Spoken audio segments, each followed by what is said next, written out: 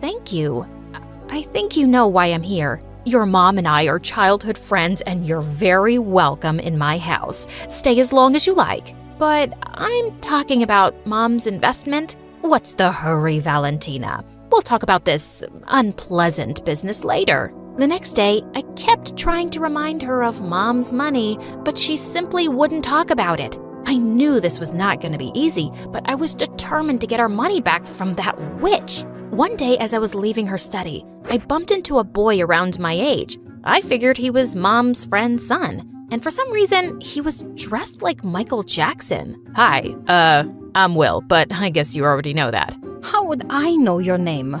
I know yours. That's because I'm famous. Ugh, why is everyone here so stupid? Hey, I'm not stupid. In fact, I might just be the solution to all your problems. Mom told me why you're here. I can help you get your money back in a month. Mom will do anything I say. Trust me, but on one condition. And what's that? You have to fake date me in front of my ex. She dumped me last month for another guy, and I'd love to show her that I'm with someone like you. You're a great actress. It shouldn't be a problem. I stared at him and thought about it.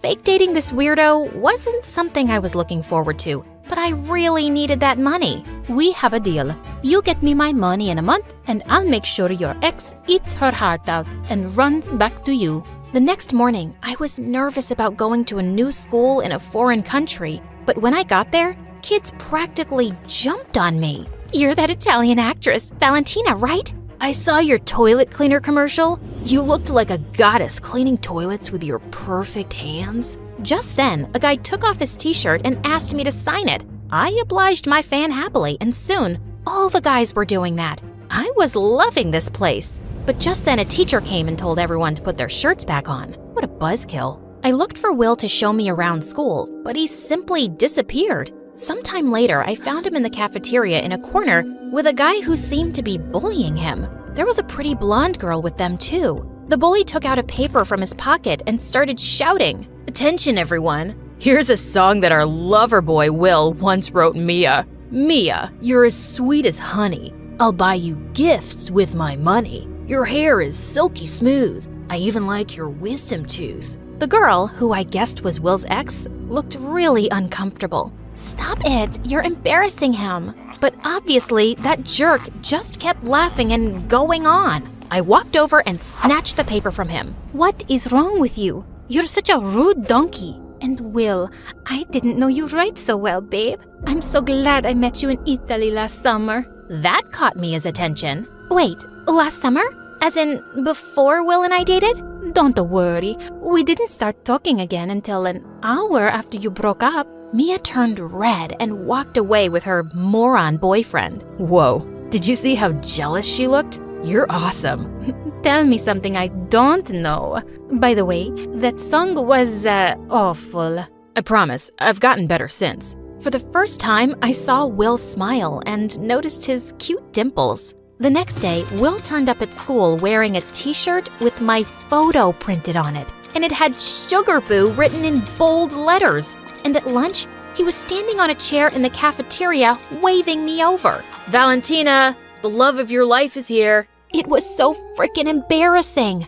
But just as I was pulling him down, Mia walked in, so I grabbed Will's collar and kissed him. Babe, I missed you so much. It's been 2 hours, 34 minutes, and 23 seconds since I last saw you. Oh, my Sugar Boo. I'm sure it must have hurt when you fell from heaven. Is there an airport nearby, or is my heart taking off? God, he could win an Oscar for overacting. Later that day, I gave Will some tips on how to be a cool boyfriend.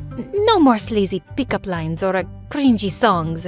But I read online that girls want their boyfriends to write songs for them. Yeah, if they are good at it, which you are not, my friend. You just get me chocolates and flowers.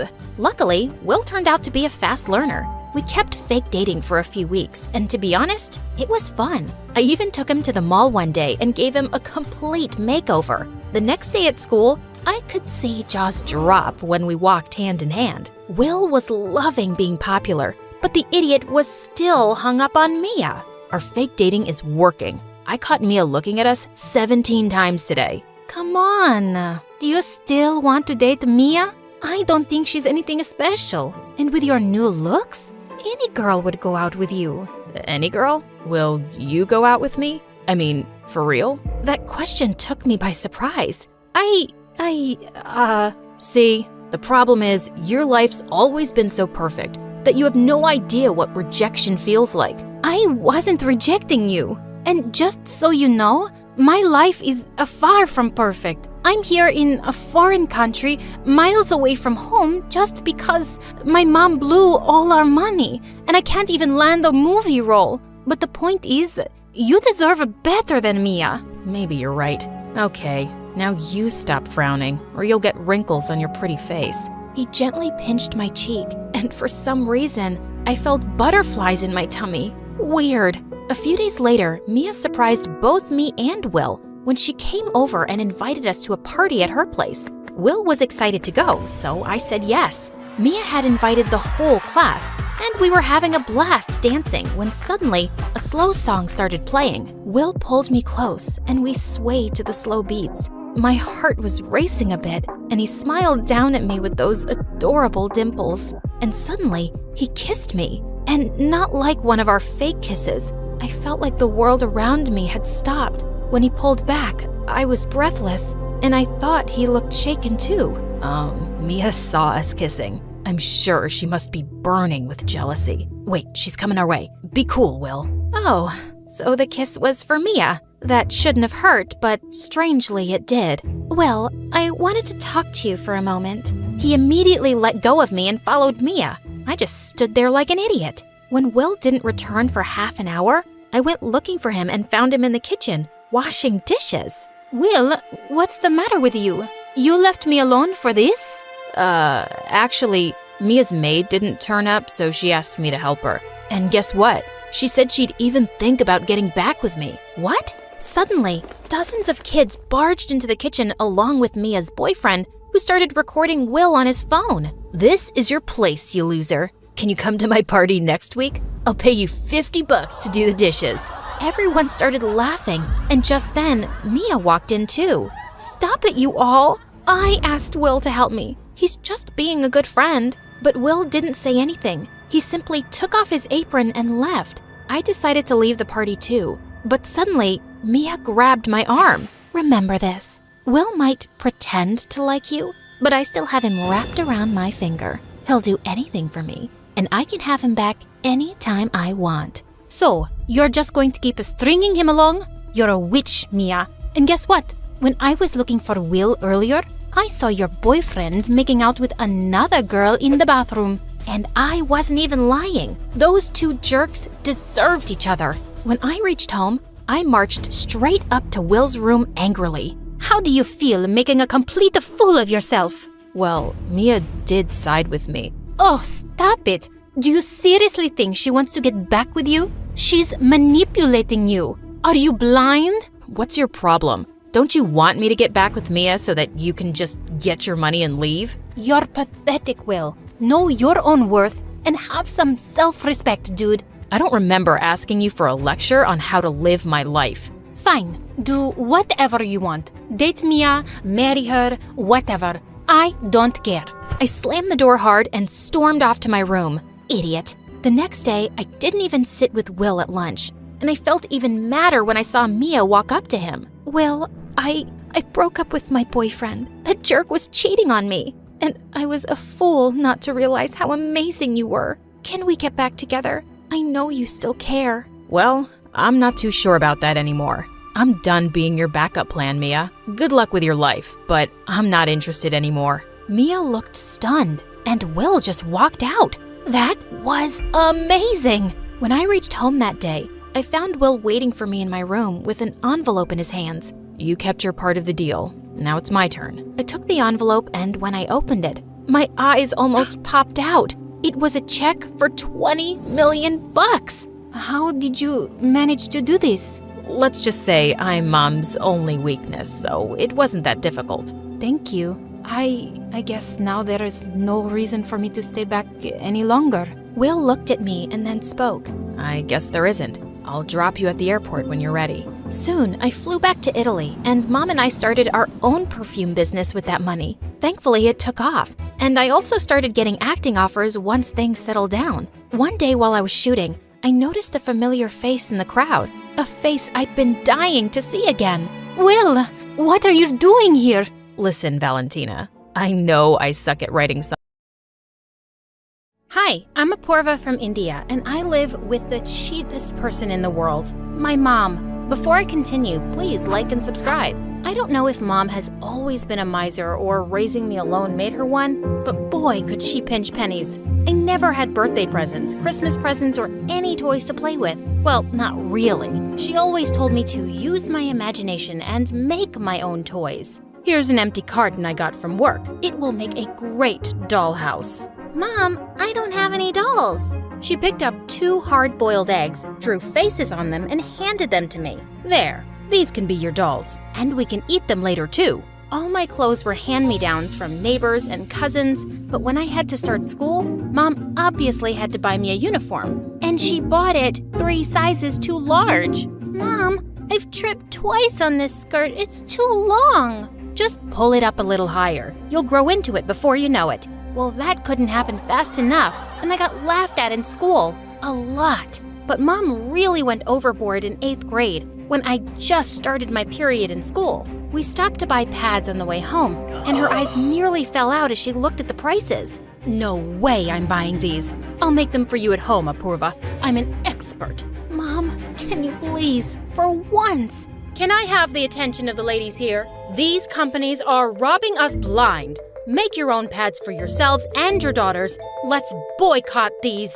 Oh my God. I just vowed that I'd have a different life when I grew up. I wanted to be rich, a millionaire. A good job could make me rich, except that I hated studying. But watching TV, I felt that acting would be the easiest way to earn money. And also, I was pretty, though no one ever said that to me. But whenever I looked in the mirror, I saw a beautiful girl. One weekend in 9th grade, I heard about an audition for a TV series in our town, and I was so excited. When I reached the venue, there was a long line, and I noticed there was a spot boy who was letting rich-looking girls stand first in line even if they came later. But when I tried to stand in the front, he pushed me. Poor girls at the back. What? You swollen piggy. Just then, a glamorous-looking girl walked in, and the second the casting director laid eyes on her, he shouted, "Yeah, this girl looks like a star. We've got our actress.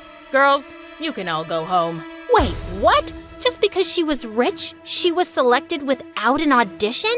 Stupid director, stupid audition. Stupid you, out. That day I realized it was very difficult to get launched in the showbiz industry unless you're extremely rich or have connections. So I decided that I'd get into the biggest school in town where lots of celebrities' kids went to. I had to make friends with the right people, and the only way for me to get in there was through a scholarship, which meant studying hard. But my craziness to become rich got me studying day and night. Oh, Apurva, I feel so emotional when I see books in your hands. Keep working hard, and one day you'll achieve all your dreams. Thank you so much, Mom. Just try studying more in the day so you don't need to keep a light on all night. I pay the bills, you know.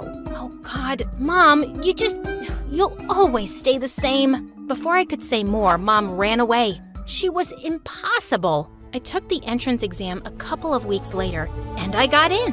Luckily, the new school had a uniform, but I still used up my savings to buy a nice bag and some shoes. I had to dress to impress. On the very first day, I walked into the classroom with all the confidence of someone super rich. Just then, my shoes were splashed with water, and I looked up to see a pretty girl holding an empty bottle. OMG, my expensive shoes! I got them for $200 just a week ago from Europe. Oh, I'm so sorry. I was just having fun with my friends. It was an accident. Oh, okay, yeah, no worries. I've got like 5 more pairs of these. It turned out that the girl was Sitara, the daughter of an actress and a film director, and we instantly became friends. She'd often want to talk about her parents and their lives, and all I could think about was how much I wanted to be like them. One day when I was walking down the hallway, I saw Sitara with her minions bullying some poor girl. "Where'd you get these clothes from? The garbage? And this cloth bag?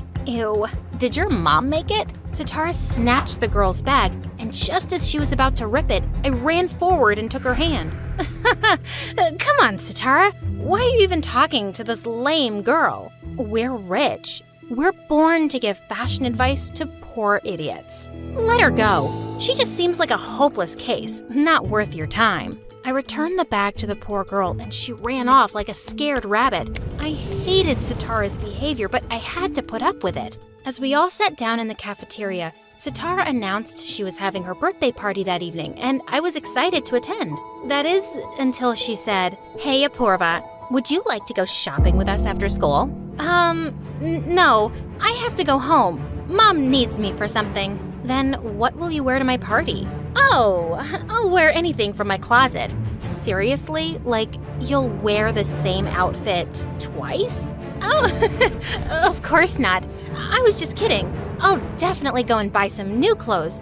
See you all at the party. I didn't have anything nice in my closet. I ran to the mall after school and bought an expensive dress, but I didn't remove the tag. I'd return it after wearing it. When I reached Sitara's place, I was stunned at the size of her mansion. She then introduced me to a handsome boy who was her brother, Rocky. I liked him at first sight, and he seemed to like me too. But just when Sitara was about to cut the cake, her minion suddenly said loudly, "Apurva, why haven't you removed the tag on your dress?" Oh, I didn't? I don't know how I forgot to. I'll do it at home. But just then she pulled the tag away. See? It's so easy. Gosh, how would I return it now? I was cursing that girl inside as I smiled at her. I was worried about the dress, but Rocky distracted me soon enough by asking me to dance. He danced with me all evening, and it was amazing.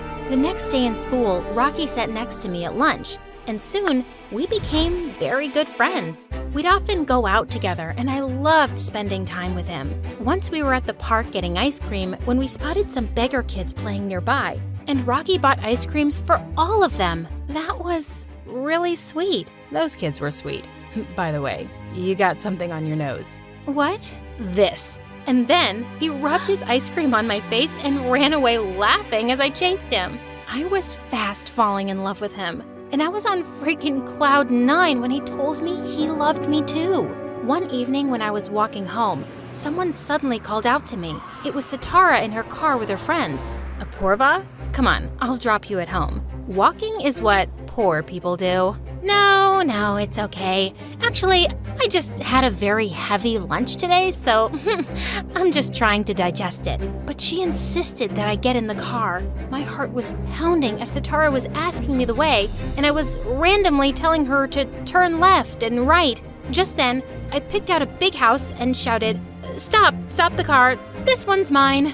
Ooh, nice home, but it looks like it's locked. Oh, actually, I'm all alone at home today, so I locked it when I went out. Gosh, where are my keys? Never mind, I'll find them. You mean these keys? And Sitara fished some out of her bag. I have them, because this is one of the 6 mansions my family owns in the city. I was always suspicious of you, Apurva, and I was right. You're a liar and a fraud. How dare a poor beggar like you befriend me and date my brother? Just look at her, shameless moron. Sitara, let's beat her.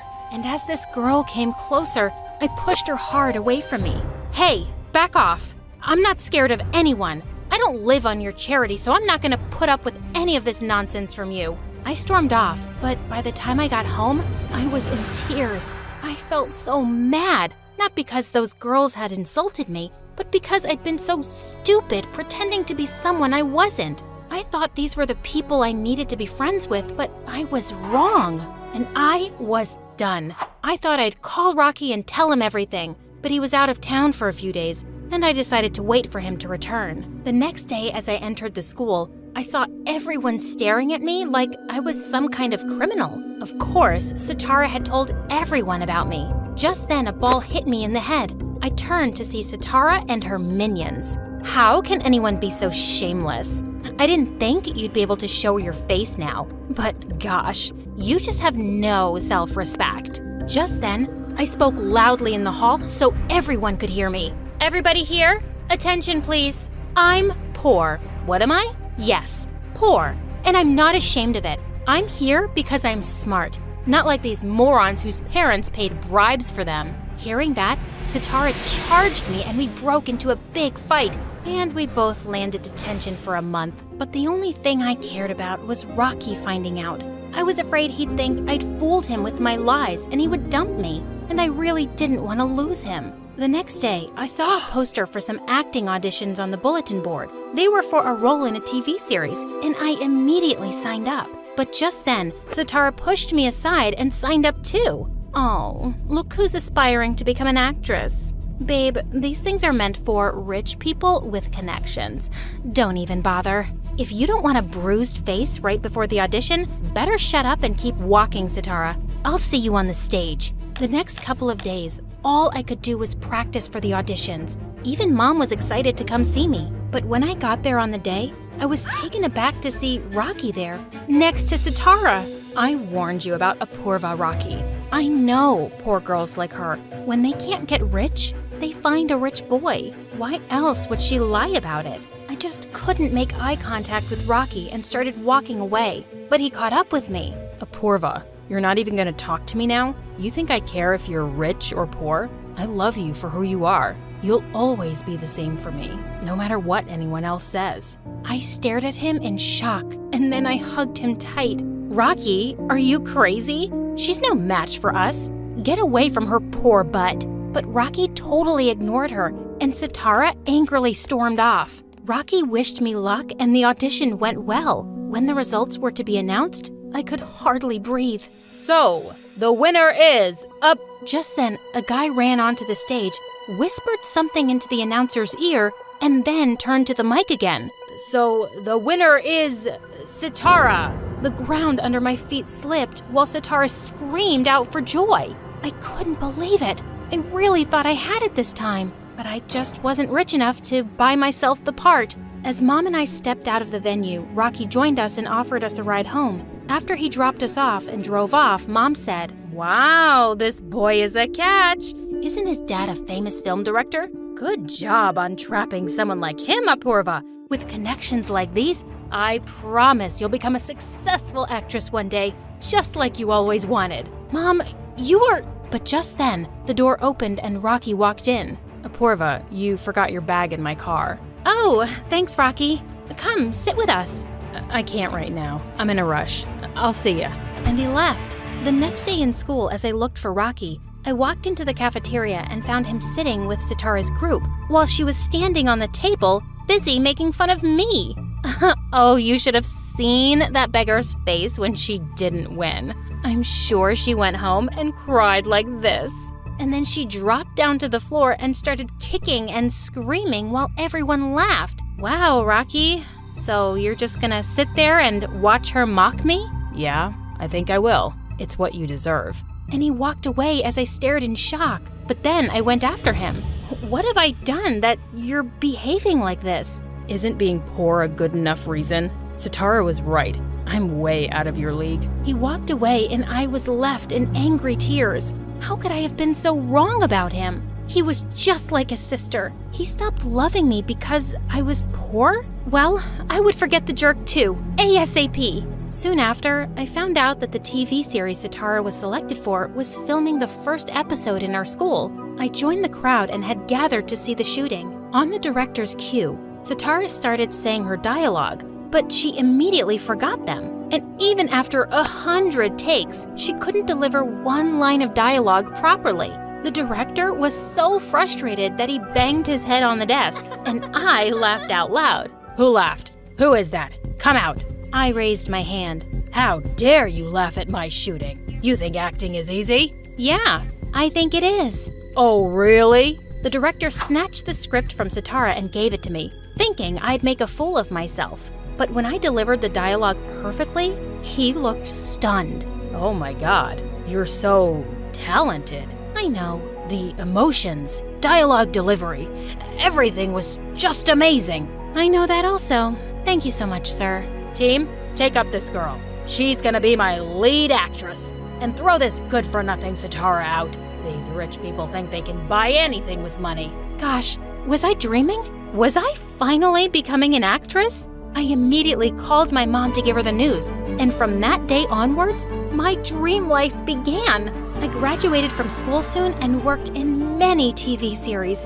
and soon became a celebrity. And I had the life that I'd always wanted. Years passed, and one day when I was being interviewed on TV, the host asked me, "Miss Apurva, our audience really wants to know more about your love life. Are you dating someone?" Oh no, I just try to stay away from love. I did love someone very much once, and I thought he was a good person. But I wasn't rich back then, and that's why he rejected me. So now I really can't trust anyone. I'd spoken lightly about it in the interview, but it was true. Later that night, I was in my room when I got a call from an unknown number, and I nearly dropped the phone when I heard the voice. Apurva, please, don't hang up on me. It's me. Why are you calling me, Rocky? Because I saw your interview and I realized I'd been the world's biggest fool. All those years ago, I overheard your mom saying you'd planned to be with someone rich, and that just broke my heart. But when I heard you say you loved me once, I couldn't help calling you. I was speechless. All these misunderstandings had kept us away all these years. Rocky, it's been a really long time since I've seen you. Can we meet tonight? I'll be right there, Apurva.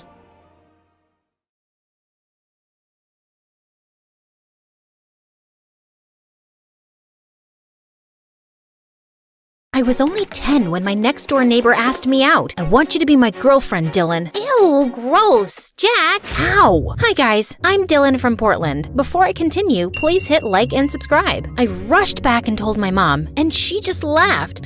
"You're a smart cookie, Dylan. There's no hurry to date boys." He apologized and we made up because I didn't want to lose my only best friend over some silly thing. My life was amazing. I had my mom and Jack, but everything changed after that summer. Mom surprised me with a packed suitcase and a brochure. "What's this?" "I thought it would be good for you to get away and meet new people, since we can't afford a vacation this summer." "No, I don't want to go. Jack and I already have plans, Mom. If you send me there, I'll just call you every day, every hour, or every second until you come and pick me up." Mom had made up her mind, and she wasn't changing it, no matter how hard I begged. The day had arrived, and I wasn't ready to leave Jack. He pulled something out of his pocket. It's a leather friendship bracelet. Mom let me buy it at the mall. I thought maybe you'd think of me while you had it on. Yeah, it's a bit flimsy, but we girls love it, right? He tied it on my wrist, and I was just adjusting it when, snap, it broke. Whoops. Good thing you didn't buy the pearl one. I'll fix it, and I won't ever take it off. I was crushed. I'd have to leave my best friend for an entire summer. As if that wasn't enough, when I arrived at camp, all the kids seemed to know everyone there already, and I felt like an outcast. So I was tossing rocks into the lake, lost in thought, when I felt a tap on my shoulder. "Let's see who can skip rocks the farthest." No thanks. I guess I thought she was there to pick on me too, but she plopped down next to me and smiled. "Oh, come on. It'll be fun. I'm Molly, by the way." "Hey, Dylan, we go to school together, right?" "Yep. And you look like you could use a friend. So what do you say? Ready for a little friendly competition? Are you ready for me to kick your butt? I'm the best rock skipper known to man." "Ha! We'll see about that." We had a blast, and I laughed my lungs out. From that day on, Molly and I became joined at the hip. Molly was more social than me, which helped me break out of my shell. I got to know other kids, and I felt like I fit in. I no longer called my mom to pick me up, and I felt myself changing. Until swimming day. No one had a clue that I couldn't swim, and I was too embarrassed to admit it. I tried, but it was like I was Titanicking without a lifeboat. Of course, a few jerk boys figured it out and started to poke fun at me. Imagine being 10 years old and having a bunch of kids laugh at you because you can't swim. I wanted to run off, but then Molly spoke up. "Whoopsie daisy. It looks like I just peed in the pool a little." Of course she didn't, but the way those guys scrambled away was enough to give me a good laugh, and I felt my confidence creep back in, thanks to her. The rest of camp wasn't so bad after we put those boys in their place. Camp ended, and I got Molly's number to stay in touch. The first thing I did was go to Jack's. I was excited to give him a bracelet. I had made it in camp, but no one was home. Even his porch swing was gone. "Mom, where's Jack?" "I'm sorry, Dylan, but Jack and his family moved away to California. He left you this." I was feeling devastated. devastated, but at least I could keep in touch with him, even though he was miles away. We started chatting and calling, and over the years, I started to like him more and more. As we got older, things changed, and he talked less and less until one day his calls just stopped. He even blocked his Instagram account. He totally ghosted me. I guess he found himself a girlfriend. Talk about a broken heart, but I still had Molly. At 16, we vowed to make our junior year the best ever and maybe find ourselves some boyfriends. Did you talk to the new guy, Kyle? No, why would I? He keeps to himself. He's really cute. You're right, he's quiet, but I think I can get him to open up. You do have a knack for that. The final bell rang, but Molly continued gushing about Kyle. She always made me late, so we split and I ran to class and I was about to sit, but I missed my seat. And butt planted on the floor in front of Towns Miller, the most popular guy in school, and my dream crush. My hopes and dreams of impressing him were ruined. I looked over, unaware that Kyle had been staring at me. Hey, Kyle. My face was beet red, but he ignored me anyway and turned his attention to his phone. Such a rude dude. I didn't tell Molly this, but she wasn't lying. Kyle was hot. After school, I went to the mall with Molly to look for dresses for our upcoming formal. Neither of us had a date, so we decided to go with each other. We both slipped the glamorous dresses on. I felt so pretty in mine, and despite the price tag, I was convinced I'd wear this gown to the formal. When I came out, Molly was already waiting for me and twirling in front of the mirror. Dylan, look at us. We look like the popular girls. Screw the popular girls. I feel like a princess. It felt magical. But as I looked in the mirror, I spotted Kyle standing outside the store, staring at us. OMG, Molly, look! And just as we both turned to look, my foot snagged my dress and ripped it right off my body. We need to make a run for it, or else you're gonna be paying for a $3,000 pile of rags. No, wait. OMG, what is this? This big shop filled with pitiful things? I could even sue you for this. We are very sorry. It's our fault. It was from a defective batch. I'll give you both a 50% discount on any dress you choose from the store. This day couldn't get any better. Despite flashing Kyle and the entire dress shop, we were still laughing at my mortifying moment right before we ran into Kyle. Kyle, hey, what are you doing here? I waved, trying to play it cool, but knowing Kyle had seen me embarrass myself a few times now, I felt like sinking through the floor into the pits of hell. But why did I care anyway? Molly was so into Kyle that it was nauseating. It's a mall, so I'm shopping. Kyle blushed when he looked at me. I hoped Molly didn't notice, but when I looked over at her, she was practically drooling over him. Get a grip, girl! Molly looked like a psycho Cheshire cat. I'm having a party this weekend. Wanna come over? Yeah, sure, I guess. Molly gave Kyle her number, and that's all she talked about on the ride home. And the next day at school wasn't any better. I was walking down the hall when Towns yelled, "Looks like Aunt Flo came for a visit." I spun around, totally puzzled, as everyone was laughing. Out of nowhere, Kyle came running over and wrapped his flannel shirt around my waist. "You can borrow this." I stood there and gawked at him, but then I realized I must have gotten my period. Of course, that would have happened in front of Towns of all people.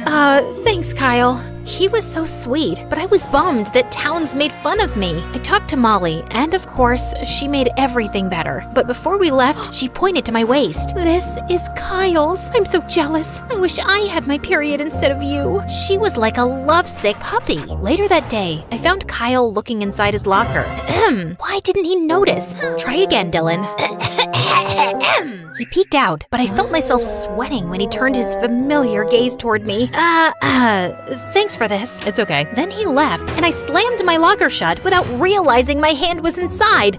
Like always. Ouch! That weekend, Molly had her party, and Kyle was there. I gotta give the girl credit. She always went after what she wanted. The only problem was, I liked Kyle too. Ugh, why do I have to like the same guy my friend does? I stepped inside, and surprisingly, Towns walked right up to me. It turns out she also invited him. I know he made fun of me, but he was too handsome, so he deserved a chance. "You have a date for the formal, Dylan?" "I'm going with Molly." "No, you're not. You're going with me." "I am?" Towns moved his head close to mine, and I prayed I didn't have bad breath. "Yes, you. Molly's going with Kyle, so you're going as my date." Wait, what? Hearing Towns admit that he wanted me to go to the formal with him was amazing, but I was hurt that Molly made plans without telling me. Should I be mad? But Why should I when we're both going with our crushes now? Molly was busy, so I walked over to Kyle since he was the only other person I knew there, and Towns was busy talking to his friends. So, you and Towns, huh? I nervously tugged at my old bracelet, something I've always found comforting since I was a kid. It's nothing official. We're just going to the formal together. Molly probably had to bribe him to go with me. What makes you say that? I'm not exactly Miss Popular, and Towns is like the school heartthrob, in case you haven't noticed. Maybe he sees more in you than those popular girls. You're funny, kinda clumsy in a cute way, and a really good friend to Molly. You've got great qualities, Dylan. Excuse me? What? Is he flirting? The rest of the party went well. Molly and Kyle spent a lot of time together, and I got to know Towns a little better. Now, let's jump to the night of homecoming. I went arm in arm with Towns. He looked amazing, and I felt like I was on cloud 9, standing next to him when everyone had their eyes on me and looking like royalty in my gown. I immediately spotted Kyle, but to my surprise, Molly wasn't with him. Towns immediately found his friends and left. I was kind of pissed, but I wouldn't let him get me down. This was my night to have fun. Hey, you made it. You look beautiful tonight, Dylan. My heart skipped a beat when Kyle said those words, especially since Towns didn't even compliment me. My face got hot when he gave me a once-over. Everything about him that night screamed flirting. He couldn't possibly be into me, right? That would be bad. You're wearing that bracelet again. His fingers brushed my wrist. Kyle, if this is you flirting with me, don't bother.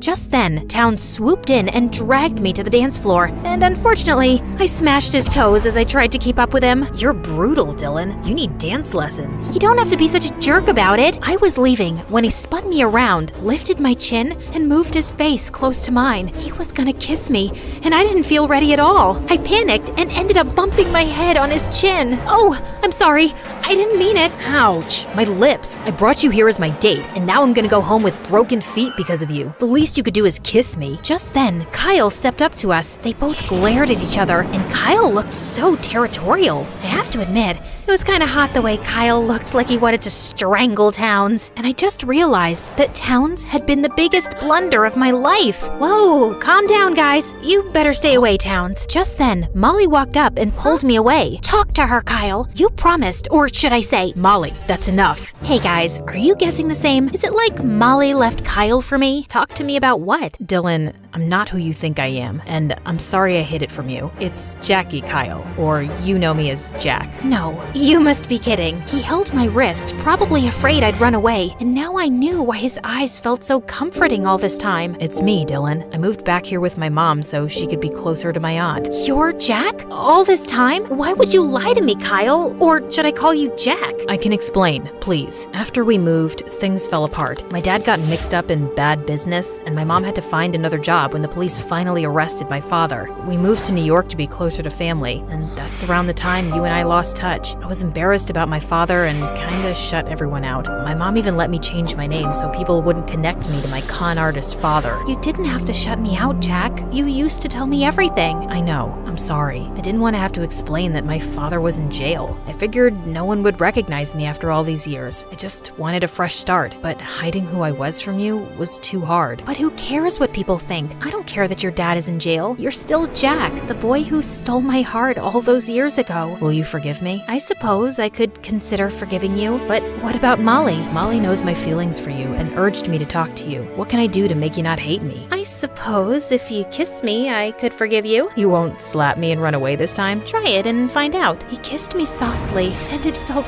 perfect, just as I thought it would. I felt like I was floating in the clouds. So, Jack and I reconnected, and we've been dating ever since. Molly eventually started seeing a super nice guy too, and I ended up having the best junior year ever.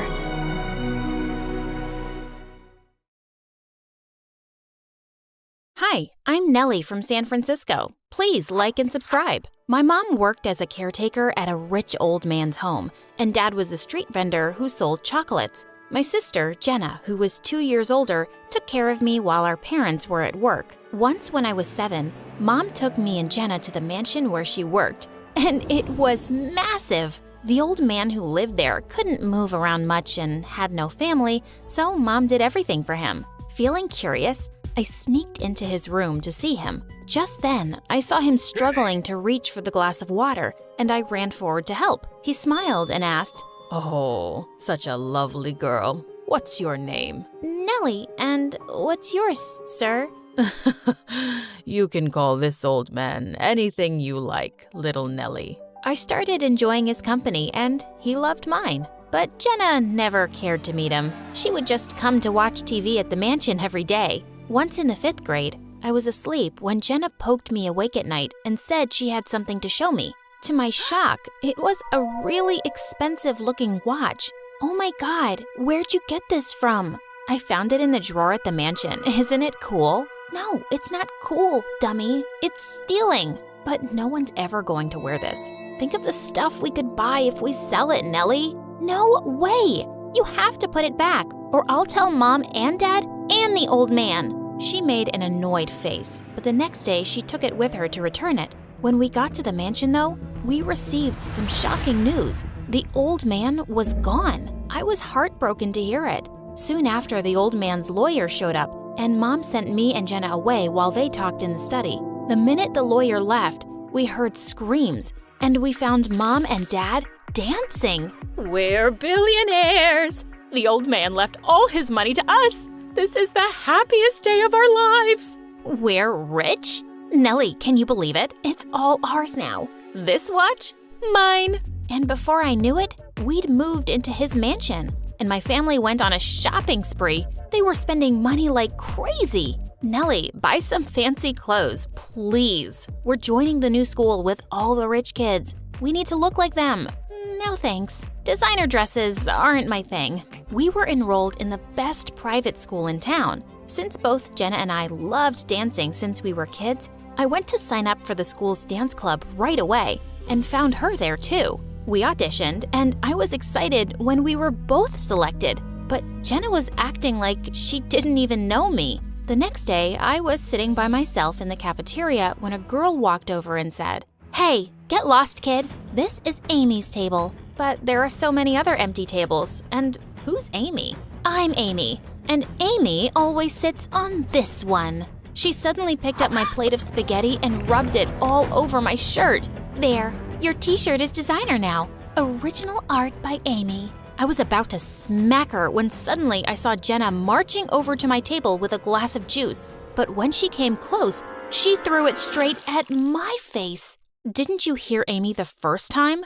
Move it. As the two high-fived, I ran off to wash the juice out of my eyes. What was wrong with Jenna? As I washed my face and looked up, I saw Jenna standing behind me. Do you want to explain what just happened there, super jerk? Yeah, I'm here to explain it, so listen closely. You want to be a loser? Fine, but I want to start over with my life, and I'm gonna be popular. So you better not tell anyone that we're sisters, okay? And with that, she just walked off. Which? She and Amy kept bothering me in school, but I tried ignoring them and focusing on getting better at dancing. And within a few years, I was officially a part of the school's dance team. The studio was my happy place, but I couldn't say the same about home. Jenna and Mom were too busy partying and attending fancy events, while Dad was always out driving his luxury cars, and I was often all alone. At least we spent some time together before we got all this money. But to my surprise, I found out that Mom was throwing a huge party on my 15th birthday. When I stepped out into the pool area that evening, I was really surprised because I couldn't spot anyone from my class. They were all Jenna's friends. And standing next to the cake, all ready to cut it, was freaking Amy. What are you doing, weirdo? It's my birthday. Your birthday? Oh my God, I completely forgot. Well, looks like you and Amy have the same birthday. Jenna asked me to throw a big party for her gorgeous friend. Maybe you can both cut the cake together? No thanks, Mom. I'm good. Yeah, Amy's not sharing space with this poorly dressed loser. The photos have to go up on my Instagram. Yeah, sure. I'm the loser. But so are you. It's pretty lame that someone else's mother had to throw you a birthday party. Where's your own mom? Amy leapt forward to attack me, but I pushed her off and she landed straight in the cake. She pounced at me again, and as we wrestled, we both ended up falling into the pool. Amy started to scream and cry because her look was ruined, and Mom and Jenna started screaming at me. Ugh, they were all unbelievable. I just stormed off, cleaned up, and snuck out to go to school, to the dance studio. I turned on the music, but suddenly I saw a strange figure behind me in the mirror and I screamed. Who are you? Why are you sneaking up on me, creep? Hey, relax. I'm Daniel. My parents donated this dance studio to the school. I come here every evening to practice. You're the one interrupting. I couldn't think of a reply, so I just walked out, but he followed me. I didn't mean to offend you, and you don't have to go. Maybe you could dance with me? I looked straight into his dreamy blue eyes, and I couldn't refuse. Yeah, why not? We danced and then talked for hours. I found out he was my senior in school and already part of an established dance group. We grew close and always met at the studio. It was our spot. And soon, I had a pretty big crush on him. Once Jenna saw me talking to Daniel on the playground, and as soon as he left, she ran to me. Hello, my little sister. Little sister? Aren't you afraid someone will hear you? Oh, you're funny. BT Dubs, how do you know Daniel? He's so cute, and I've had a crush on him since the first day. Are you guys friends? Please introduce me to him. Wait, what? Jenna liked Daniel? My heart just sank hearing that. I liked him too, but I couldn't hurt my sister. The same evening, I met Daniel and decided to talk to him. Daniel, I need to tell you something. My sister, Jenna, I think she likes you. She's super cute, and you both will be great together. I can introduce her to you sometime. Jenna. Oh, yeah, I've met her, but she isn't really my type. And besides, there's someone else. And with that, he took my hand and my heart was racing. It's you. I like you, Nellie. And suddenly he leaned in for a kiss. Just as our lips touched, the door burst open and Jenna barged in with Amy right behind her. Oh my God. Good thing I told you to follow her, Jenna. Amy's always right about people. Jenna stared at me with pure rage. Wow, my own sister stabbing me in the back? You act like you're so innocent, but you're such a snake. Jenna, this isn't what it looks like. I didn't mean to. What, did you just fall on his lips? I'll tell you what it looks like. I told you I liked someone, and the next thing I know, you're in his arms? Just to get back at me, huh? Jenna, I kissed her, and I'm sorry, but I like her. Oh, shut up. Do you even think I care about you? I care about my sister betraying me. Jenna, please. I tried talking to her so many times after that, but she didn't listen to a word, and I felt terrible. Even at home, she would act as if I was invisible. And soon after, I found out that as the dance team captain, she'd kicked me out of the team and replaced me with Amy. What? We were participating in a national level competition soon. When I told everything to Daniel, he came up with an idea. Why don't we enter the competition as a separate act? You don't need to be part of the school team to do that. I agreed, and on the day of the competition, Jenna had no idea we were participating. When our names were announced, Jenna's jaw just dropped open. We danced really well, and the whole audience got on their feet to applaud us. Jenna's act was right after ours, and it started off smoothly. But right in the middle, Amy forgot all her steps.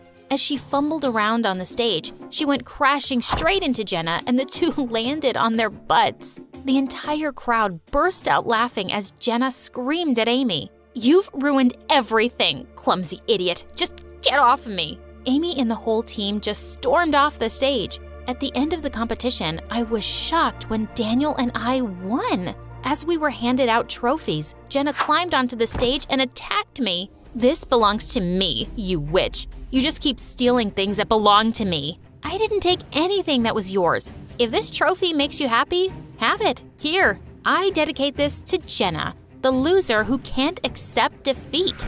And I just left the stage. She was crazy. A few days later, our school was hosting a charity event, and all the parents were a part of it. Mom donated a huge amount of money, and later she was called onto the stage and given an award. Just then, I saw Amy climb onto the stage too, and she snatched the mic from the host. "Thanks to Jenna's mom for donating such a huge amount to the poor. You came from the same background, so you understand them completely, of course. Jenna told me how you guys were so poor. You were cleaning toilets at a rich man's house. And now look at you. Wow. Mom's jaw dropped, and so did Jenna's. Everyone started whispering. Really? She used to be a maid? But she tells everyone she was born a billionaire. Mom ran through the crowd until she found Jenna and pulled her aside. That little brat, Amy, what did you tell her? I'm sorry, Mom. I didn't know she was going to publicly announce that. My reputation is ruined because you couldn't keep your mouth shut. What will they think of me now? That I was poor? Yes. What's wrong with that? I didn't know we had to be ashamed of our past.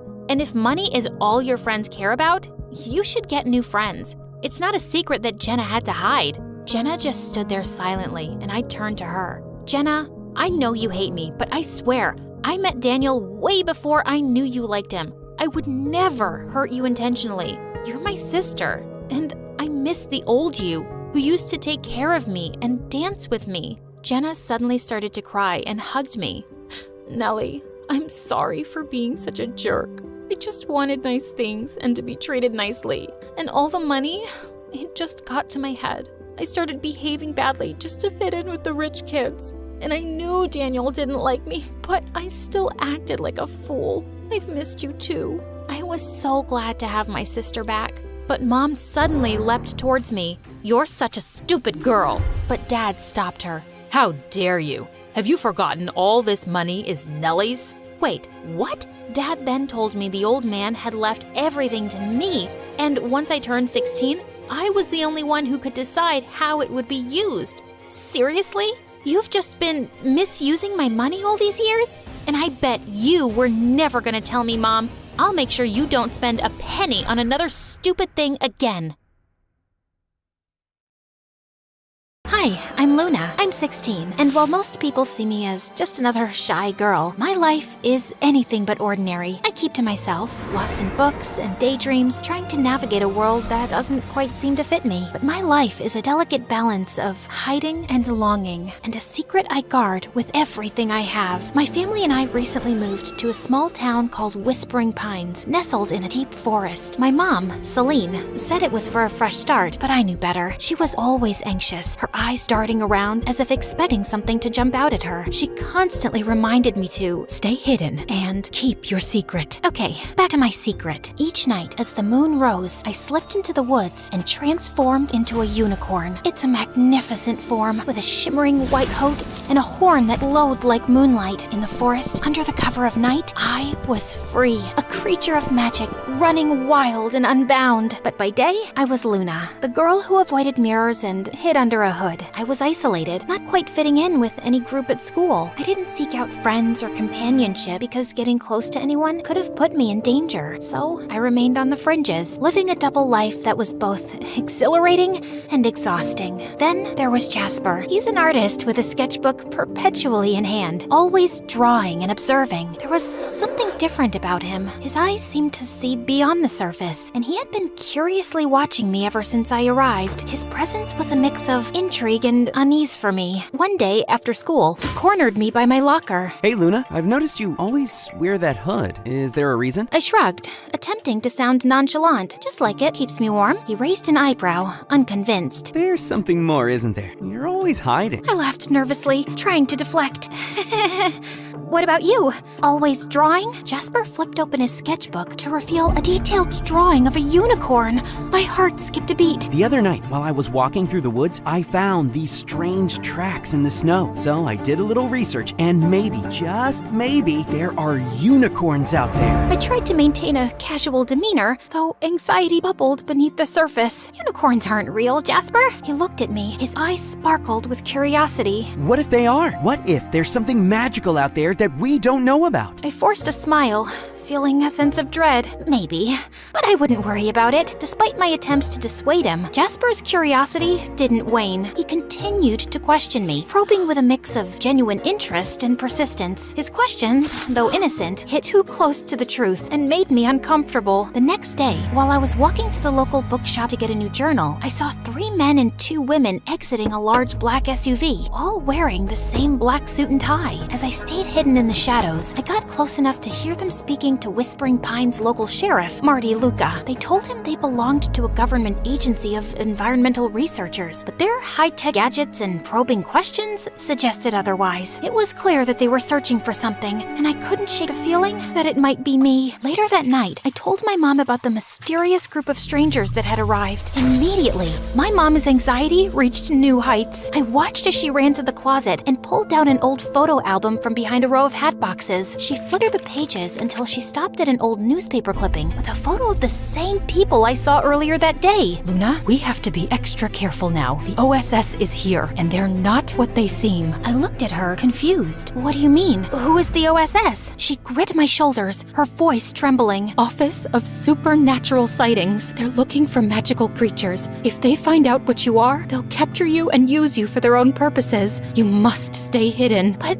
I need to go out at night. It's the only time I truly feel alive. My mom's eyes filled with tears. I know, sweetheart, but it's too dangerous. Please, promise me you'll be careful. I nodded, but in my heart, I knew it was a promise I may not be able to keep. The allure of the forest and the freedom it represented was too strong. That night, I snuck out as usual, but the OSS's presence was palpable. Their advanced sensors and patrols made it clear they were on the lookout for something. My heart raced as I navigated the forest. I was careful to stay out of sight, but in my panic, I accidentally left behind a few strands of my magical mane caught on a branch. The next day, Jasper found the strands while sketching in the woods. He was intrigued, examining them closely. Later, he approached me in the school hallway, holding the strands out with a mixture of curiosity and excitement. Luna, look what I found! He held them up to the light. They sparkled with cosmic energy. They're different, almost magical. I tried to dismiss his concerns with a laugh, but Jasper's gaze was unwavering.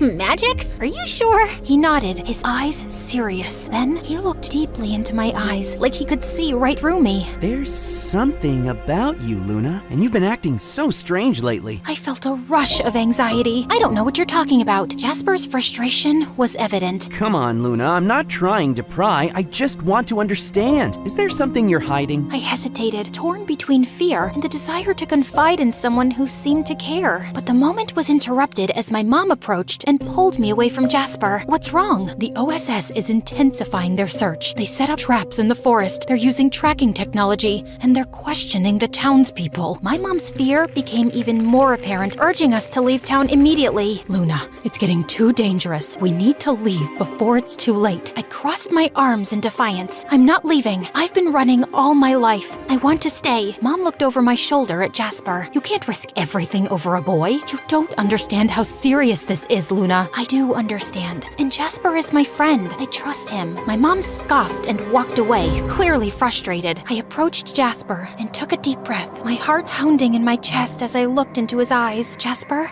there's something I've been hiding from you. Something I thought you could never understand. My hands twisted nervously. I took Jasper into an empty classroom so we could talk in private. I'm not like everyone else. I'm a unicorn. As the words left my lips, a soft, ethereal glow surrounded me, and a single shimmering horn slowly appeared on my forehead, illuminating the night with a radiant, magical light. I watched his face, waiting for his reaction, fearing he would turn away, but hoping beyond hope that he would stay. Jasper's face softened, and a smile slowly spread across his lips. He reached out and gently touched the glowing horn, his fingers trembling with awe. I always knew there was something magical about you. Thank you for trusting me enough to share this. He let out a soft laugh, his eyes bright. You're beautiful, Luna, all of you. In the following days, Jasper and I spent countless hours together, working on a plan to outsmart the OSS. His artistic talents became crucial. We created detailed maps and tracks to mislead them, and in the hours we spent together, the bond between us grew stronger. Jasper's presence was a source of comfort. For the first time, I felt that I wasn't alone, that there was someone who truly understood and cared for me. One afternoon, Jasper voiced a troubling thought. What if they catch you, despite our efforts? What if they find out everything? I took a deep breath, trying to stay calm. They want to control me, to use me for their own gain. But having you help me is everything. I've never had someone stand by me like this before. Jasper reached out and gently touched my arm. I won't let them catch you. I'll do everything I can to keep you safe. His words brought me a sense of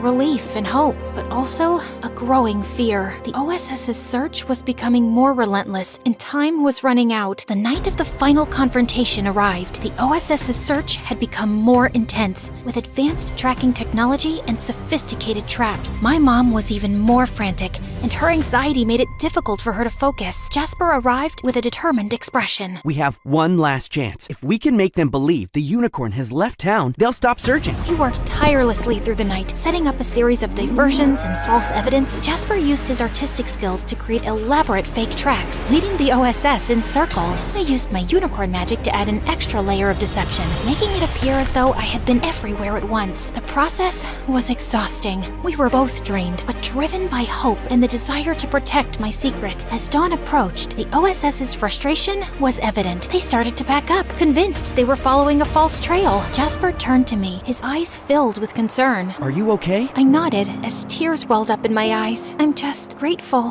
Thank you, Jasper, for everything. He smiled, though there was a hint of sadness in his eyes. I'd do it again in a heartbeat. You deserve to be free. As the OSS retreated, I felt a sense of peace I hadn't known in a long time. The weight of my secret was lighter, and I was comforted by the knowledge that I wasn't alone. Jasper had been a beacon of hope in my darkest moments. With the OSS gone, my mom's fear slowly subsided, though the threat of their return lingered in the air. As the weeks passed, the town returned to a semblance of normalcy. I continued my life as Luna during the day, but the nights were still mine. Jasper and I maintained our secret meetings, and our friendship grew deeper with each passing day. He became a confidant, someone who understood both my human and unicorn sides. Then, one evening, as we walked through the forest together, Jasper turned to me. Luna, what do you want for the future? I thought for a moment, the weight of my dual existence heavy on my shoulders. I want to find a place where I can be both Luna and the unicorn, a place where I don't have to hide. Jasper smiled, his eyes shining with determination. We'll find it together. We continued our walk in companionable silence as the moon cast a gentle glow on the path ahead. There was still uncertainty, but there was also hope. Jasper's presence was a reminder that I wasn't alone, that there was someone who cared about me and believed in my future. In the days that followed, Jasper and I continued to navigate the challenges of keeping my secret while building a life in a small town. We shared our dreams,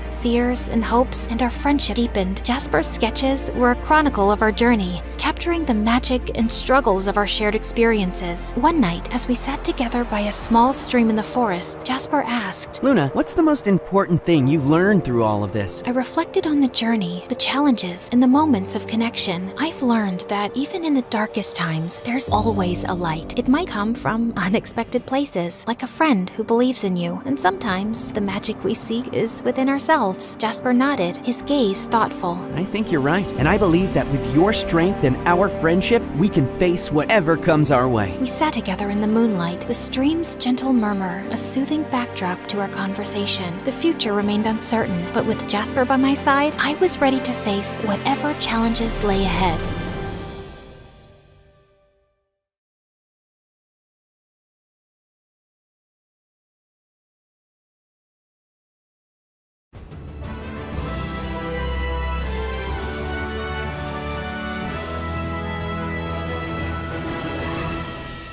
Relaxing in a beautiful hotel in Paris with the cutest French boy smiling at you from across the pool is just perfectly splendid in every way. My personal assistant / best friend Lexi rushed towards me while holding a letter. She read it out loud. Fancy a date on my yacht tonight? Meet me at 7 on the harbor. The boy across the pool winked at me. That night, I learned that his name was Pierre, and he treated me like a princess. But our splendid date was interrupted by a panicked call from Lexi. Your dad's secretary called, and he's just sent the jet for us to leave right now. Ugh, he must have been mad because I'd been absent from school for a week now. I so didn't need school. I said my goodbyes to Pierre, who said he wanted to see me again, but I just smiled and left. Oh, hey there. My name is Blair, and I have an almost perfect life. I'm as smart as Einstein himself. There's only one little problem. I'm dyslexic. But it's no big deal because I have Lexi to read everything for me. I used to be number 1 in literally everything, but things took a wild turn when a foreign exchange student joined our class. Please hit that subscribe button before I tell you my whole story. The next day, my limo dropped Lexi and me off at our school, a very expensive private one, where only families with a net worth of at least $1 billion can attend. Blair, watch out! I screamed when I saw an angry dog charging towards me. What was it doing here? Pets aren't allowed. Francesca, my arch nemesis, picked it up while laughing at me. Good boy, she whispered, but I heard it. This insecure brat always found a way to ruin my day. Oh, hey, Blair. I'm giving out our newest luxury product, this $1 million perfume, for free. I thought you might need one. Thanks, Francesca, but I'd rather donate it to charity. The principal appeared and got angry when she saw her dog. Our dog mansion, with 10 floors, is currently being renovated, so my baby needs to roll with me. Ugh, what a show-off. The principal shut her mouth when Francesca gave her a stupid perfume, too. In the middle of class, I suddenly forgot how to breathe when the most gorgeous boy that I'd ever seen walked in. Everyone, I would like you all to meet Terrence, a foreign exchange student from Korea, and he will be with us for this school year. We were all speechless as we looked at him. Francesca immediately offered her seat, but Terrence just headed quietly to the back. Our math teacher then started the discussion and suddenly asked us to solve the area of a stadium on our tables. Such a no-brainer. The answer is, it's 69,963 square meters. We all turned to Terrence like we'd seen a ghost. He'd answered before me. Like, how? After class, all the girls flocked around him, including Lexi. I tried to smile at him too, but he didn't smile back. What a snob. I snatched Lexi away from him and told her to cut it out. Do that again and I'll fire you. Oh, come on, Blair. He's literally perfect. He's like Lee Min-ho. He's not my type. Terrence might have heard that because he turned to me, but so what? He snubbed me and first impressions last. Every year, our principal holds an auction party, and this year, all the proceeds would be going to poor children in Africa. The last item to be auctioned was a beautiful pearl with a special history. It cost around $50 million. As expected, Francesca and I started the bidding battle. 100 million, 200 million, 500 million. 1 billion. Then the principal asked if anyone wanted to go any higher. Lexi leaned closer to me and tried to stop me, but I couldn't let Francesca win. 2 billion. 10 billion. Silence filled the room when a male voice joined in and said, $100 billion.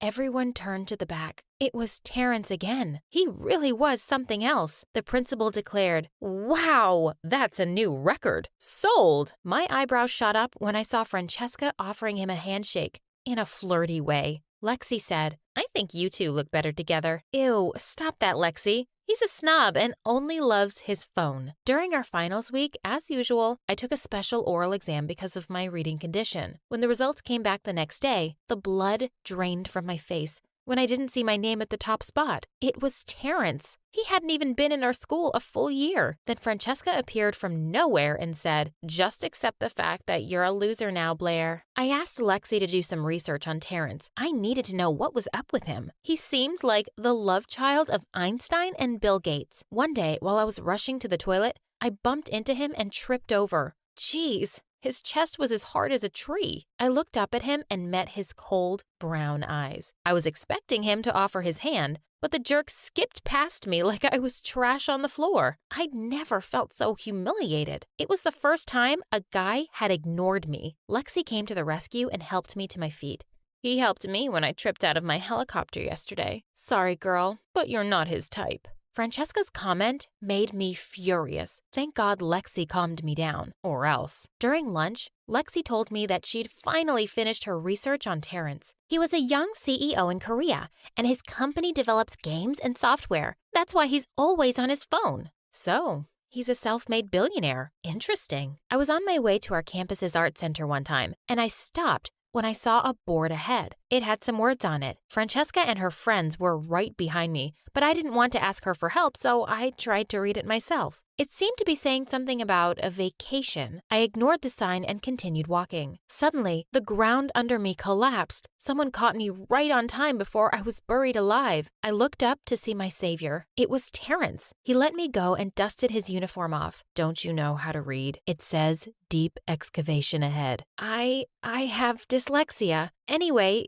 thanks for saving my life. Just be careful next time. My heartbeat was still going fast as I watched him walk away. A few days later, the principal announced the annual competition between private schools called the Battle of the Brains. I was so ecstatic when I was picked again to represent our school. I always aced it. The problem was, the competition would be all about teamwork, so I needed a partner, and Terrence was picked. Lexi came up to me and said, "Oh my God, I ship you both. This is going to be fun." I ignored Lexi's stupid comment and told Terrence to meet me in the music room. We needed to talk about the competition. While I was waiting for him, I started playing the piano. I couldn't finish the song because I forgot the keys. Just in time, he arrived and continued for me. We were so close to each other, and it felt really weird. I was about to move, but the way he played was hypnotizing. I flinched when I felt a spark as our fingers touched. He looked down at me after he finished playing. "That's how you do it. I don't need piano lessons right now. We need to plan a strategy. Just focus on the spelling. Memorize the letters of the longest words, and we'll be fine." "Don't underestimate me, Terrence. How about you? Are you going to study?"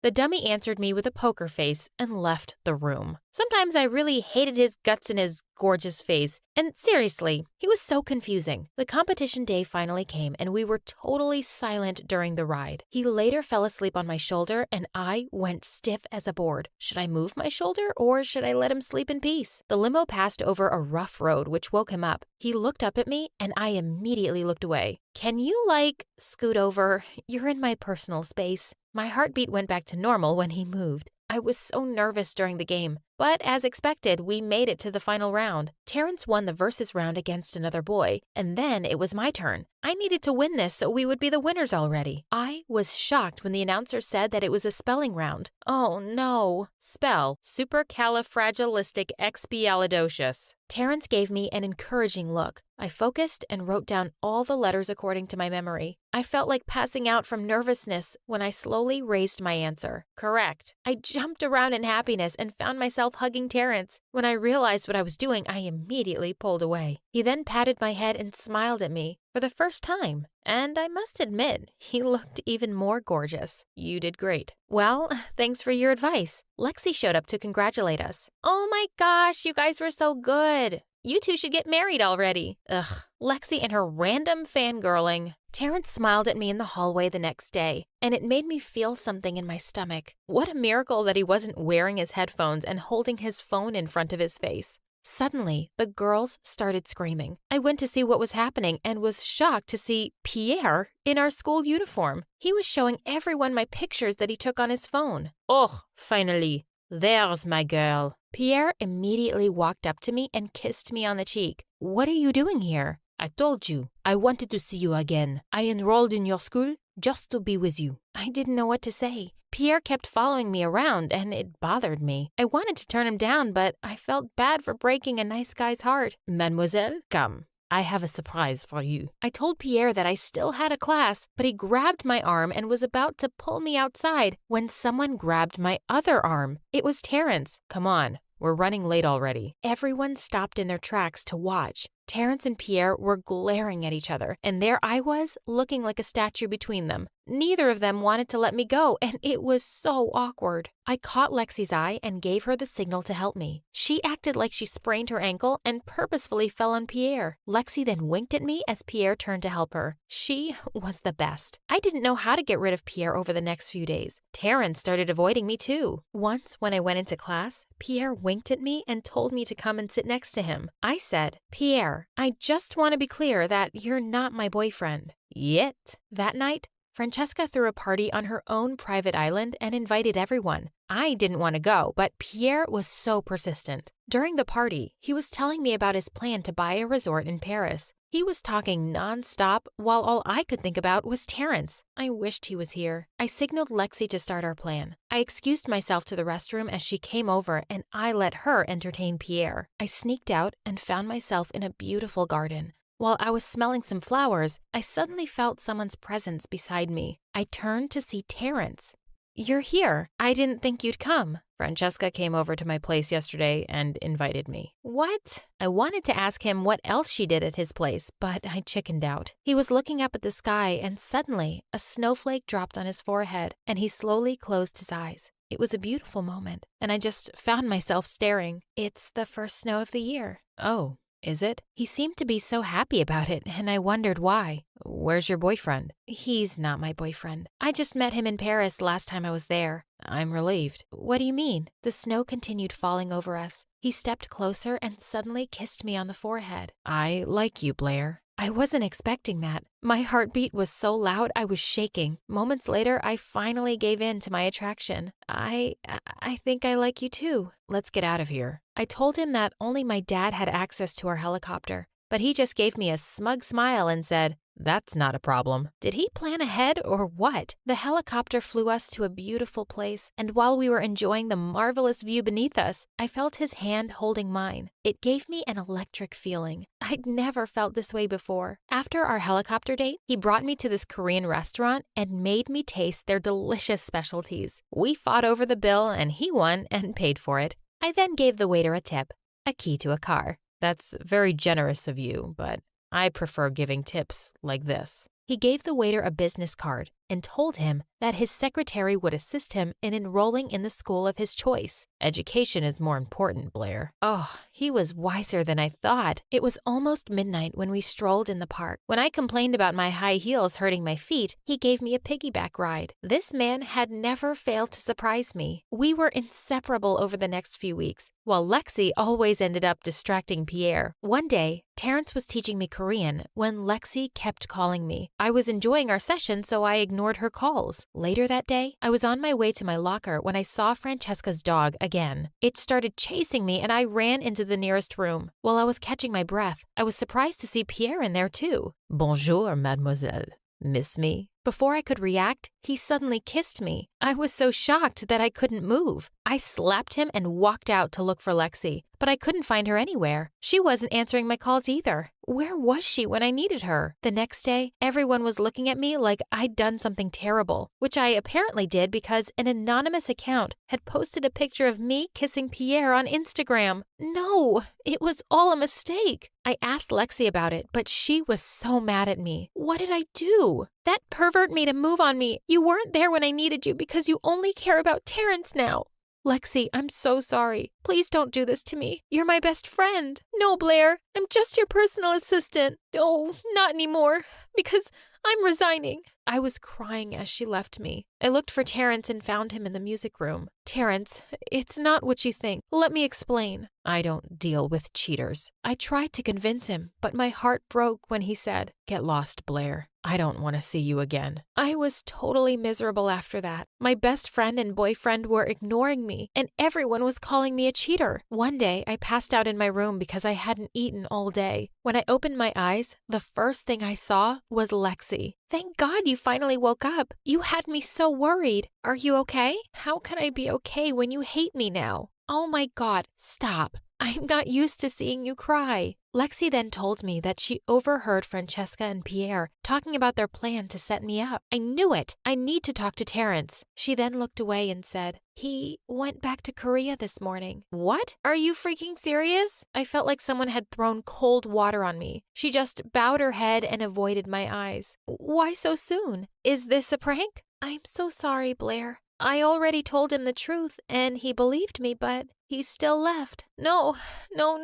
This can't be happening. I tried to get up, but Lexi told me that my doctor had advised that I shouldn't leave bed yet. I called Terrence, but his phone wasn't on. I checked his social media accounts and confirmed that he was already back in Korea. I just wanted to sleep and hope that it was all a dream. The next day, I woke up to Lexi's scream. She pulled me out of bed and dragged me outside. There was an unfamiliar jet landing outside. A handsome boy then stepped out, and I swear, my heart jumped with joy when I realized who it was. I ran up to him and hugged him. He apologized for doubting me and for not telling me about him leaving. I just needed to finish my surprise for you. He then showed me an app on his phone. You can download this from the App Store. I've specially developed this for dyslexics. Oh my God, this is amazing. I love you, Terrence. I love you more, my Blair. I was so over the moon when he finally kissed me. Another cute Korean guy came out and Lexi looked like she just peed her pants. Terrence introduced him as Andrew, his brother, and Lexi started jumping in excitement. Thank God you have a brother.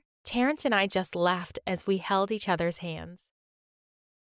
I was waiting for my bus outside school. A car stopped in front of me and the backseat window opened. Come on, Noor, get in, I'll drop you home. No thanks. I'd rather stay on this spot the rest of my life.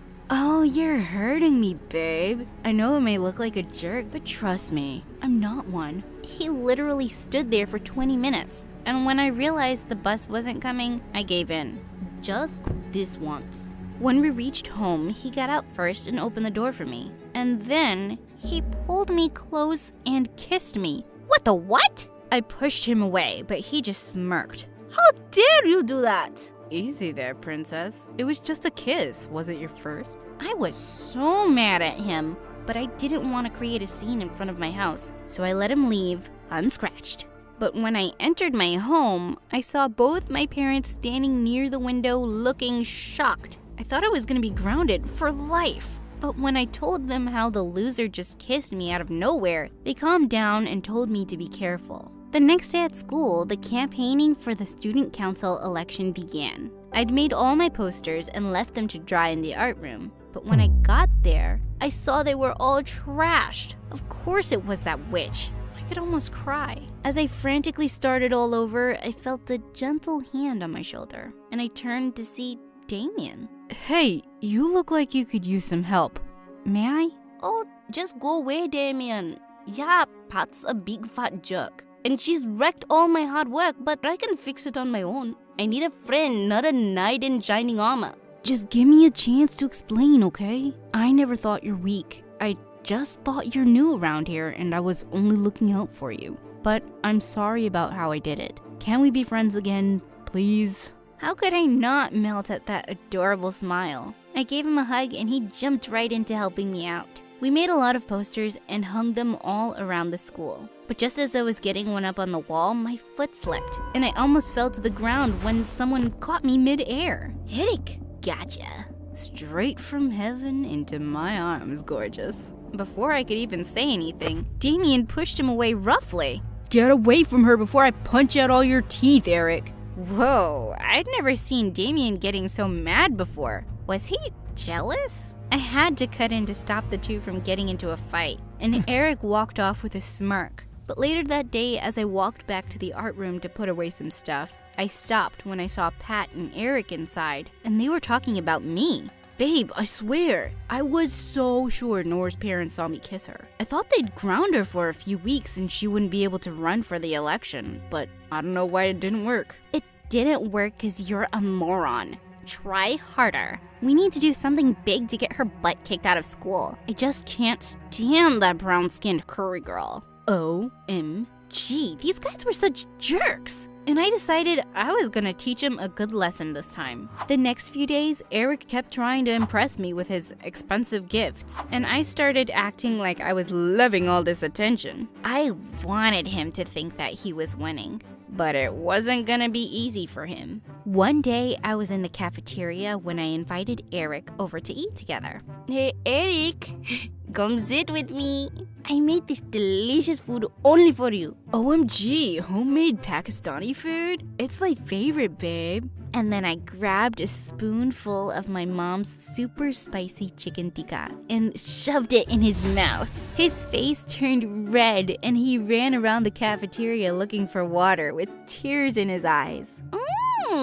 Did you like it? Here, have some more. But he just ran out of there like crazy. This was so much fun. But just then I saw Damien at the back of the cafeteria and he looked so pissed. I called out his name, but he just left and I went after him. Damien, stop. Let go of me, Noor. I don't wanna. Whoa. Just listen to me. I've been listening to plenty of things. Eric's been going around saying you kissed him. He's such a jerk. Why would you? And then I pulled him close and kissed him. Oh, did you just... Yeah, dummy. It's you I like, not him. Then I told him about how I was playing Eric and Pat. He looked at me all surprised, but then he just hugged me. I like you too, Noor. You certainly don't need my help, but still, I want you to be careful. OMG, he was so sweet. I loved this guy. And now that everything was going according to plan, I was totally focused on the election, while watching my back, of course. On the last day of the campaign, both Pat and I had to give speeches for all the school kids in the main hall. Just as Pat got onto the stage, she said, Guys, there are so many reasons you can vote for me, but I'll just give you one that'll make you love me. And that is, I'm not a criminal like Noor. Just then, the lights went off, and the auditorium's TV screen lit. Everyone gasped at what they saw. It was some girl dressed like me, but in a mask, breaking into the principal's office. She took some sealed question papers from the drawer and ran out of the window. What even was that? And before I could get a grip on what was happening, Eric came onto the stage and confessed. Yes, it's Noor. She's my girlfriend, and she asked me to get that mask for her. She said she was gonna do something that would make sure all the kids voted for her, but I had no idea she was gonna steal and sell question papers. OMG, I feel so used. Oh God, such a drama queen he was. He's lying, he's not my boyfriend, he didn't give me anything. Oh please. We all know about all the gifts you took from him, and now you're saying you're not his girlfriend? Face the truth. You don't even deserve to be in the school, let alone the student council president. Guys, I swear it's not me in this video. Eric is lying. They're just trying to frame me. It's just your word, honey. No, actually, it's your word, Patricia.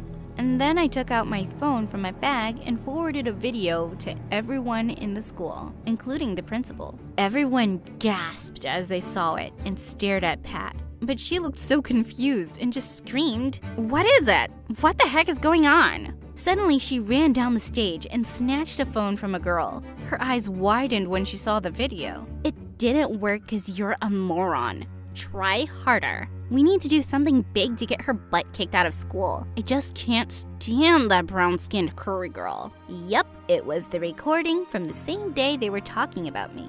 Luckily, I recorded it just in time. Suddenly, Pat looked at me and ran towards me like a mad bull. Thankfully, Damien got in the way and stopped her. I think I told you to stay away from her. Just then, the principal came forward and said, I can't believe you would stoop so low to win an election, Patricia. You broke into my office and framed an innocent person. And I even have complaints against you for bullying. You're being expelled from the school, Missy. And you too, Eric. The looks on their faces were priceless. You're not the only one who can play others, Eric. I'll get you some more chicken tikka next time. Oh, but wait! You won't be here anymore. What a pity. Soon they were taken away, and I was announced the president of the student council in the absence of other competitors. Yippee! Damien ran to me and hugged me. Whoa, you did that all on your own. I'm so proud of you. Guess you don't need me after all. Yeah, I don't need you. I want you, you dummy. Now kiss me already. No, babe. I love you. I love you too, Damien.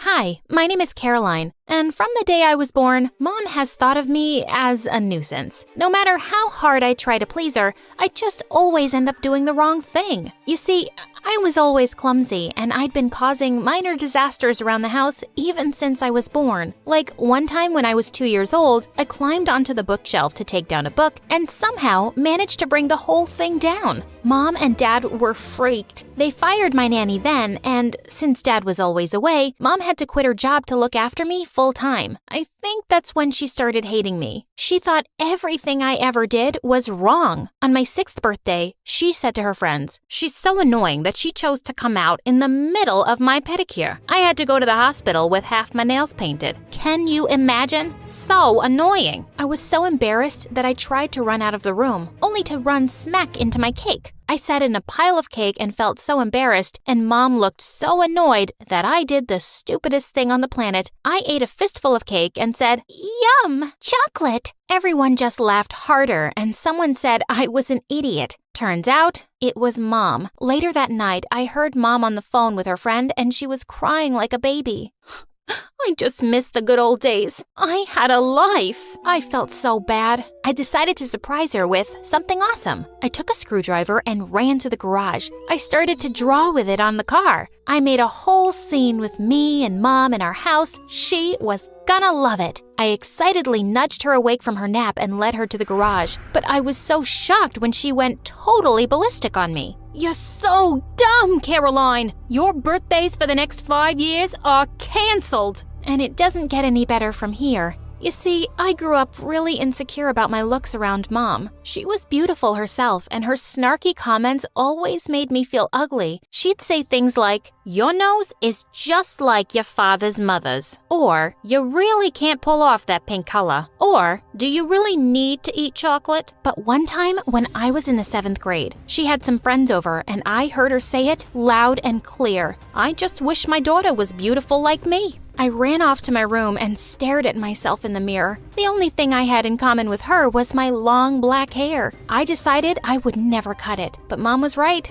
I was ugly. I was so upset with my reflection that I threw a shoe at the mirror, and it broke. Mom heard the noise and came running to my room. "What'd you do now? Clean that up." The next few years went by like that. Dad was a constant no-show most of the time. He sent money and gifts to make up for it though, and Mom insisted I needed to be a different person, while I had found a brilliant new hobby. You see, the day before my 16th birthday, I had found a gorgeous old set of sculpting tools in the attic. I didn't even bother asking Mom whose they were because I was afraid she might make me throw them out. Just then, Mom knocked on the door. She said she'd bought me a dress to wear on my birthday the next day, but to no one's surprise, it turned out to be the wrong size. I tried really hard to fit into it, but I just couldn't. "Why did you buy me such a small dress, Mom?" "To push you to eat fewer cookies and more veggies. The way you're eating, you're never gonna fit into anything nice." "But Mom, clothes are supposed to fit you. You aren't supposed to fit them. If you'd gotten me the right size, I would have looked just fine." Just fine isn't the same as beautiful, Caroline. That's chubby girl talk. I was so angry with her and disappointed that I had nothing nice to wear, so I just canceled my birthday party and shut myself up in my room, blasting away loud music and doodling furiously in my art pad. A few hours later, I heard a knock at the door. Mom banged on the door saying Dad's gifts were here. After she left, I opened the door and pulled my gift inside. To my surprise, it was a fancy new set of sculpting tools and clay. He'd remembered. Over the next few weeks, I ended up turning my room into my studio. I started sculpting every day. I started to get obsessed. Cars, people, horses, toy,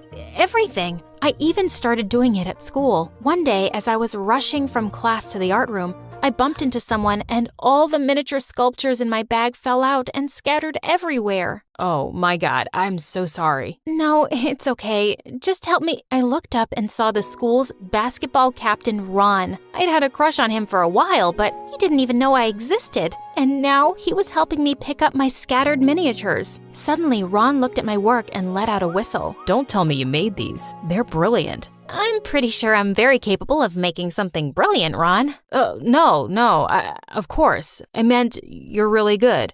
My aunt's a sculptor, and I just know she'd love your work. Then he invited me to his home after school. I could not believe my ears. Ron's aunt was crazy talented, and she did seem really impressed with my work. Before I knew it, we had become friends. Not just us, but Ron too. I started hanging out more and more often at his place and sculpting in his aunt's studio. Before I knew it, we had become great friends, and my crush was back. One day while I was at Ron's place, his aunt showed me a poster of the sculpting contest, and wow! The prize was a scholarship to study art at the university. Ron said, "If anyone can win it, it's you." The way he said it gave me butterflies, and I decided I'd give it my best. I came back home thrilled, and I told my mom about my project, but Mom was anything but impressed. A sculptor? I was hoping you'd become a doctor, a lawyer, or something that won't make you starve. Actually, on second thoughts, maybe that's not such a bad thing. I tried to not let her get to me, but she made me so mad. I shut myself up for the weekend and sculpted with such passion that I dirtied the floor and sent clay water splattering onto the walls. I wouldn't even go down to eat with her. I just ordered pizzas and had the delivery boy hand them to me through my window. A few days later, as I was leaving for school, she barged in and was beyond furious.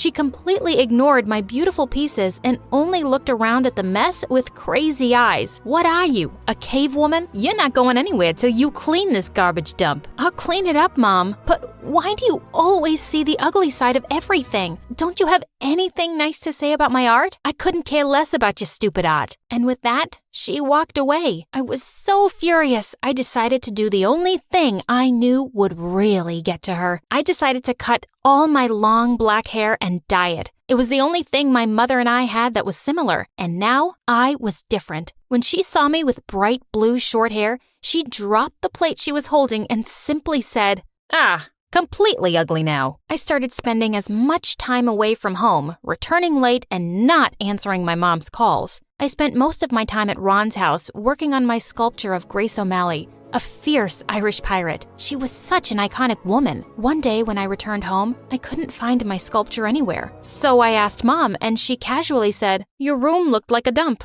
So I threw away everything. You what? Mom, I spent weeks on it. The competition is just 4 days away. I told you to clean up your mess. I couldn't tell the art from the trash. I was horrified and did the only thing that made sense. I turned around and ran out of my home. That night it was freezing outside and I didn't know where to go. I started crying, sitting on the street. Suddenly a car approached me. It was Ron. He said, since I hadn't shown up at his place when I was supposed to, he thought I might be in trouble. When I told him I'd left my house, he said I could stay at his place as long as I wanted. The next 3 days were crazy. I skipped school and worked on my sculpture all day long. I blocked Mom's number because she wouldn't stop calling to yell at me. But the day before the art contest, someone knocked at Ron's door. It was Dad. He wanted me to go home to Mom. Are you coming? No, honey. I have to catch a flight in 30 minutes. Now, hurry up. Forget it, Dad. I'm tired of how you and Mom have been. You're literally never there in my life. And Mom just hates me so much. I'm not going back to her. She doesn't hate you. She loves you. Yeah, of course. Now go, Dad. I don't need you either. I have other friends who can be there for me when I need it. With that, I slammed the door in his face. On the day of the art contest, I was very anxious. I tried to look around and find some familiar faces, but none were there for me. I looked at other people's art pieces, and I suddenly felt they were all better than mine. I wanted to go away. I took my small little statue and ran out of the exhibition crying. But at the door, I found Dad. He took one look at me and smiled. You came? How? No one else gets to be my daughter's best friend and biggest support. Now tell me, you weren't running away, were you? My work is really bad, Dad.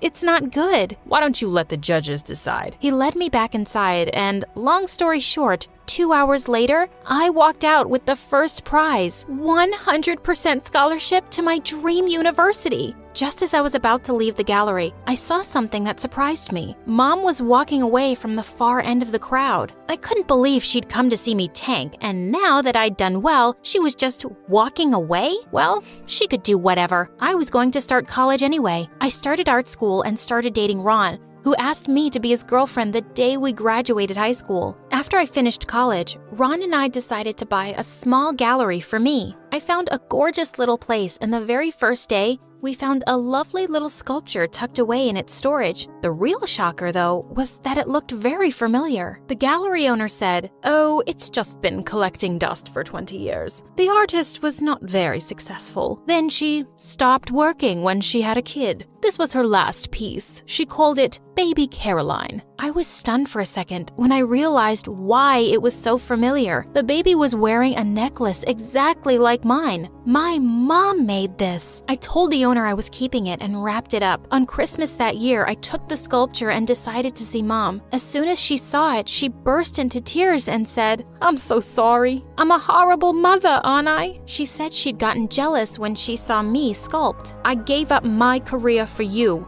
and you were so good. I got so upset. I'm so sorry." As angry and hurt as I was, I knew that Mom had given up a lot for me, so I hugged her and showed her my second gift, the old sculpting tools I'd found in the attic years ago. She cried as she held them. They were hers. Well, now the two of us often sculpt together in my studio, except we have a third edition, my little girl Maria. My friend often says that Italians are emotional and impulsive. I haven't done an impulsive thing in my life. Crazy things just happen to me, you know? I was just so unprepared for my chemistry exam, and all I did was set off the fire alarm. Next thing I know, a fire truck had crashed into our school auditorium. The principal was furious and searching for the culprit, and I, the culprit, found myself running away from the school as fast as I could. I rushed straight into my empty house and up to my room to find a boy sitting on my bed. He looked exactly like me. I'm talking height, hair color, lips, down to my very eyes. He was like a boy version of me. Suddenly, he ran up to me and hugged me. I pushed him away. Who are you and what are you doing here? Sorry, the front door was open and I was just so excited to meet my twin sister for the first time. Twin what?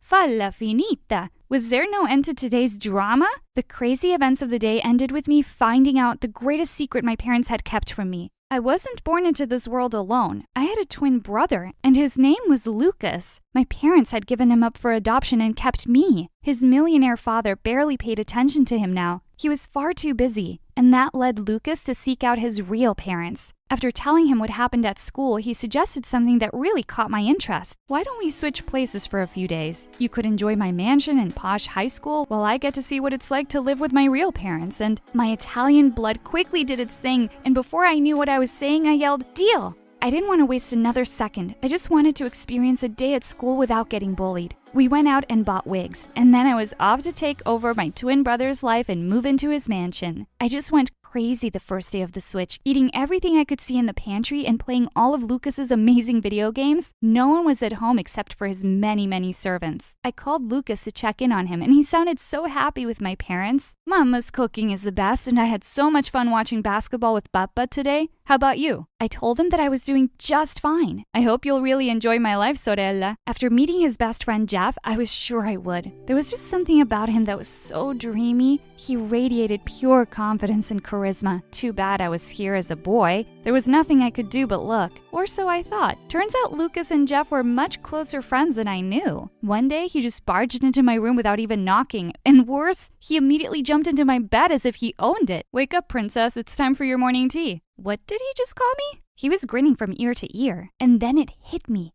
I was still in my girly pink pajamas. Could I just disappear right now? I immediately cleared my throat, and in a deeper voice I said, "I'm just man enough to wear pink." Dude, I know, it's cool. He gave me a fist bump and a wink, and I responded in the most awkward way. Gosh, I was so bad at this. My crush on Jeff was interfering with my acting. He was so hilarious and attractive, it made my girly side come out. Once I almost giggled. How was I ever going to hide my secret with this gorgeous boy always hovering around me? Little did I know that it was about to get much worse. Jeff walked up to me one day and asked me if I was up for the date. I nearly fainted. Date? Yeah, with our girlfriends. Wait, a girl? What? Apparently there were things Lucas hadn't given me a heads up about. Like his girlfriend of 6 months? I called him after school to ask how he'd forgotten this minor detail. He answered the call, but none of my questions. He spoke in a squeaky voice and pretended to be me, Andrea, throughout. My parents were nearby, and he had to keep his act up. The pazzo. Next thing I knew, I was going on a couples trip with Lucas's girlfriend Danielle, Jeff, and his girlfriend Courtney. We were driving to a resort owned by Jeff's dad to chill there for the night. That car ride turned out to be one of the most difficult and awkward experiences of my life. Danielle, my girlfriend, was super into me. She was literally clinging onto me like a snake and was breathing down my neck the whole ride. Oh, babe, I hadn't seen you for 23 hours, 16 minutes, and 10 seconds, and I was missing you like crazy. She tried to kiss me, but I turned my face away from her and said, "Wow, I bet you're good at math." Oh my God, you're so funny. She was all over me, literally laughing at every word I said, and I just wanted to disappear between the car seats. I struck up a conversation with Courtney to avoid my own girlfriend, but I guess it was a bad idea because Danielle started crying hysterically. Oh my God, ladies. I met Jeff's eyes in the rearview mirror. I gave him a help me look, but he just grinned at me. "You're such a flirt, Courtney. Stop talking to my boyfriend." "What's your problem?" "My problem is your existence." Before they could kill each other, Jeff turned around to tell them to shut up. And then he suddenly swerved sharply to avoid an oncoming truck. The whole car spun out of control and we all screamed, terrified. The car came to a halt on the hillside and one of the wheels was stuck in a pothole. We jumped out and tried to push it out of the hole, but that wasn't gonna happen, and we were miles away from the city. We were stranded in the middle of nowhere. I found an inn nearby that had decent ratings online. We began to walk there when Courtney and Jeff began to fight. It was her car that had been wrecked. I was tired of their bickering, so I moved away from them, but then Danielle caught up with me. What have I done, Lucas? Am I not pretty enough? Don't you like my new hair? Wait, what did her hair look like before? I tried my best to hide my annoyance and forced a sweet smile on my face. You're the prettiest woman alive, mia bella, and you deserve everything. I love you. I almost threw up at my words. I hadn't expected that acting like Lucas was going to be this tough. As soon as we reached the inn, I rushed to the bathroom to take a breather. While looking at myself in the mirror, I was surprised to see Courtney behind me grinning. I turned to her. What are you doing here? She stepped closer to me and answered, No, Lucas. What are you doing here? This bathroom is for females. Oh, shoot. Was there no end to this? I was about to rush out when she suddenly blocked my way. We had such an amazing conversation in the car back there, Lucas. I love Jeff, but I don't think I've ever had as much fun with him. Wait, what? Before I knew it, Courtney grabbed my face and kissed me right on the lips. Holy cow, I was kissing a girl. At that moment, Danielle came in and saw us. There was a look of horror on her face as she screamed at the top of her lungs. She was ready to attack Courtney, but Jeff came in time to stop her. Danielle screamed at Jeff, Your stupid girlfriend kissed my boyfriend! Courtney started crying as she hugged Jeff. Babe, I didn't do anything wrong. Lucas followed me in here and kissed me. You know what? I'm so done with you. We're over. Courtney just rolled her eyes. Fine, whatever. Jeff ignored her and turned to me with a furious look on his face, and my heart sank because I had betrayed him. The pretty messed up situation was interrupted when the innkeeper came in to tell us that she had prepared 2 rooms for us. At that moment, I wanted to hug her so bad for being a lifesaver. Thankfully, the woman was very old-fashioned. She wouldn't let teenagers bunk together under any circumstances, so Jeff and I had to share a room, and the crazy girlfriends were in another. But then I started sweating bullets when I realized something. Jeff and I were sharing a room? A bed? How was I ever going to get through this? And he's mad at me right now. I literally just kissed his cheating girlfriend. What was he going to do to me? My heart was racing when we finally went to our room. While heading to the bed, I tripped over something and fell down on the floor. Jeff immediately came to my rescue. He looked so worried as he helped me to my feet. I swear I was about to pass out because of how close our faces were to each other. Jeff offered to take a look at my foot and took off my sock. Nail paint on your toes? Nice. I gasped and looked down at my feet. My blue nail paint was still on my toes. I couldn't think of a single excuse that would work. Before I could betray my secret, I yanked my foot away and changed the topic instead. I'm sorry about what happened earlier, dude. I know you're mad at me. Are you going to beat me up? Suddenly, he burst out laughing. Why would I beat up a girl? And in this case, Luca's twin sister. I froze in surprise.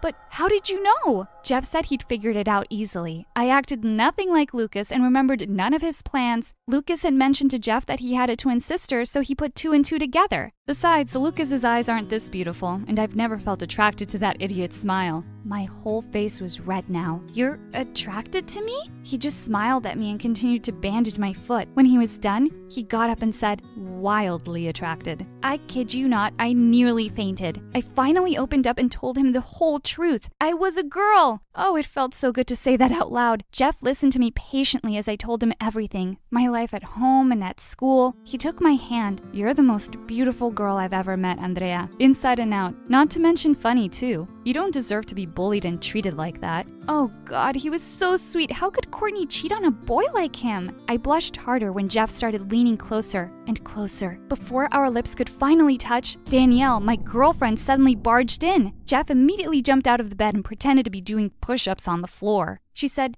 Babe, I couldn't sleep. That witch Courtney was snoring like a pig. I said, How did you get in here? Oh, the innkeeper was sleeping, so I took the duplicate key from the reception. Ugh, she was so annoying. I forgive you for kissing Courtney, by the way. Now let's go to sleep. She climbed onto the bed and told Jeff to sleep on the mattress instead. Jeff said, Yeah, sure, while grinning at me. He was really enjoying my misery. I was forced to cuddle Danielle to sleep just to stop her from making out with me. Babe, can you sing me my favorite lullaby? I was panicking now. I started singing some random nursery rhyme when Jeff came to the rescue again. In case you guys have forgotten, I'm also here. Can I have some peace? After a few more minutes of pestering me, Danielle finally fell asleep. I carefully untangled myself from her and rolled to the edge of the bed. I whispered down to Jeff, "Are you still up?" He whispered back, "How can I sleep when I can't stop thinking about you?" Oh, my heart. Go to sleep already. We need to have enough energy to deal with these crazy girls tomorrow. Sure, but I need a goodnight kiss. I rolled my eyes as I grinned in the dark. Fine, carino. I reached down to him, intending to give him a kiss on the cheek, but to my surprise, he aimed for my lips instead. My heart almost jumped out of my chest when Danielle started snoring. Jeff and I were laughing soundlessly till our stomachs hurt. It was 5 a.m. when Jeff convinced me to sneak out and leave the two crazy girls behind. He paid for the rooms and we waited for help at the side of the road. Luckily, we were able to find someone to give us a ride back to the city. Jeff wanted to take me out on our first official date,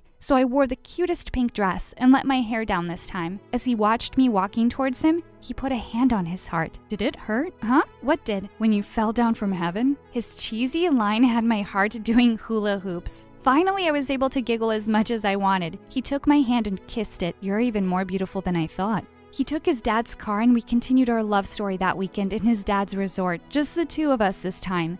Everything was perfect until Monday. Word of Courtney and I kissing had spread like wildfire thanks to Danielle, who was really mad at me for leaving her behind.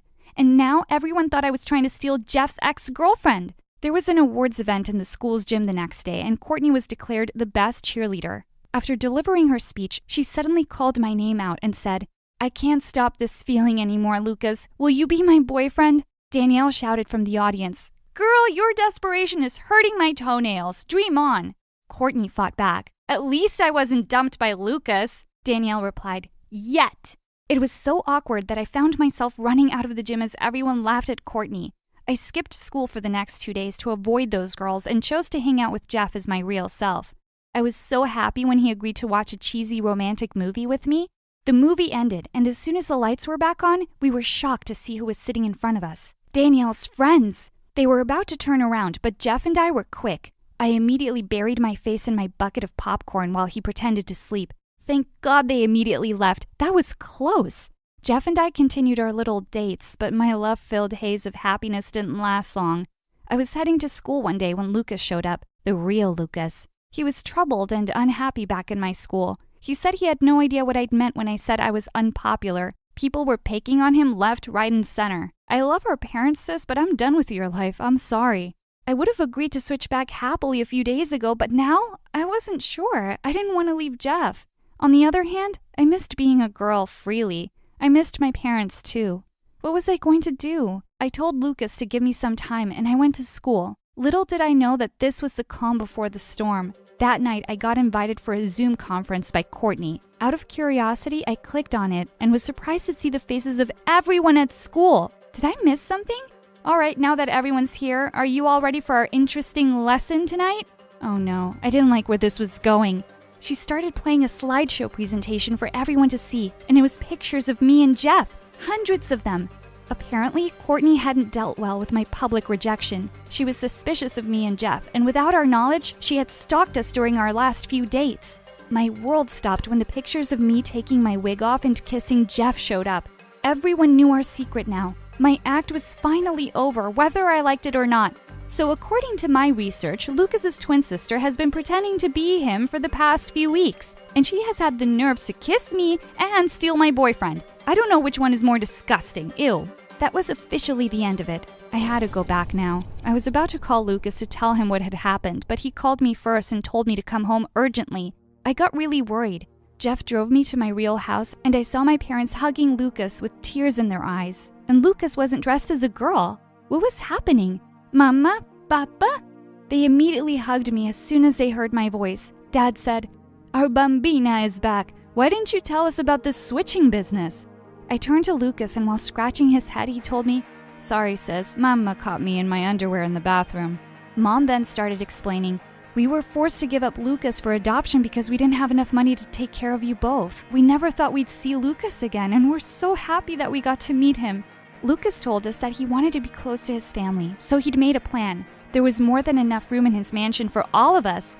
He talked to his foster dad already, who was totally fine with it. My parents were so over the moon. I was so excited to have a sibling and leave my horrible school. And of course, now I could stay close to Jeff. Jeff said, Oh, by the way, dude, Danielle's no longer your girlfriend. Lucas laughed. Great, I was wondering how I was gonna break up with her. Seriously, those girls are the worst. The boys did a fist bump in front of me. Jeff then turned to me with a wink. That's how it's done, babe. I just answered him with the girliest giggle ever. Amore mio. I never knew my father, but Mom and I were really close. We didn't need anyone else. We both loved to talk over a cup of hot chocolate in the morning and tell each other the most interesting things we read on the internet. Fact-checked, of course. See? This male model is walking on the ramp with heels. Guess what? Apparently high heels were originally for men. After that, we biked to school most mornings on Mom's way to work. One day, when we were in a little bit of a rush, Mom and I raced through a light just as it turned. I didn't pay attention to a car making a left turn, crossing the intersection and nicking Mom's back tire, sending her flying off her bike while it sped away. Rage rushed through me and I threw rocks at the car before it sped away without looking back. Oh no! Mom! I'll call 911. We need to get you to the hospital. Did you see who did this? No.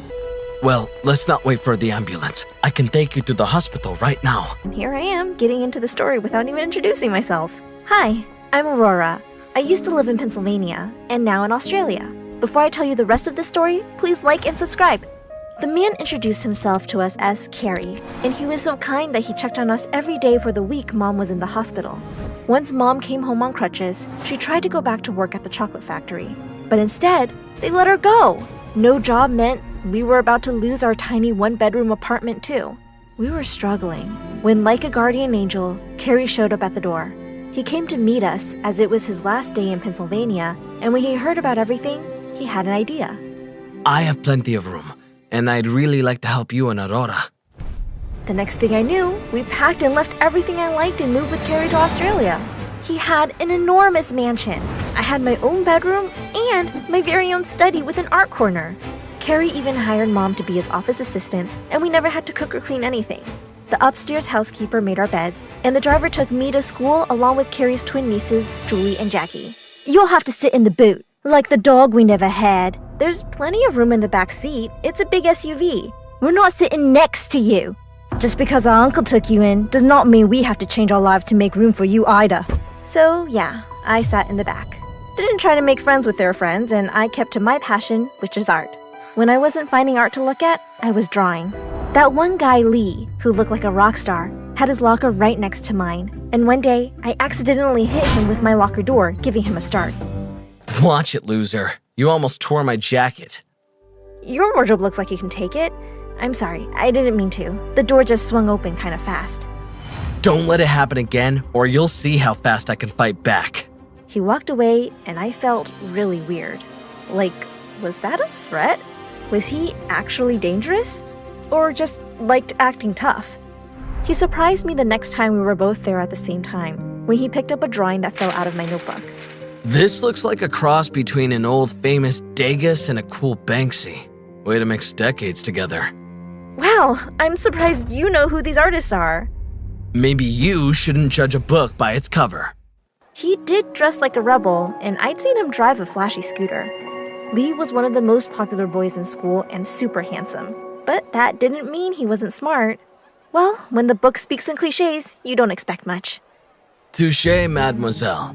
I'll try to be more original. Maybe you should crack this book open to see more of the story. Are you asking me out in a very roundabout way? It sounds like you want me to, new girl. I could oblige, but I don't want to be late for class. He walked backwards, keeping his eyes on me for a moment, and then turned and went ahead. That afternoon, our English literature teacher separated the class into two halves. My half of the room wrote our names on tiny slips of paper and dropped them in a hat. The other half of the room each picked one of our names. Julie and Jackie got each other, which seemed fitting. I got Aurora. What do you know? You can put it back and pick again. I don't mind. The class laughed, but the teacher said there were no swaps, and we found out that we had to act out a scene from a Shakespeare play. Oh, this should be fun. I bet you want to do Romeo and Juliet. No, why would I pick that when I could play someone who hates you? I thought you didn't like cliches. Obviously we should do. And then we both said it at the exact same time. Much ado about nothing. A play where the world could be blowing up. And people are more concerned with the petty, stupid stuff. Shakespeare really is timeless. Yeah, Stupidity hasn't ended in hundreds of years. Isn't it always the handsome ones who are the worst? All the way home, I had to bear Julie and Jackie taunting me about Lee while I sat behind them in the car. Is that play where you get killed by the boy you're paired with? That's definitely the one you should do with Lee. You two are thinking of fairy tales. Maybe you should do Cinderella and see how that goes. I ignored the rest of their jabs. The next day, I was studying in the library when Lee came over, plopped his smelly shoes on my table, and gave me a weird look. I snapped. I picked up the heaviest book I could find and threw it right at his feet. Oh, sorry. Ouch! Ouch! I laughed as I walked away.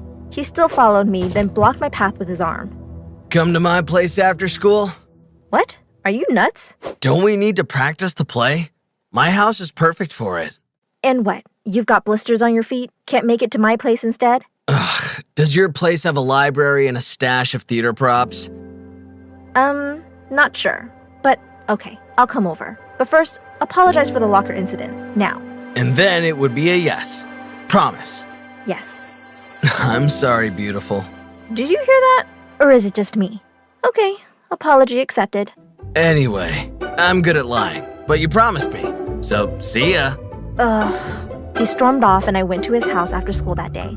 Only his parents' house was an even bigger mansion than Carrie's, and the art on the walls was better than a museum collection. Originals of every artist I'd ever heard of. Wow. Wow. Wow! Lee sprayed his mouth with some breath freshener before we started reading some lines together. That's weird. It's not weird. It's chivalrous. I think you should also do the same for your feet. What other fun facts should I know before I have to stand close to you? Okay, Miss U.S. of A. Let's just focus on the homework, shall we? When Carrie's driver came to pick me up, he asked Lee why he hadn't been around, as he knew him well, but that must be because Julie and Jackie had invited him to some party at home.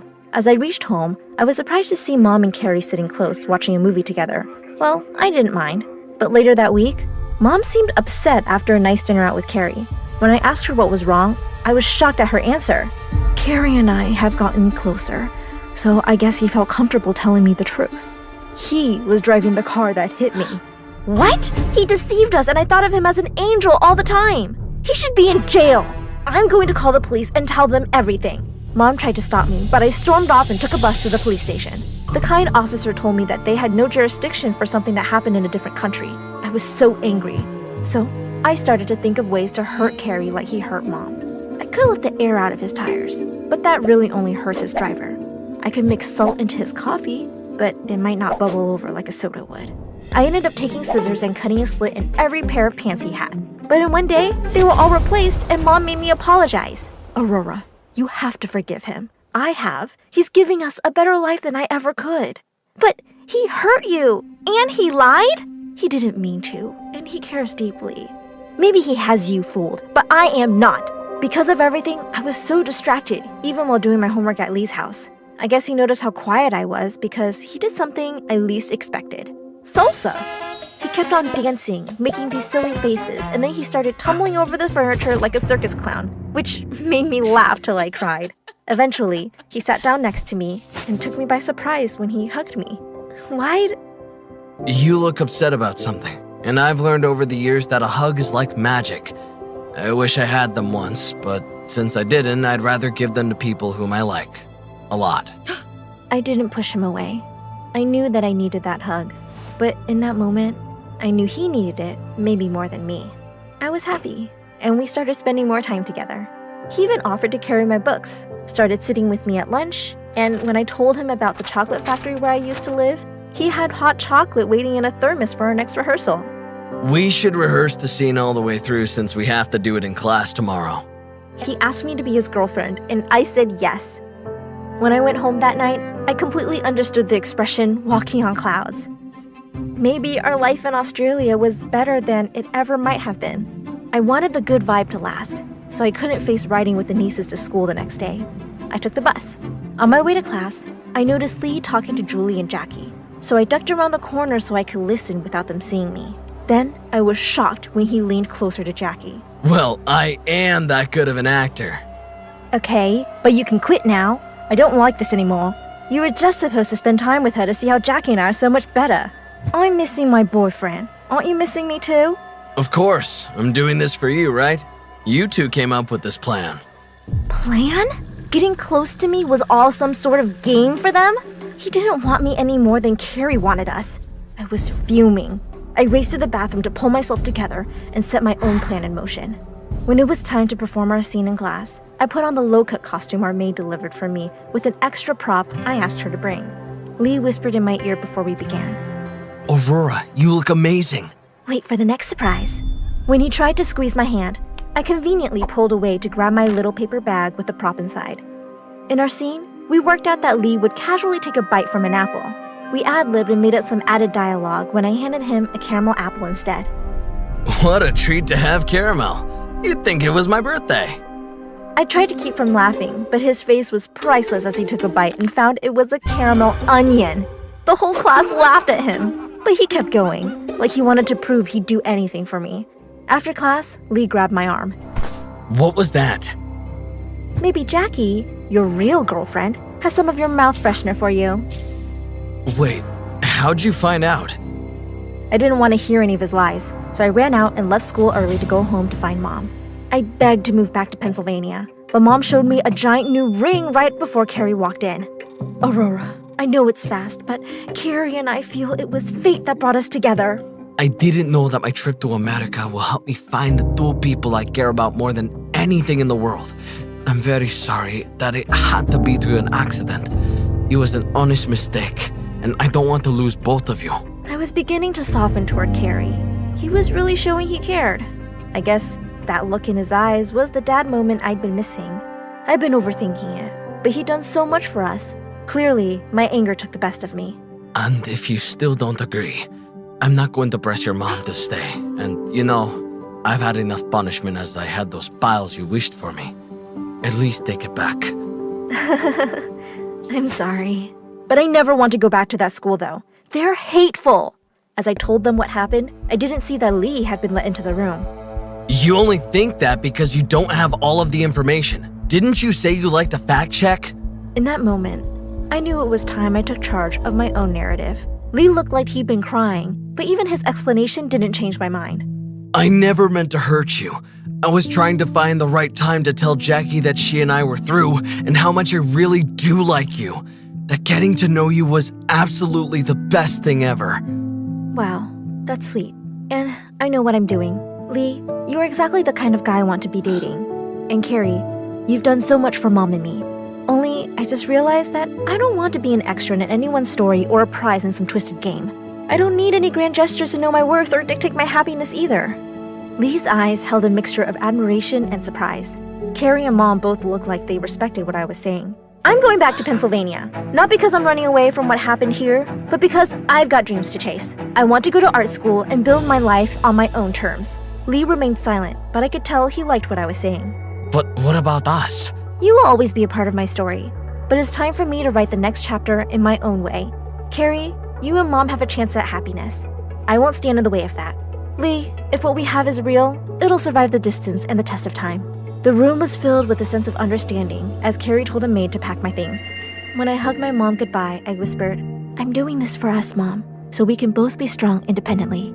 I left the mansion with my head held high, not as a girl swept up in a whirlwind of events, but as a young woman taking her first steps into a future she was crafting for herself. On the plane back to Pennsylvania, I sketched a collage of lessons learned over the past few months, friendships formed, and a path leading to a bold, unapologetic future of my own design. Of course, I included a kiss with Lee in that future. Stay tuned for the story of when he visits me.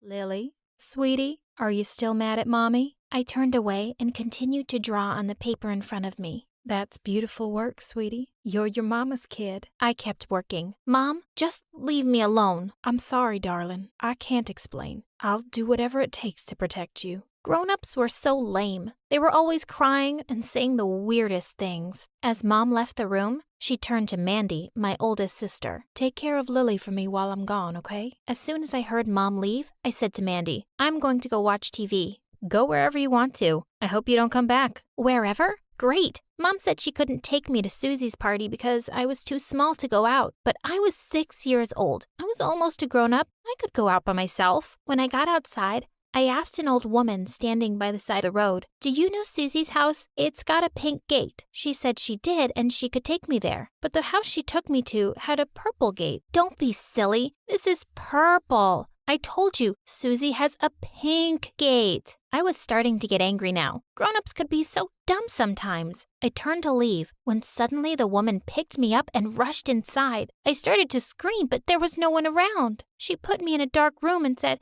if I keep quiet, she'd give me ice cream. I don't want it. I want my mommy. Should have thought about that before. Now I'm your mama. She'll never find you. I started to cry. Just then, the door of the house flew open and someone yelled, "Keep your filthy hands away from my girl." I started to jump up and down with joy. It was Mom. As the woman was taken away, my mom hugged me. "How did you find me, Mommy? I was so scared." She said you'd never find me. She hugged me again and said, "I'll always be able to find my little girl. I put a special little chip in her brain that tells me everything about her, so I never lose her." "Hi, my name is Lily, and if you think you have an overprotective mom, wait till you meet mine. She can literally read my mind and can always track me down. She said that I'm too beautiful and can't go around by myself. When I was younger, I didn't know what that even meant. But before I continue, click like and subscribe. By the time I was 10, I had good grades in school and was the smartest kid in class. I could read books far above my age group, and I was better at math than Mandy. But my real passion was like my mom's, art. One day, my art teacher invited me to her house, saying she had some old canvases and paints I could use. I had just started working when the door burst open and Mom barged in, looking like a loony. "Just what do you think you're trying to do with my child? You think I won't find her? Your little Lily is a prodigy. She's another Picasso,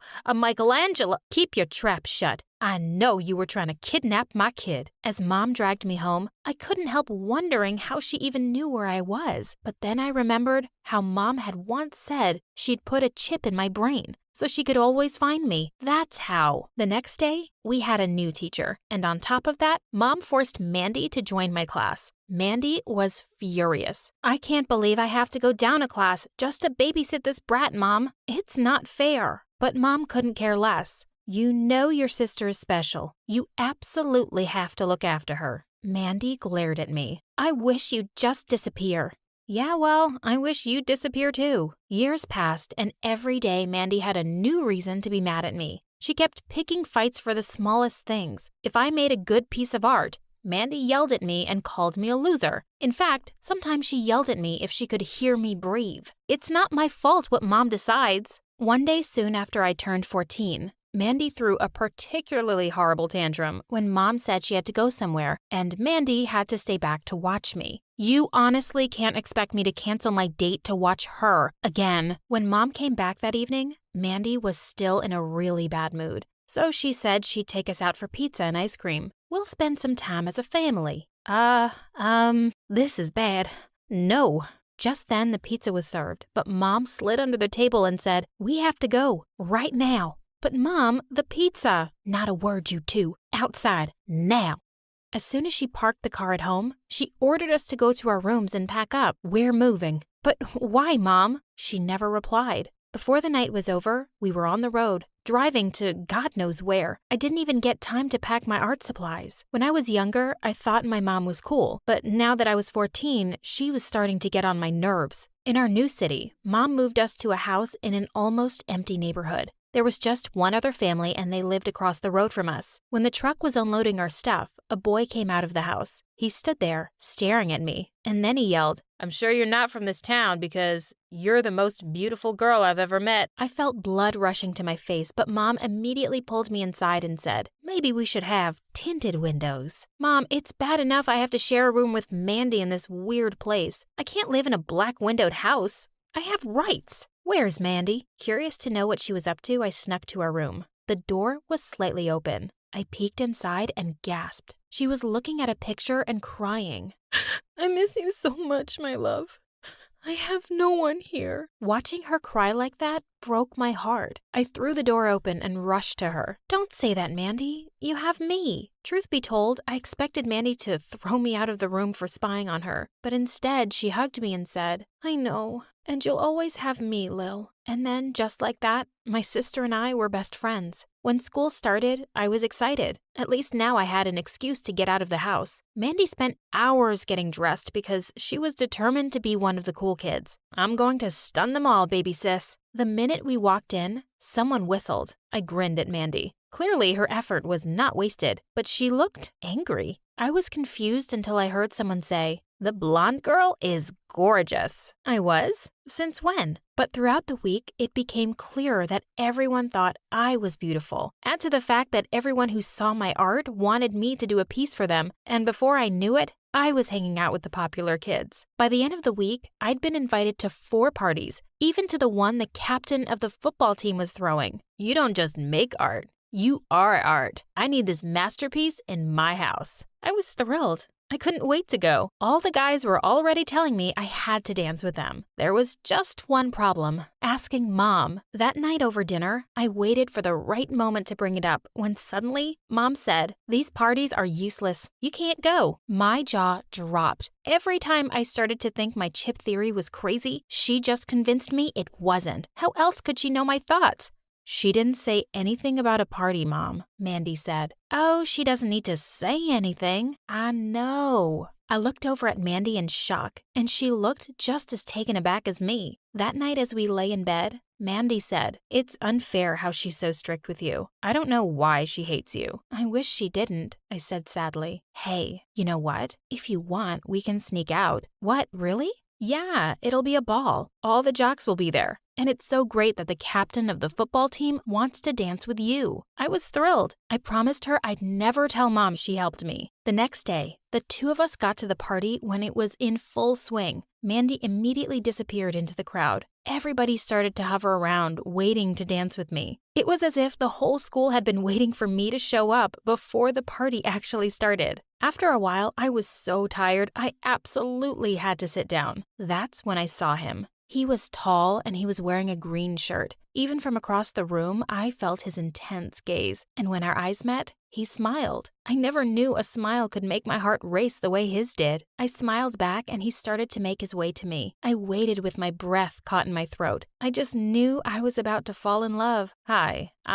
But before he could complete his sentence, the door flew open. Lily, I know you're here. You are grounded for as long as you live. I gasped. Oh no, Mom! I was so mortified that I tried to duck under a table, but she knew exactly where to look for me. When I got home, I was shocked to see Mandy already there. She looked at me apologetically and whispered, I'm sorry. As soon as I saw Mom there, I just ran. I don't know how she knew. Mom started to yell at us. Me for sneaking out, and Mandy for not watching over me. If I've told you once, I've told you 1,000,000,000 times. I wanted Mom to admit that she was a psycho who'd put a chip in my brain. How did you know? What? How did you know where I was? Don't ask questions, Lily. Just go to your room. You're grounded. I had to put a stop to this. I couldn't let Mom control me forever. There was only one person I could turn to, Mandy. That night, I told her my suspicions, and all she said was, I don't know, kiddo. Mom really does seem to have it out for you. I'd be careful if I were you. You have to help me, Mandy. I have to go see a neurologist and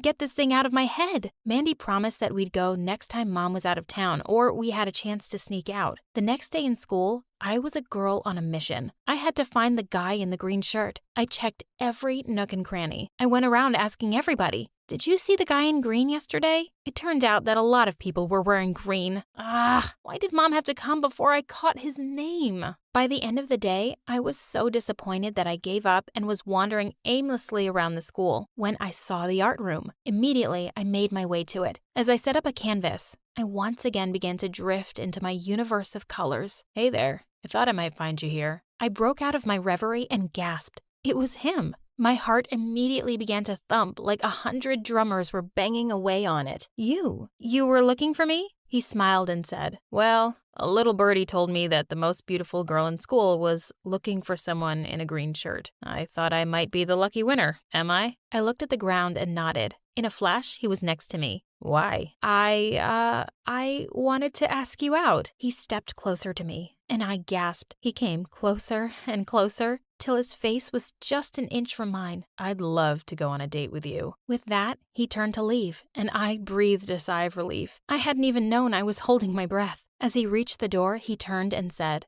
"Oh, and in case you were wondering, Lily, my name is Eric." When I got home that day, I was still flustered, and my heartbeat would not slow down. I kept thinking only one thing: Eric, Eric, Eric. Suddenly, Mom barged into my room and she yelled, "Snap out of it." "What?" This boy. Eric, just stay away from him. Boys only bring trouble." I gasped, and then suddenly I felt furious. "You aren't the boss of me, and you can't control my life forever. I'm going to date whoever I want to." "Don't make me do something I don't want to." The next few days went by in a magical haze of Eric, who was spending every minute of school time with me. I'd never felt happier in my life. And then one day, Mom announced that she was going to an art auction to sell some of her work. She would be gone for the whole day. This meant I could spend the whole day with Eric. We decided to visit a nearby town that was famous for its art museums. The minute Mom left, so did we. For once, I was sure I was safe from Mom, but I was so wrong. As we wandered around seeing museum after museum, Eric suddenly stopped and told me he had a small gift for me. Of course, I wondered what it could be and gasped when I saw it. It was a gorgeous hairpin. One look was enough to know it would have cost a fortune. I'm not much good at art myself, but my grandma was. This was hers. She'd have loved you and would have wanted you to have this. "Oh, Eric, it's lovely." And then I couldn't stop myself. I leaned in to kiss him, and what a kiss it was. I felt like the brightest colors had sprung up all around us. Just then, I felt someone pull me away. "What are you doing? Are you trying to take my daughter away? Did they send you?" "Who? What? No one sent me." But Mom wasn't listening. Her eyes were glazed over and full of panic as she tried to drag me away. "Let go, Mom. I don't want to go anywhere with you." As soon as we got home, Mom yelled for Mandy. "Pack up, Mandy. We're moving." "What? No, I'm not going anywhere with you. You're crazy. I know you've put a chip in my brain, but I'm done letting you ruin my life." "Don't be stupid, Lily. There's no chip." I turned to see Mandy standing at the bottom of the stairs, and Mom looked horrified. "Mandy, no, you can't." "Watch me, Mom. I'm just as sick and tired of you as she is. You promised me we wouldn't move as long as I told you." "Told her what? What are you talking about?" "She's been using me to spy on you all your life. There was never any chip. The last time we moved, she said if I was nice to you and told her everything, we could stay." I was stunned. "Why would you do this, Mom?" Mom stood speechless, and Mandy said she'd wondered that too. I got so tired of Mom acting crazy that I snooped around in her papers and found everything. "Will you tell her, Mom? Or should I?" Mom looked at me, tears pouring down her cheeks. "After Mandy's dad left, I was completely broke. A really rich couple who couldn't have a baby offered me a great deal of money to carry their child. But as soon as I set eyes on you, my Lily, I couldn't bear to give you up. So I ran away with you both, and I've been on the run ever since, terrified they'd find you and I'd lose you." "Me? You ran away with me?" I looked at them in shock as the reality set in. My mother was not my mother. My real parents were out there somewhere. My whole experience had suddenly turned upside down. I refused to even acknowledge Mom's existence. She had stolen me from someone and used Mandy against me all this time. Eric convinced me that everything she had done was out of love and I needed to forgive her. Eventually I did, but only on the condition that she'd tell me who my real parents were. I needed to go see them, and they deserved to know what happened to me. My real parents were overwhelmed with joy to see me. I stayed with them for a few days, and they seemed like lovely people. They could give me the life every girl dreamed of, but something kept bothering me. "I'm sorry you went through all this, but I have only one mother, and she's waiting for me." "Smile, please." Click. "You should be on the cover of a family magazine. So perfect." I fake a smile and walk past the photographer. To the outside world, we have it all. A big house, cars, money, and my parents' perfect marriage. But what goes on inside the house is another story. Hi, I'm Fatima from Afghanistan, and this is how I made my jerk dad regret having me as a daughter. But before I continue, click like and subscribe. Mom and Dad were high school sweethearts, but their parents were dead set against the match from the start. Dad took a stand and got married to her anyway, cutting off all ties with his family. Mom was so blindly in love with him after this because she thought he was her real-life Romeo. But sadly, it didn't last. Dad was pretty mean with me and my elder sister Sasha when we were growing up. Once, I ran up to him excitedly to show him my report card full of A's. He tossed it aside without even looking at it. So what? Anyone can study and get good grades. It doesn't make you special. He never let me participate in any math international competition, saying, You can't leave the country. Girls should be raised to be good wives. Period. Once, the principal called my parents and told them I should be transferred to another school for gifted students. Dad lost his mind and started yelling at the principal. You all feminist women, trying to poison our daughters. As soon as we hit our teens, Dad made our lives a living hell. Suddenly, we weren't allowed to do anything or go anywhere on our own. Soon, he started criticizing the clothes we wore and said they were too revealing. Once, we were getting ready to go to a wedding. When our dad came to our room to see if we were dressed properly, he took one look at us and lost it.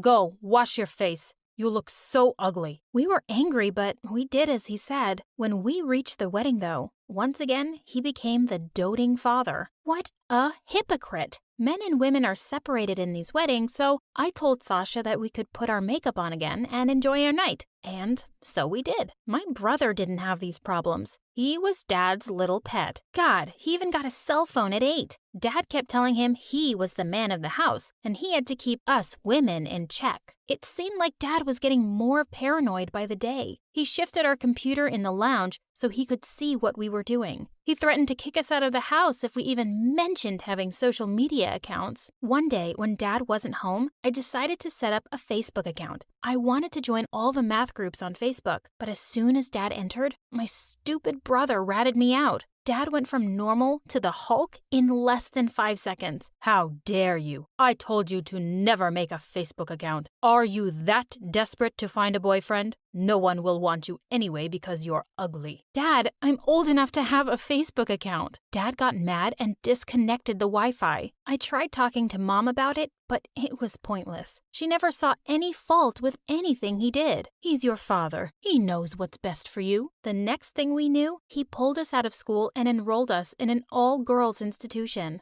I couldn't believe it. This is so unfair. All my friends are here. You can't do this. I can. And I have. If you want to live under my roof, you will do as I say. I couldn't let him get away with it. If he wanted to play hardball, then I'd learn from the best. He invited his friends over for dinner a week later, and it was the perfect opportunity to get a little revenge. When Sasha and I came down to greet the guests, Dad almost choked on his tea. What are you wearing? You said we should dress to impress your rich friends. Dad shot Mom an angry stare, and she hurriedly dragged us out of the room. Strike one, and Dad was livid. For our stunt, he cut off our allowance and refused to give either of us any money. It was worth it. And it was okay because I was one of the best students in the class and kids were always asking me to tutor them. I lied to Dad and said my math teacher was forcing me to take extra classes because I was really dumb, and he easily bought it. So I started tutoring a bunch of kids after hours in school, and I was making good money. A month went by, and one afternoon at school, right in the middle of a lesson, the door suddenly burst open. I turned in horror to see it was Dad, looking mad as a raging bull. You take me for a fool, girl? Pack your things this minute. I felt humiliated in front of my classmates, and I didn't want to make things worse, so I left with him. When we got home, he screamed at me some more and insisted I give him all the money I'd made tutoring, but I refused. Fine, but make sure it lasts, because there's no way you'll be making any more. Dad kept a strict eye on me after that to make sure I got home right after school. At first, I thought there was no way I could teach anymore, but then I came up with a brilliant idea. Dad was always away hanging out with his friends in the evenings, so I decided to sneak students into my basement. I told Sasha all about my plan, and it was her job to make sure Mom and my brother wouldn't find out, and I was back in business. A few weeks later, while I was teaching, the door suddenly opened, and my brother was standing there. Sasha was right behind him, crying and saying that she was really sorry. My brother took one look around the room and said, "Just wait till Dad gets home. You'll be in so much trouble." I ran after him and grabbed him by the shoulders. "Listen here, you little idiot. What will it take to keep your mouth shut?" He thought about it for a few moments and then told me I had to give him half of whatever I was making. As if I was going to tell him how much that actually was. I agreed to it, and he kept his mouth shut. But I was always a little afraid he'd rat me out. A few days later, when the kids were entering the basement, I saw a boy staring at me. He was a few years older than me. He stepped closer and was about to say something when my brother jumped out from behind him and said, "Are you lost, kid? Need any help?" He was so annoying. The boy looked embarrassed and left. That night, I knew a new family moved in next door, and I was excited to have new neighbors. That evening, they came over to introduce themselves. With them was the boy I'd seen earlier. He was their son. Mom and Dad were so warm and welcoming with the neighbors. I smiled at how nice it felt to have a normal moment, but it didn't last. The moment the neighbors were out the door, Dad was at my throat again. "I saw the way you were looking at him. We know nothing about them. He could be a criminal." The next thing I knew, Dad was boarding up the windows in my room. He really was a lunatic. After that, things just kept getting worse. I'd saved up enough money to buy myself a phone, and I was so excited the day I got it. I snuck into my closet and took it out of the box and started browsing and downloading apps. I was finally able to access my Facebook account too. My excitement was short-lived though, because I came across a page that made my heart stop. Dad was on Facebook, and his profile was just pictures of him with strange women. The things on his page and his friends list made me cringe. I had no idea he was such a cheater. What would Mom say? I quickly ran to Sasha's room to show her what I'd found. She scrolled through the pages and sank down on the bed in disbelief. He wasn't trying to keep us safe from the cruel world. He was only trying to save himself from being exposed and make sure we never found out the truth about him. It's disgusting. Come on, we have to tell Mom. We ran to Mom's room where she was busy fixing her hair in front of the mirror. "Mom, I need you to look at something." "I don't have time. Your dad will be here to pick me up soon." "But Mom, it's about Dad." She looked at the phone and then back at us. I was expecting her to be angry with him, but instead, she started yelling at us. "How dare you talk about your dad like this, after everything he's done for you?" And with that, she stormed out of the room. We were in shock. Was she really that stupid? Or just in denial? The next morning, when Sasha and I reached school, her friend came up to her and said, "Sash, isn't this your dad?" I wanted the ground to swallow me up. Dad was trying to befriend girls from my school? The man was disgusting. It must be a fake account. Sasha walked quickly away to her class. Mom was still in denial. It was so annoying to see her make his favorite dishes every day and do his laundry. I just need to get her to open her eyes somehow. When Dad left on another overnight trip, we tried to talk to Mom again. We showed her Dad's Facebook page along with his friend requests to the girls at my school. But her reply shocked us. "You girls are ungrateful. Making a fake account just to get me to agree with you? You should be ashamed." "Mom, you've got to be kidding. You can't still think he's innocent." We were trying to convince her when we saw a shadow block the doorway. The blood drained from my face. Dad was standing right behind us. You're back early, honey." Dad looked like he was gonna erupt. He walked up to me and wrenched my phone out of my hand. "You wretched creatures, openly going against me, feeding lies to my wife? And where did you get this phone?" I stared at him silently, and my brother popped up behind him. "She teaches kids in your basement, Dad." Dad let out an angry snarl and smashed my phone against the wall. After that, Sasha and I were grounded and weren't allowed to leave our rooms. Then a few days later, my mom came in holding a fancy dress. "Get dressed, Sasha, and come downstairs." We looked at each other without moving. "Now." There were a lot of people in our living room. "There's my sunshine. Come, sit with me." I felt like throwing up. My heart was pounding, and all eyes followed Sasha as she walked across the room. I recognized the guy next to Dad as his business partner, but I had no idea who everyone else was. "Ron has always been interested in marrying you to his son." What? She was only 18. Sasha tried to get up, but Dad grabbed her hand and kept her from doing so. I was boiling inside. I wanted to tell them to get lost, but I knew that wouldn't end well. Mom and Dad were on their best behavior, and you'd think there couldn't be more loving parents in the world. It was an Oscar-worthy performance. After they left, Sasha stormed into my parents' room. How could you even think about marrying me off? And to that nincompoop? His family is really rich. He's a high school dropout. I plan on going to college, and I want a career. You can't do this to me. Watch me. I stood rooted in the corner. I couldn't let this happen. I had to do something to save my sister from this monster, our dad. That night, when I went to throw out the trash, the boy next door was in his yard. He smiled when he saw me. I walked straight to the trash cans, too afraid that Dad would see me. When I was walking back, I saw something on the fence that wasn't there before. I picked it up and ran up to my room. Over the next few days, he started leaving little swans for me to find. It was the sweetest thing. No matter how horrible my day had been,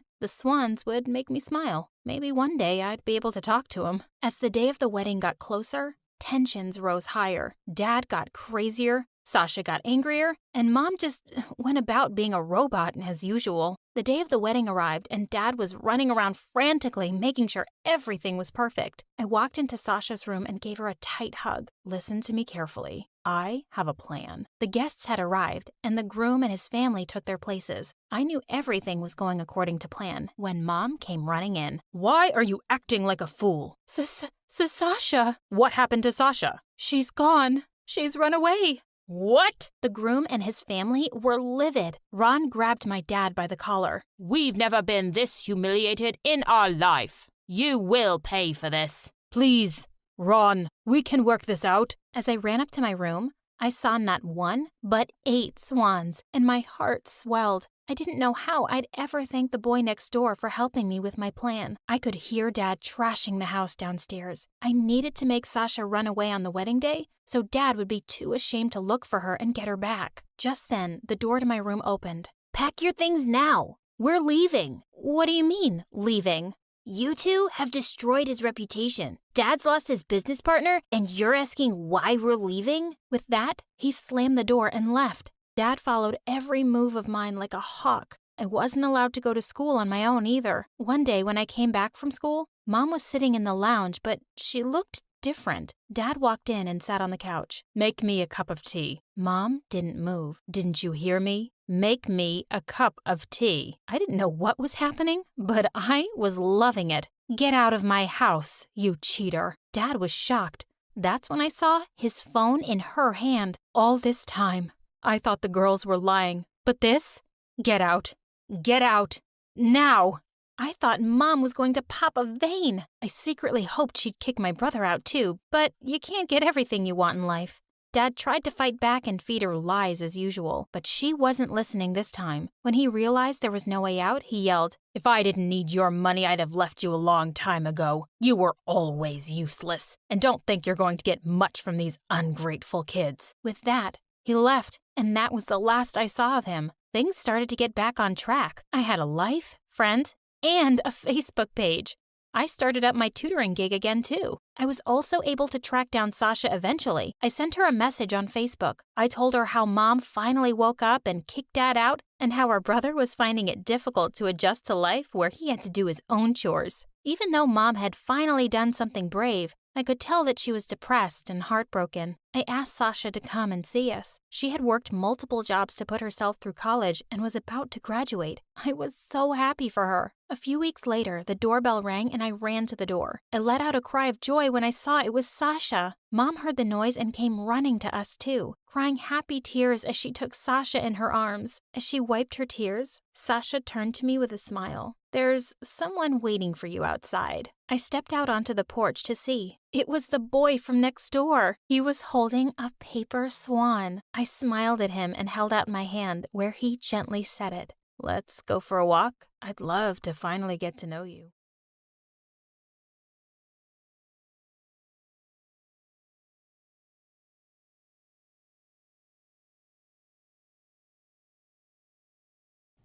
When I was 5 years old, I was playing alone near the road when suddenly, a bus full of kids stopped next to me. A tall man with a bushy beard came down. He knelt down next to me. Where are you off to, little missy? Would you like an ice cream? Do you have blueberry popsicle and orange icy creams? Oh, yes, I have those. I have everything. But I don't have money. I'll get it from Mama. It's for free. Just come with me, princess. Free? Why? Are you trying to kidnap me? Suddenly, he tried to grab my hand and pull me towards his truck. I was terrified. Let go! I don't want to go with you! Get away from my girl, you monster! Mama rushed forward and grabbed me while the man turned and ran away. Mama, how did you know I was here? I saw the monster's face through my baby's eyes. My eyes? How? See, mi amor? Mama sees everything you see. She's got the doctor to put a special camera behind your eye so she can always come help her baby. My eyes widened in shock as she carried me home. Mama was the coolest, or so I thought. Hi, my name is Isabella, and I'm a Tico. That means I'm from Costa Rica. I was born in one of its smallest villages. When I was 7, I found a book outside the village doctor's house one day. It was full of lovely pictures. I took it to Mama and asked her to help me read it. Mama snatched the book from me and threw it into the fire. Then she said if she ever saw me reading, she'd make me do all the house chores, alone. Fine, I'd just do it where she couldn't see me. The next day, I snuck out to the village doctor and said, If you teach me how to read, I'll make sure no one bullies your kids for being snobby brats. But before he could even say a word, Mama showed up. I told you, I know everything. Whenever you try to disobey me, I will make you regret it. It was obvious she could see whatever I did, all the time. But what if I did it in the dark so she couldn't see? So every night after everyone went to bed, I would light the tiniest candle in the house and teach myself to read some words. By the time I was 15, I was sure I wanted to go to school in the city. But Mama obviously decided it was time for me to get married. You're lucky he agreed to marry you because, darling, you're ugly. But the day before the wedding, the volcano close to our village erupted. Within hours, we had to leave everything behind and run to San Jose to our Uncle Pablo. On our way, someone told us that my groom had run away with another girl, with all the dowry my parents had given him. When we reached his house, Uncle Pablo immediately pulled Papi to his study, while his daughters, Daphne and Carla, rushed out to see me. Just as I was about to say hello, Carla slapped Daphne and came to me. I jumped back, scared she was going to hurt me. Oh, don't worry. We had a bet. If you're pretty, she would slap me. And if you're ugly, I would slap her. And yeah, I slapped her hard. You are ugly. Then Daphne came and gave me a quick kiss on my nose. What was happening? Aren't you a little cutie? But you look innocent. How can I get you a boyfriend then? A what? What's a boyfriend? It's a guy whose life you'll ruin. I don't want to ruin anyone's life. I don't want a boyfriend.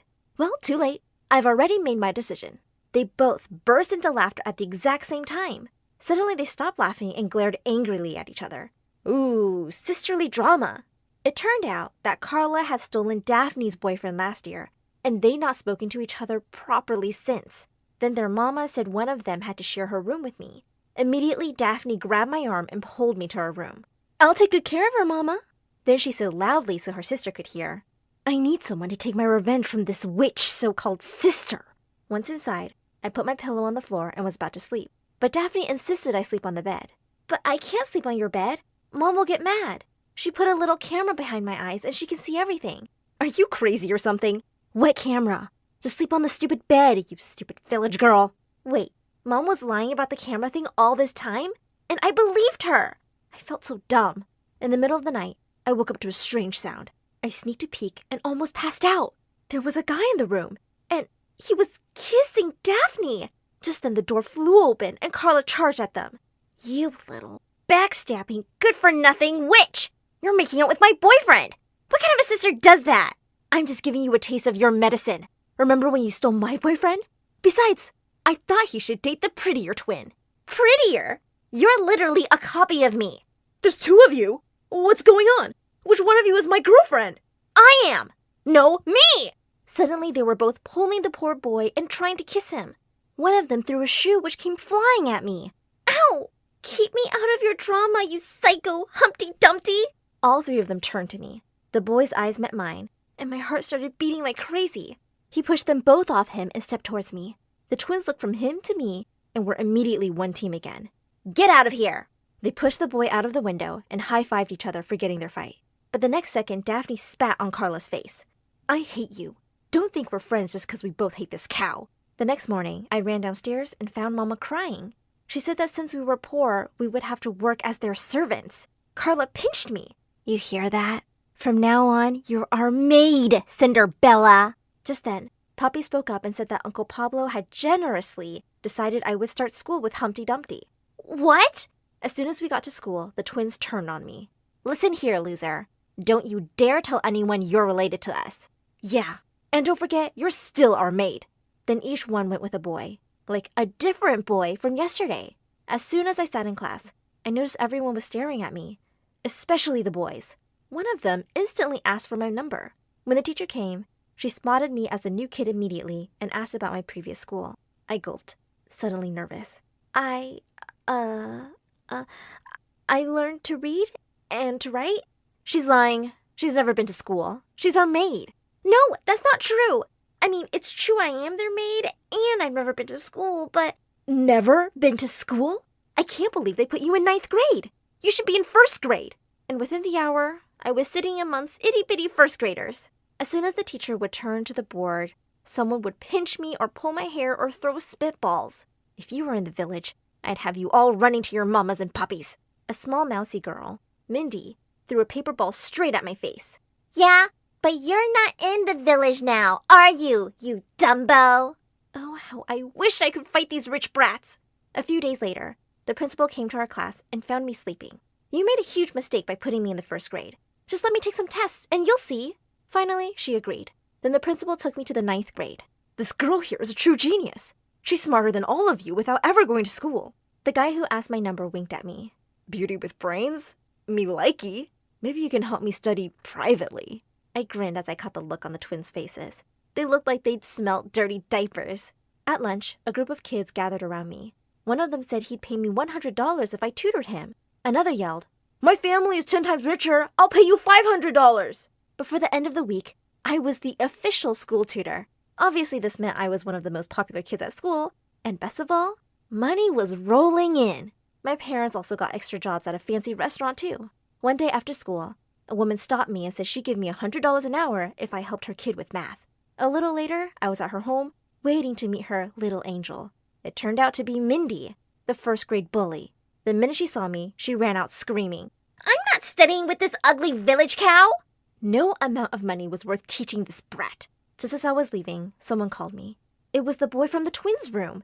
He looked just as shocked to see me. Well, say something. What? Oh, hi. I'm Juan, and you're beautiful. You are the evil twins' shared boyfriend. Ugh, don't even remind me of those psychos. They both still show up here and peek in through my curtains sometimes at night. I'm Bella, their cousin. Bella, I know this might sound a bit much, but ever since I've seen you, I can't stop thinking about you. Would you like to go on a date with me? I would, but I can't deal with the twins' drama right now. I just want to study and save up for college. They'll never know. No one will, till you want them to. I really wanted to date him, so I said yes. In a minute, he was with me and kissed me intensely. Suddenly, someone started banging on the door. I see him. He's kissing someone. I can't see her face. Open up, Juan. We just want to talk to that witch. Juan helped me escape his house through the backyard while he held them off. I ran home to find the twins were there before me and they looked pissed.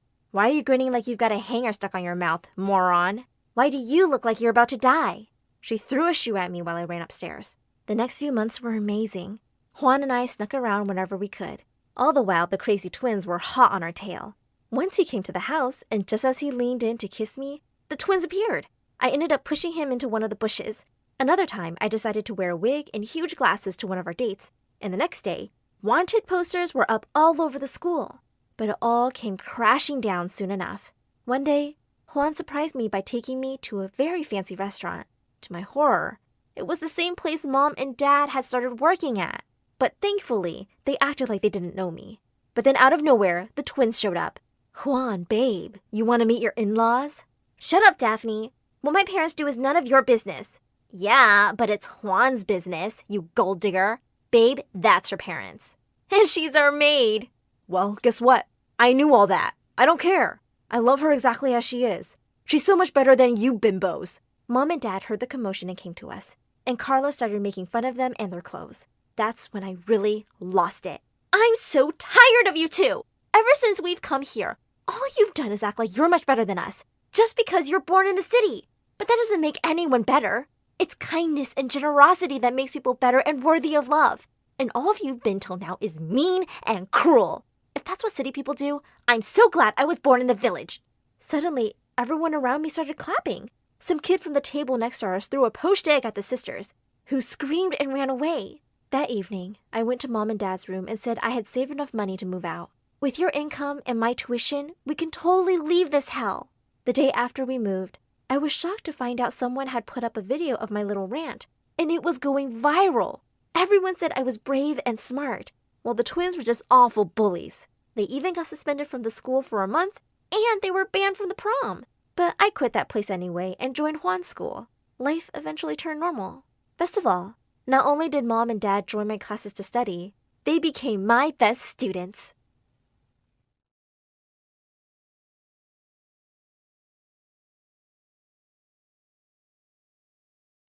Hi, my name is Julie, and my story animated will give $1,000 to one lucky person who subscribes in the next 7 days. Tell your friends, your sister, brother, and mom to subscribe now! I have no idea where I was born or who my parents really were. All I ever knew was my orphanage and the kids there. But once when I was 5, I saw a magazine in a trash bin and I fished it out. As I flipped the pages, I came across a picture of a beautiful couple. They looked perfect! I was certain my parents looked like that. I cut out the picture and tucked it under my pillow. The next day, a couple came to the orphanage and the head mother took me to meet them. I looked at their faces and then at the picture in my hand. Nah, I'm not going with them. And with that, I ran off to hide. Basically, after that, I refused to get adopted till I met the couple of my dreams. By the time I was in 1st grade, most of my friends had left. One night, as I was looking out the window at the stars, I spotted some paint cans and brushes by a wall. I climbed down and started painting on the side of the building. I thought it looked really good, but the next morning, I woke up to the head mother's screams. I want everyone downstairs, now! As I joined the rest outside, she pointed at my painting. Which one of you brats made this nonsense? Speak up! Just then, a car drove up to the orphanage, and I was shook! It was a beautiful couple, exactly like the one in my picture. Okay, not exactly, but close enough. Suddenly the woman said, Oh, wow! Who painted this wall mural? Me! It was me! The head mother turned purple while the couple told me I was so talented. And then they adopted me. When we reached their house, my jaw dropped. It looked more like a palace. They took me to my beautiful room, and a maid walked in with paints and brushes. You can paint the walls however you like, sweetheart. Go crazy! For the next 2 years, I lived my best life. Grand birthdays, party on yachts, exotic vacations. My parents kept me by their side and were always boasting to their friends about how talented I was. I felt truly loved. Then one day, in 3rd grade, I went downstairs to find them crying. Mom? Dad? What's wrong? Oh, darling, these are happy tears. I'm pregnant. After trying for 10 years, I can't believe this is happening. I ran forward and hugged them. It would be awesome to have a sibling. I fell in love with baby Polly at first sight. While she and Mom were resting in the hospital room, I went to the vending machine to get candy. But when I returned, the room was empty. I ran to the reception, and the lady there said that my family had just checked out. Wait, what? I felt panic rise in my chest. Just then, a kind-looking doctor approached me. Sweetheart, is everything okay? I got lost. Can you take me home, please? The lady dropped me home, and I stormed off inside. I found my parents in my room, and all my stuff was outside. Some men were slapping on pink paint all over my wall art. Mom, Dad, I'm here! Good to know. Why are you announcing it? Hello? You guys forgot me at the hospital? No, I didn't. Did you hit your head somewhere? And can you please pick up your stuff? Turns out my parents had decided to convert my room to Polly's nursery, and I was shifted to the room in the other wing of the house. As Polly grew older, she had my parents wrapped around her little finger. She could do no wrong. Once when she was 2, we were having dinner when she jumped onto the table and pushed my bowl of hot soup onto my lap. Gosh, Polly, what's wrong with you?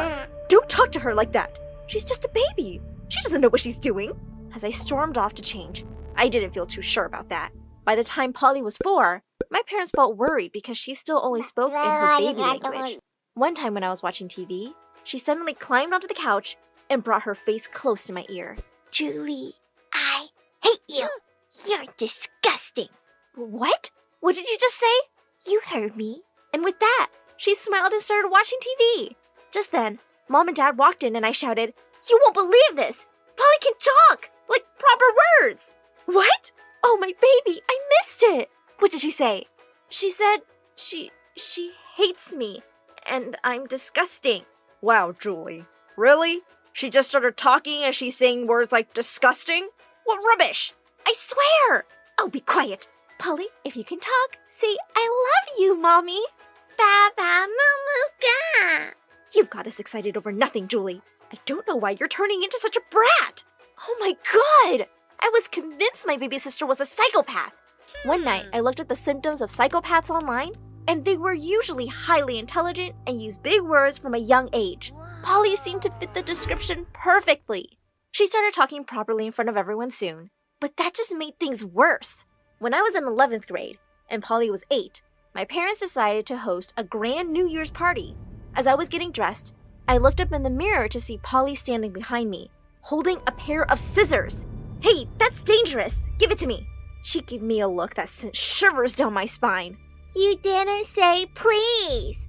And then she grabbed her long blonde curls and snipped them off. Oh my God, why'd you do that? Oh, you'll see. And suddenly, her bottom lip started to quiver and tears welled up in her eyes. "Mom! Dad! Look what Julie did! My beautiful curls! This is such a tragedy!" Mom and Dad came running, and they were beyond furious. They wouldn't even listen to me. We know you're jealous of Polly, but we never thought you'd go this far. Sometimes I wonder if we made a mistake adopting you. Sometimes I think I made a mistake too, thinking you were the perfect parents. With that, I ran off to the park across the street. I was sitting on the swings when someone joined me. Hey, is everything okay? Why are you here by yourself at night? I live right across the street, and I'm fine. Why are you here? Oh, I just moved here with my aunt, in the house next to that huge mansion. I felt myself warming up to his kind face, but just then, my tummy let out a loud growl. God, how embarrassing! But he didn't laugh. He just leapt off the swing and said, I gotta head home for dinner. Would you like to join me and my aunt? When I got to his house, I was in for a surprise. His aunt was that doctor who dropped me from the hospital years ago, and she actually recognized me. As Lucas walked me back home, a clock somewhere struck midnight, and fireworks exploded all over the sky. Happy New Year! He suddenly took my hand, and my heart raced a little. Everyone should have someone to kiss on New Year's Eve. Happy New Year, Julie. He pulled me closer, and I leaned in for a kiss. My parents decided to give me the silent treatment for the next few weeks, but I didn't care. I'd spend all my time after school painting in my room or hanging out at Lucas's place. We'd started dating, and I was loving every second of it. One night, I let Lucas in through my window, and we were making out when suddenly we heard the lock on the door click, and someone flung it open. It was Polly. Oh my God, how did you open the door? I have keys to all the rooms, duh. I come here all the time. So, why are you keeping your boyfriend a secret from me? You're seriously asking why? Maybe because you're a complete psycho and you'll find a way to ruin anything good in my life? Jeez, you're so melodramatic. So, Lucas, how soon can you marry Julie and take her away? What? I can't marry her right now, but... Wrong answer! And with that, she fled the room. 2 minutes later, my parents burst in to find me sleeping peacefully. Where's the boy? What? What boy? Polly said you had a boy in your room. Well, I was sleeping, so I don't know what crazy Polly saw. Go ahead and look. My parents searched my room and the servants searched the grounds and found nothing. After they finally left, I lifted the loose floorboard in my room and Lucas crept out from under it. That Polly thought she knew everything, but I'd been here longer than her. But to my horror, the door flung open again, and my parents and Polly were standing there. See? I told you he was still here. How did she even know? All hell broke loose as my parents called over Lucas's aunt and threatened to hand him to the police for breaking in. Please, sir, it won't happen again. You bet it won't. Do you even know who I am? Stay away from my house, or you'll regret it. As Lucas's aunt dragged him off, Dad turned to me. You're grounded for eternity. God knows what kind of people your parents were. because you seem like a really bad egg. Well, by that logic, your parents must have been big jerks. How dare you talk like that?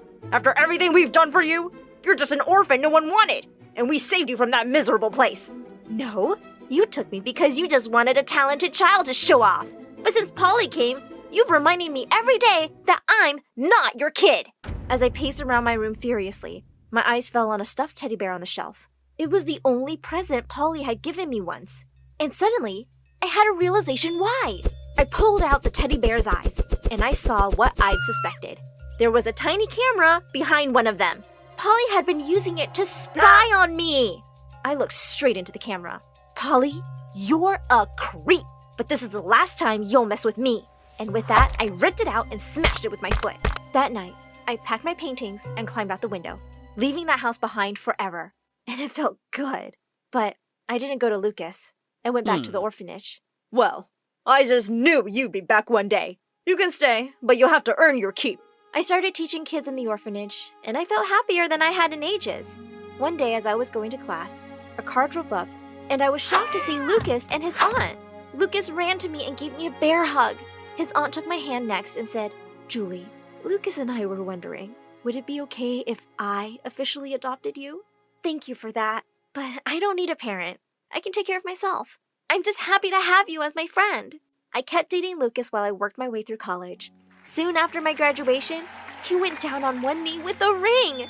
And of course I said yes. We got married in a small ceremony, but I made sure to invite all the kids from the orphanage. We had the sweetest wedding day ever. A year later, I gave birth to a beautiful baby boy, and my heart soared with joy. I'll work hard to give you the best life possible, and I'll make you always know that you're truly, truly loved.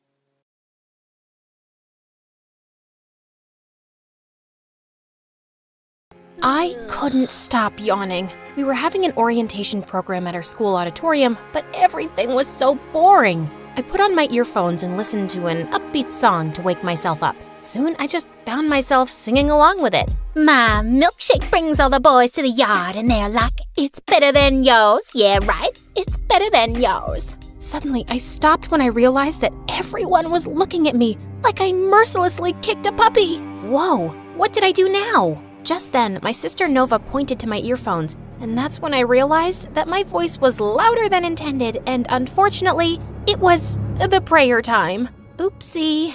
Hi, my name is Heather, and I'm your awkward main character who always ends up doing the most embarrassing things ever. Before I continue, please like and subscribe. I was walking down the hallway when I noticed a guy smiling at me. He was holding a banner which said that he was asking me to the prom. Holy crispy biscuits! Someone actually liked me? I dramatically ran towards him and said, "Oh, my Romeo, yes, yes, yes!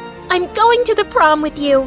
But to my surprise, he pushed me away. Ew, not you, weirdo. He was actually asking the girl behind me. Well, that was a little awkward. The girl was Shannon, the principal's daughter who acted like she was the queen of the world. She snatched the banner away from him and tore it in half. How dare you ask me out with that ugly face of yours? The poor guy dashed away with tears. Shannon had been plastering her stupid face all over the school the whole day, trying to get everyone's votes for the prom queen. I even heard her bad-mouthing my sister Nova, her ultimate rival. They had been competing in terms of fame and beauty, while here I was, just trying my best to act as normal as I could. Nova was a year younger than me, but we were in the same grade because, aside from being a goddess, she was also a genius and everyone was just obsessed with her. When I went to the school gym to see her, I was surprised to see all the boys lining up in front of her. Please, Nova, I will do anything. Just go to the prom with me and I'll kiss the ground you walk on. I'll pay you $1 million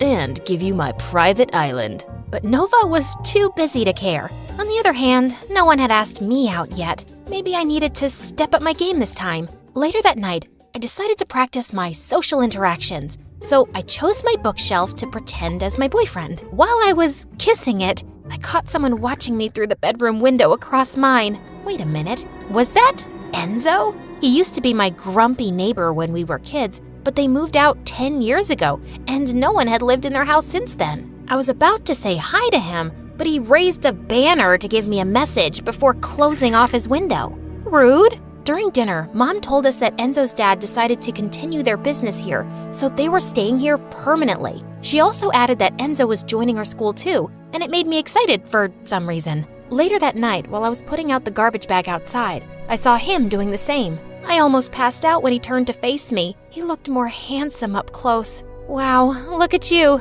growing up so fine. Miracles do happen indeed. And you're still a waste of oxygen. Look, I'm sorry for pushing you on an anthill and stepping on your flowers in your yard. I was just a kid back then. Can we forget the beef and start all over again? As friends, you know, and nothing else. I mean, you're cute, but sorry, you're not my type. But he just gave me a look like I was a lost turd in the street and walked back inside. What a jerk! I just focused on my current goal, getting myself a prom date. But first, I had to get a boy's attention. Most boys loved soccer, so I studied about it all night, and the next day, I walked up to the field where the hottest jocks were practicing and tried to join them. Soccer is the best. I love to kick balls real hard. Nice kick, homie! But everyone was acting like I was invisible. Maybe I should try harder. I grabbed a megaphone and walked up to the middle of the field. Did you know that soccer's modern origins began in England in 1863, but not sure about the exact month and day though. I'll dig into that later. And oh, my favorite player is Lionel Messiah. Finally, someone turned to me, and it was Jacob of all people, the most popular guy in school. Jackpot. As he walked up to me, I gave him my sweetest smile. Excuse me, but can you move? We're practicing. Oh, let me join you then. I snatched the ball from him and kicked it, but I ended up kicking him instead. Uh-oh. I dashed away from the field before he could kill me. Just then, I tripped and fell face first into some dog poop. When I looked up, I saw a familiar face walking up to me. It was Enzo. I thought he was going to help me, but to my surprise, he skipped over me and went to pick up a random sunflower on the grass. What a terrible human being! I went to the toilet to clean up and hyped myself up in the mirror to calm down. You're not a potato, you're the ripest strawberry, a queen, a rock star. You don't need to change yourself for someone's validation. Don't chase them. They should be the ones chasing you.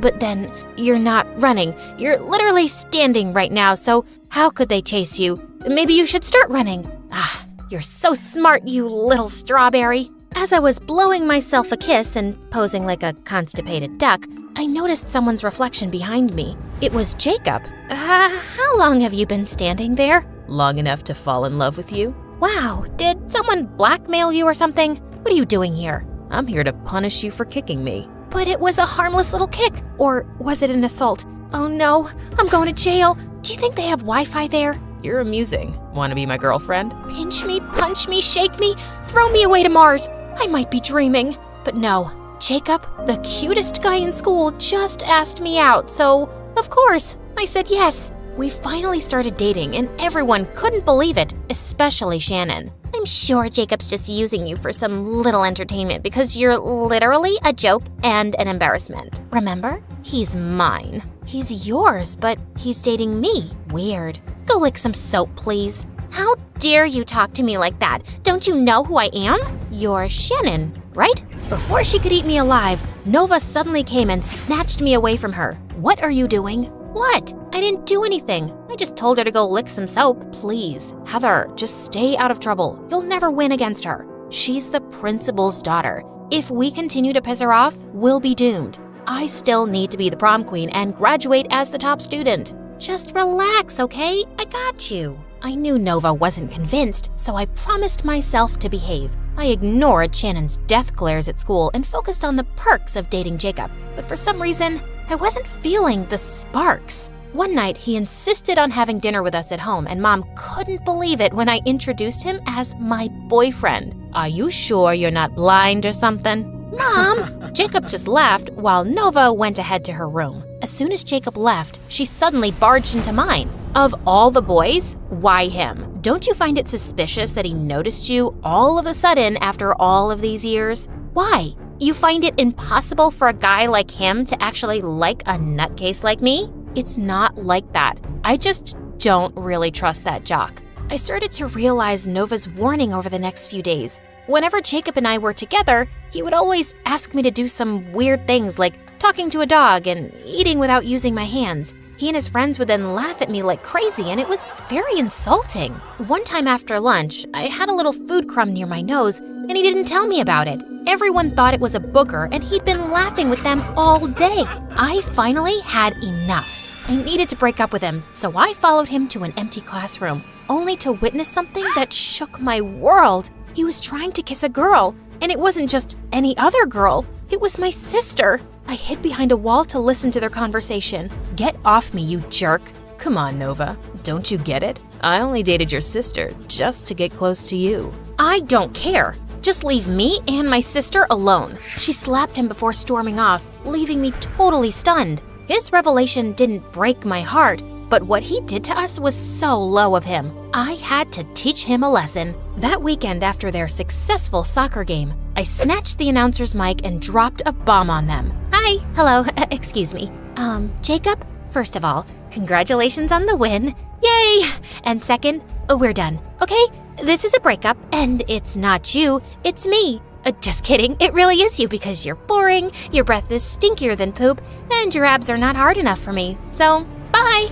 Everyone erupted into laughter as I walked away like a boss. Nova couldn't stop squealing about it when we got home. Of all the embarrassing things that you did, that was my favorite. We then decided to go to prom together, and to be honest, that sounded better. As Nova left, I caught myself glancing at my window straight to Enzo's. He was walking back and forth in front of his window while reading a book, and it was making me dizzy. Well, if he wasn't so grumpy and arrogant, that would have been attractive. It had only been a few weeks since he joined our school, but he had already formed his own fan club, and I wasn't surprised. Suddenly, he stopped and looked straight at me. I slowly and pointedly pulled out my chair, sat, leaned on my study table, and opened the book in front of me while making eye contact. Then I wrote something on a piece of paper and showed it to him. He looked amused for a second, but then he rolled his eyes at me before pulling his blinds closed. Wait a minute, why was I smiling? The next day at school, I found out that Shannon got mad because Nova accidentally ruined one of her posters,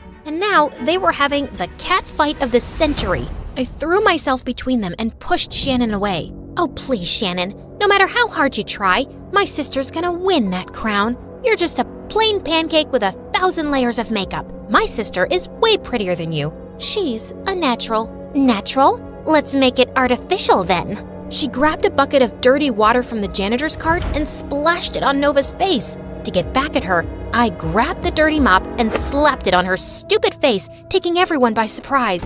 Hurt my sister again, and I'll slap you with a cactus next time, you filthy creature. You're gonna pay for this. You'll see. That's right. Run home to mommy, because that's all you can do. As expected, the principal suspended both Nova and me for 2 weeks, and that also meant that we couldn't attend prom. Nova tried to negotiate with the principal, but of course, she'd side with her awful daughter. If my sister couldn't be the prom queen, then Shannon shouldn't be either, and I had to do something about it. After carefully planning my revenge, I put on a mask, gloves, and a hoodie, and some props before heading to Shannon's mansion at midnight. I hid behind some bushes as I waited for their front porch light to be turned off. Suddenly, someone popped in beside me. Fancy seeing you here. Holy puppies, what are you doing here? Did you follow me?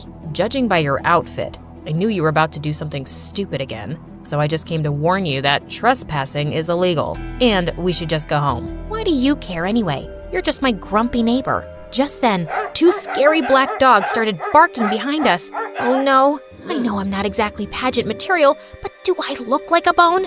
Please, don't answer that. Just then, the dogs started chasing us. Enzo grabbed my hand and led me to the back of the house. We then entered an open window and ended up in the kitchen. We can't stay here. We're gonna get caught.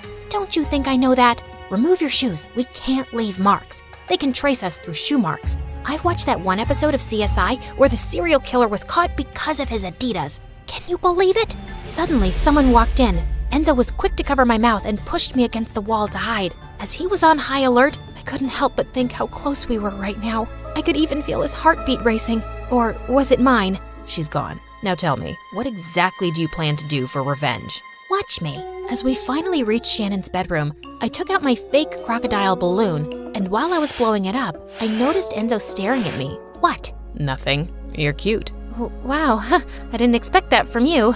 Sorry about being grumpy. Those were just the times that I had my period. I continued blowing up the balloon to hide my blush, and when it was huge enough, I threw it beside the sleeping Shannon, waking her up. I started taking Polaroid pictures of her as she screamed her heart out, making sure I got her worst angles. Enzo and I were chuckling as we fled the scene. We then headed to the school to put up all Shannon's ugly, no makeup pictures all over the school. I got home still on a high about what we just did. Enzo was an amazing accomplice. Speaking of him, I turned to look at his window and my jaw dropped. He looked like he had just had a bath, and then I realized he was shirtless and I could see his abs. His very defined abs. Holy yummy macaroni! Just then he turned to me and caught me drooling all over him. I immediately pretended to be doing exercise by the window. Exercise is important, you know, especially at midnight. Not that you need that information. Like, look at your body, you obviously work out. You look healthy. You look healthy too. He then gave me a smile and shut his window. Ugh, that was awkward. The next day at school, the whole building was filled with Shannon's screams. Enzo and I couldn't help but laugh as we watched her tear off her pictures like an idiot. We became closer since then, and soon I just found myself falling for him. One day when I came down, I saw him in our living room. What was he doing here? Hey, Heather, I want to ask you something. Oh my gosh, was he finally gonna ask me out on a date? Is Nova home? I came to return her notes. Oh, so they were close too. Nova? Yeah, she's here, definitely. This is her house too. Let me get her. I went upstairs and told Nova that Enzo was waiting for her. She went down and they kept talking. I even heard them laughing, and for some reason, it sounded annoying. Enzo and Nova continued hanging out with each other. Of course, if he likes someone, that would be her. I shouldn't be surprised at this point. I decided to distance myself from him. I would act busy whenever he approached me at school. I didn't want another Jacob situation. I had to get over my crush before it was too late. But it wasn't easy, especially since every time I spoke to Nova the past week, she would be like, Enzo this and Enzo that. Did you know that Enzo is excellent at math? Oh, Enzo prefers salty food too. So that weekend, when Nova asked me to hang out with her and Enzo as a favor, I told her I was busy planning on stalking them. They went to the park to feed some ducks, and I was extremely jealous. Suddenly, it looked like he was about to kiss Nova. I jumped out of the bushes and screamed, "Stop! Don't kiss!" What? There's an insect. There, it's gone now. Well, hey, you two. Such a coincidence to see you both here. Are you spying on us? I'm no spy, you dork. I thought you were busy. I was. Anyway, I just realized that I need to go home. I left something in the kitchen when we went out, and I needed to make sure it didn't burn or something. That's why I've been acting anxious. That's right, I need to go home. But I hope you guys enjoy the rest of the day. Bye! Ugh, that was a disaster. But when Nova got home, she kept insisting that I was jealous. Fine, I was jealous, okay? But it was just a crush. You don't have to worry about it. I'll get over it soon enough. Just, can you please try to not bring him up every time? Heather, there's nothing going on between us. Every time we hang out, we talk about you. I asked you to come with us today because he said that you've been avoiding him. What? The guy is in love with you, you fool. Her revelation almost made me pee my pants. Thank God I was able to reach the bathroom just in time. I was expecting Enzo to talk to me about it, but to my disappointment, all he did was shut his window and avoid me at school. Weird. The day of the prom finally came, and Nova and I decided to crash the event, and everyone was so hyped up when we came with our iconic outfits.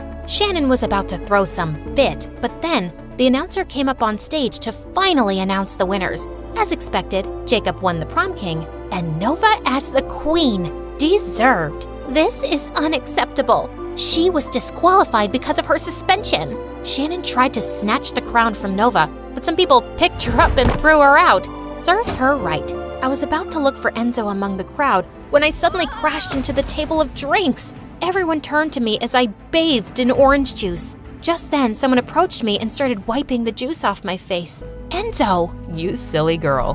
What are you doing? Taking care of you? Why? Because I like you. I like how weird and awkward you are, and how loud your personality can be. I'm drawn to how real you are. I'm in love with you, Heather. Everything about you. Well, I guess I like your abs. He chuckled and finally asked me the ultimate question. Will you be my prom queen? I thought you'd never ask. Everyone then cheered for us as we finally kissed.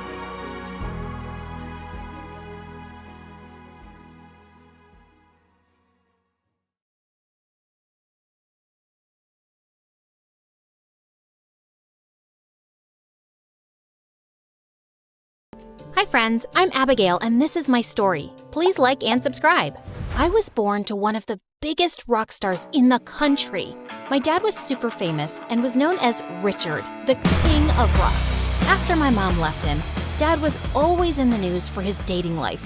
He literally had a new girlfriend every month. Growing up, Dad gave me everything, except his attention. He was too busy touring the world and breaking hearts while I was looked after by the household staff. Once in first grade, our school took us on a day trip to the beach, and I was having a great time making sandcastles when suddenly I started feeling really dizzy. I don't feel so good. You don't look so good either. Ew, just don't puke on me. I tried walking to the teacher, but before I could, I landed straight into a sandcastle and everything went black. I woke up to find myself in the hospital with Dad by my side, and I was diagnosed with diabetes. The next few days, I was just really happy to have Dad at home, fussing all over me. He was busy looking for a live-in nurse who'd make sure I took my meds properly while he was away. Too old, too grumpy. She looks lazy. Man, she's got a big nose. Oh, look, Abigail, she's cute. Let's call her. Her name was Bridget, and Dad hired her the minute she walked in. Although I could tell that she was no good. After Dad left, she just spent the whole day watching TV or talking to her friends. Hey, lady, isn't it time for my medicine? Oh, sweetie, I don't know how to read the time. I'm dyslexic. Are you even a real nurse? Yeah, I did go to nursing school for like 2 months, but I dropped out. Sick people are gross. I just took care of my medicines myself because I couldn't trust her one bit, and I was gonna get her fired soon. My 10th birthday was around the corner, and I decided not to have a party for my classmates because I wasn't really close to anyone. I knew they were just friends with me because I was rich. Dad promised me he'd come home and we'd celebrate, just the two of us, but he never came. Call him. He promised he'd be here. What am I, your maid? And he's not gonna come now, so just eat something before you start feeling sick. Nuh-uh, you can't make me. I was beginning to feel dizzy, but I still refused to eat. Just then, a girl my age entered the room with a cupcake in her hand. Listen, you, this is my daughter Percy. She just came from the village today. She'll celebrate your birthday with you, okay? I honestly didn't want to, but then the girl suddenly shoved the cupcake in my mouth. Yummy, isn't it? There are more downstairs. Whoever reaches there first gets to lick the frosting.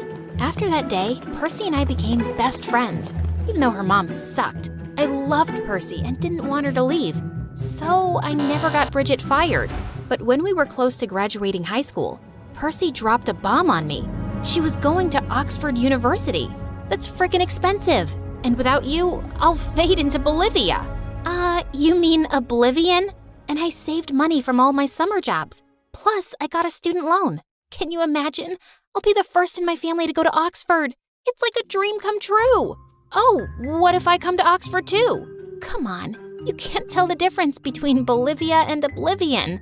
It's not like you can clear the SATs. They're super hard. But I did clear them. Actually, I barely cleared them after working my butt off for a month. The day my Oxford acceptance letter arrived, I felt like my heart stopped for a second. Yes! When I looked at Percy, I could see she looked really surprised. How? Is this a fake letter or a real one? Did your dad make a donation or something? How is this even possible? Percy, it wasn't that hard. Come on, let's go shopping! I was so pumped for London, but there was only one thing. My fear of flying. I'd never been on an airplane before, but I so wanted to do this. When we boarded the plane, Percy and I had seats in different aisles. That wasn't good. I knew I was gonna panic. I got a seat in the middle of an old man and some young guy. When the plane started moving, I felt like I was having a heart attack. Oh God, save me please. I think I'm drowning. Yep, my heart's sinking. I just want to get off this plane. Just then, the young guy next to me took my hand and he gave me a dimpled smile. Hey, calm down. You'll be okay. Just look at me and take deep breaths. And we're not drowning, we're flying.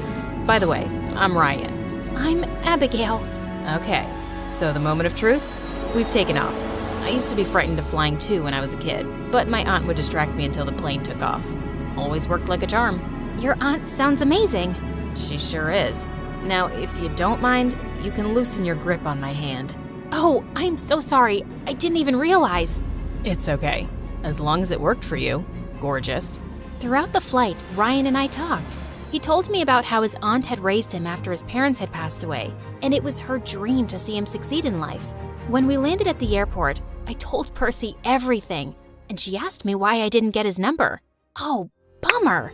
When I entered the class on my first day at college and took a seat, the girl next to me gasped, OMG, I know who you are. Hi, I'm Sophia. And oh God, can you get me access to your dad's wedding? What is it, his 3rd or 4th? My Insta followers will go wild if I post pictures from the wedding. 6th, and I'll see what I can do. Just then, Percy came and sat next to me, and Sophia made a constipated face. The class is about to start. Just mop quickly and go. Excuse me? Mop? I'm in this class just like you. Really? And out of all the clothes in the world, you decided to wear these gray overalls? The same as the janitor's uniform? Epic! Okay, this girl was a jerk. I grabbed Percy's hand and we both sat far away from her. Percy was fuming and I told her she looked wonderful. Just then, I saw a familiar face enter the class. It was Ryan. Hello, class. I'm Ryan, and I'll be teaching you archaeology. Let's start off with the attendance. OMG? Ryan? My professor? Apparently, he was some kind of child genius and had graduated at a very young age.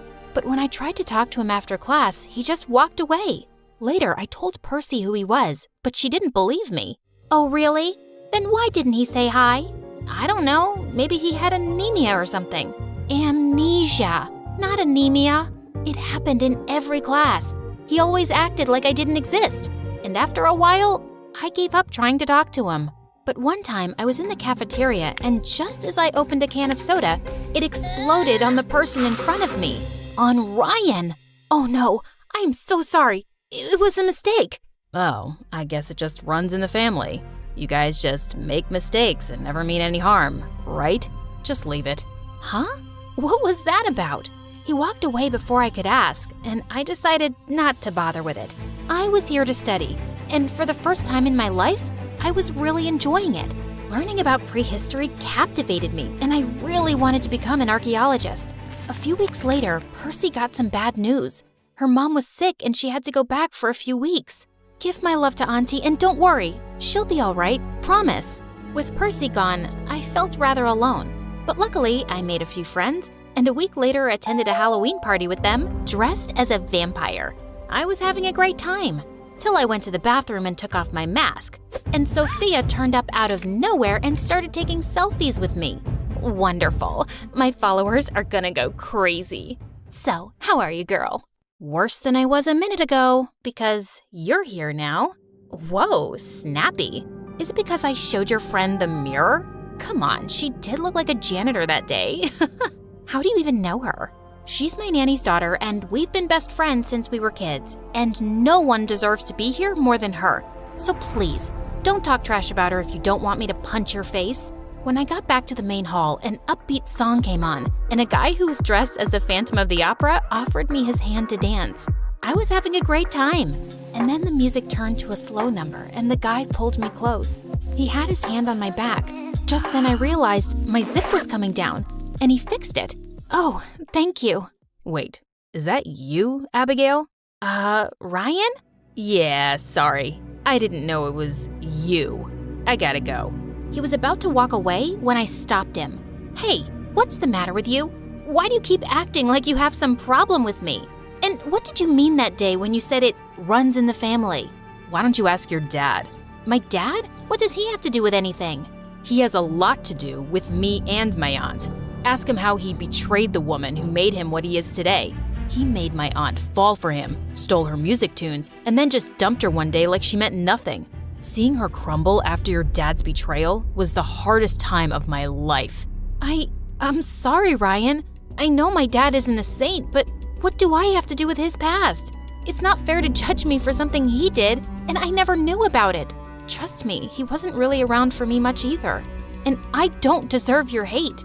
Saying that, I just left the dance floor as quickly as I could. The next day in class, I was ecstatic to see Percy was back, but she looked really worried because Ryan had given her an F for low attendance. Abigail, you gotta help me. You say you know him, right? Ask him to give me an A or maybe a B, please. What? Percy, this isn't some lame high school. I can't just go to a teacher and ask him to change my friend's grades. Wow, you sure have changed, Abigail. I saw your selfies with that witch Sophia, and now you're refusing to help me out? Don't act like you got into Oxford on your own. I'm 100% sure your dad had something to do with getting you in. What the heck? Before I could even reply, Percy just stormed off and stopped talking to me. A week later, we had to submit an assignment for extra credits, and when the results came in, I had aced it. I was so happy. But now, I had to be Ryan's assistant for a month. One afternoon, I was sitting in the library filing papers for Ryan when I realized someone was next to me. It was him. I was startled and ended up spilling the coffee mug next to me. Ouch! This is the second time you spilled something on me. Sorry, you kind of sneaked up on me. As Ryan wiped the coffee off his clothes, I just looked at his face, thinking about the first time we'd met. What are you smiling for? I was just thinking about how you would make the perfect boyfriend. The older your girlfriend gets, the more interested you'd be in her, 'cause you're a historian. Finally, I saw the slightest smile and that gorgeous dimple. Abigail, about the other night, I'm sorry. I know it wasn't your fault. Without finishing his sentence, Ryan took my hand and just looked into my eyes. He was leaning in like he was about to kiss me. But right then, there was a sound near the window and Ryan jolted up to check it, and the moment was gone. But the next day when I entered my class, all eyes were on me. Whoa, if it isn't the teacher's pet. No wonder you're soaring so high these days. What do you mean? You don't follow me? Oh geez, you should. I now have a blue tick on my account thanks to you. Look what I received anonymously. It was a video of Ryan and me sitting really close in the library. I was furious. Don't be so happy about that blue tick. I snatched the witch's phone and smashed it on the floor and walked off, but Percy caught up with me. Oh, so this is how you get extra credits? Some of us actually worked really hard to be here, but people like you will do just about anything to get ahead, like flirting with the teacher. And when I ask you to put in a good word for me, you refused. Are you crazy? I really am studying hard, Percy. I know you liked him, but this is disgusting. I had my suspicions, but seeing you two in the library that day, I understood everything. Wait, so you made this video? Couldn't you have at least asked me what the truth was? I'm your best friend. Yeah? Is that why you've been going around telling people like Sophia that I'm your maid's daughter? Some friend you are. That's not what I said. I didn't mean it that way. And yes, I do like Ryan, but I would never use him to get ahead. I can't believe that's what you think of me. I'm done. With you, with Ryan, this Oxford dream, all of it. I ran off, and right outside, Ryan was waiting to talk to me, but I needed to be alone. So I ran out of the college toward the forest park. Ryan caught up with me, and just as I tried to push him away, we both fell with a thud, and then everything went dark. When I woke up, I found myself in Ryan's arms. Oh, thank God you're all right. Am I? I don't feel all right. Where are we? We fell into a pit and there's no signals here. It's been hours and I've been screaming for so long, but no one's come. I felt my head spinning and knew my blood sugar was low. Ryan hugged me to keep warm. What were you saying that day at the library? Tell me. I was gonna say how much What? I like you. I like you too. A lot. Saying that, I turned to kiss him and it was so perfect. Abigail, we have to get out of here. I know you can do it. You need your meds and we can't wait. Finally, with Ryan's support, I was able to climb out of the pit. As we were trying to make our way out of the forest, I saw all these people with flashlights in their hands and crashed into one of them. It was Percy. And then I blacked out again. When I woke up again, I was in the hospital and Ryan was sitting next to me. Hey, gorgeous. You had me worried. I know we have all the time in the world to talk, but there's someone who's been waiting eagerly for you to wake up. Ryan kissed me and left the room. And just then, Percy entered with tears in her eyes and begged for forgiveness. Percy, you've been my friend for as long as I can remember. want to forgive you, but I'll need some time. Take as much time as you need. I am so sorry. My own insecurities got the better of me. You've been nothing but a great friend, and now I've ruined everything. Maybe you haven't.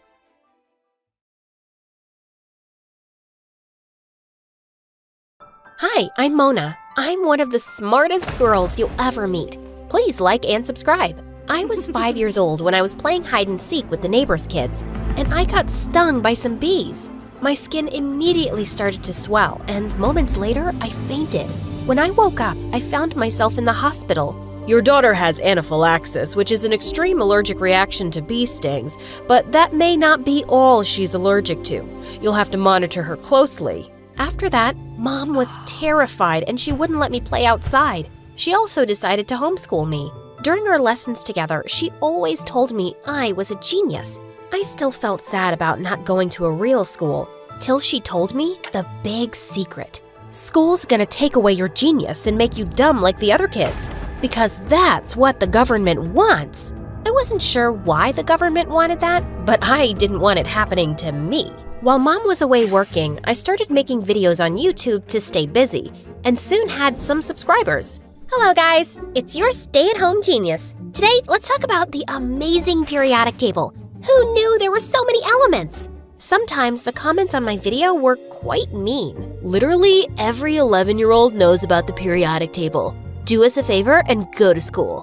When I told Mom about the comments, she always said those kids were just jealous. Once when I was 14, I saw a really pretty bird on my window frame and I tried to touch it, but I ended up falling out the window into a bush.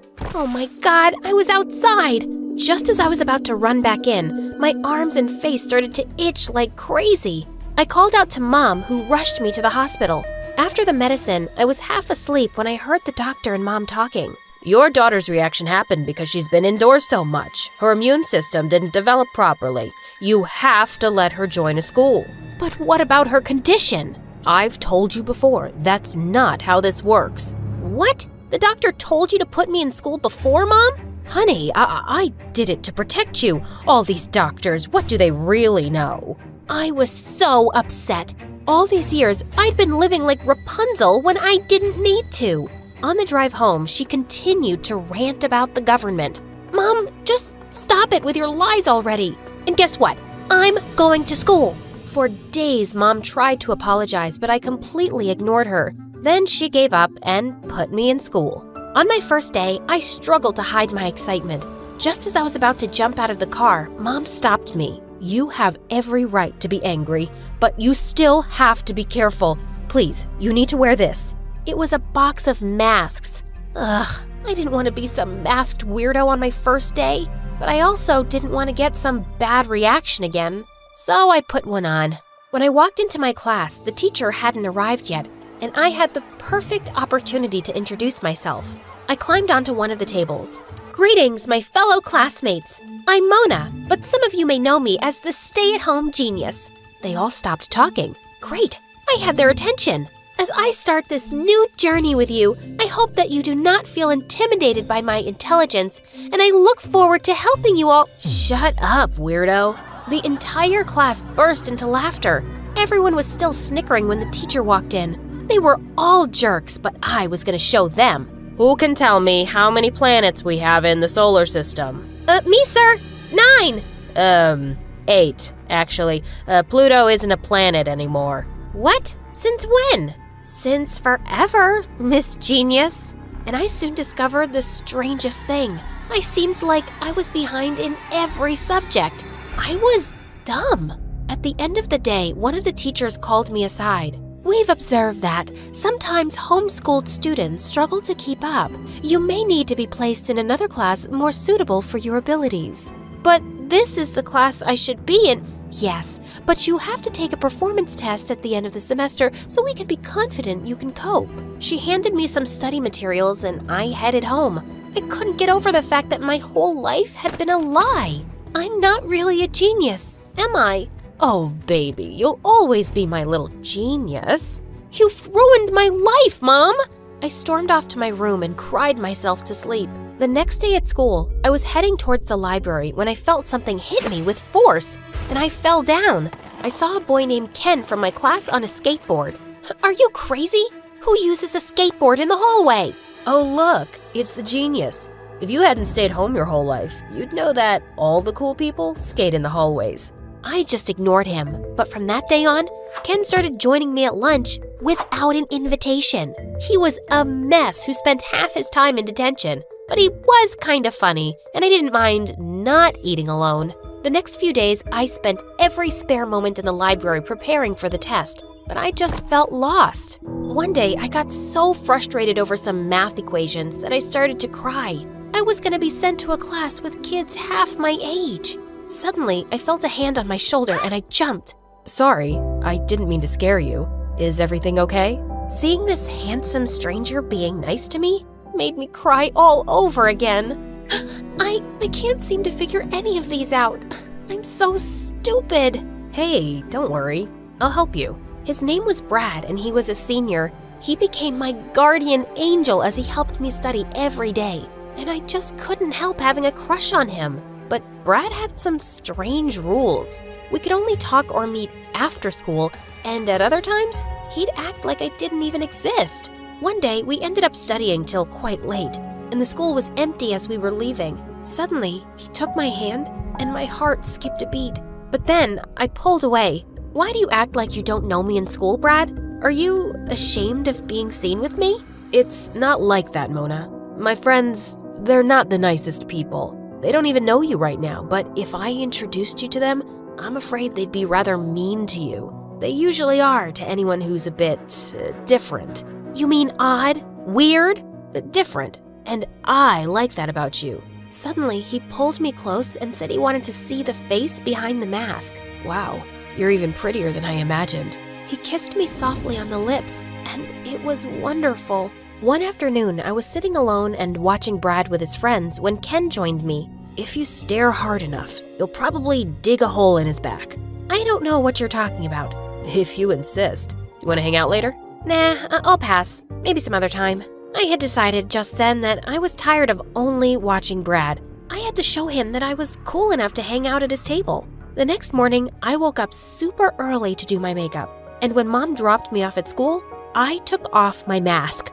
Mom had lied about a lot of things, so who said I really needed the mask? And I could feel all eyes on me as I walked in. Even Brad kept staring at me during recess, and he was so lost that he accidentally spilled juice on himself. Could this day get any better? Well, well, who do we have here? Mona, 2.0. Interesting. She's pretty. That day, Ken and I didn't eat alone. Other people joined our table and everyone seemed keen to talk to me. And the best part was, my allergies weren't acting up. Just then, a girl offered me some chips. And a moment later, my worst nightmare came true. I could feel my throat closing up. I felt the entire school watching me as I fell to the ground. I could hear panicked voices all around me. But just then, someone jabbed me with my EpiPen. Ken had taken it from my bag and saved me. He helped me up and I immediately felt better.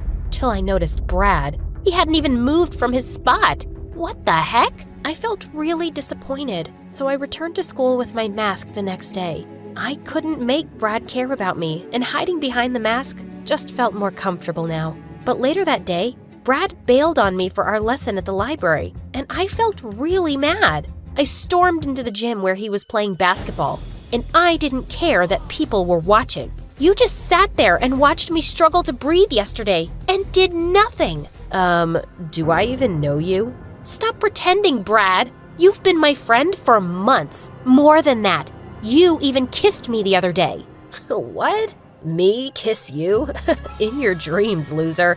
Why would I kiss you when I have the prettiest girlfriend ever? Girlfriend? It finally made sense.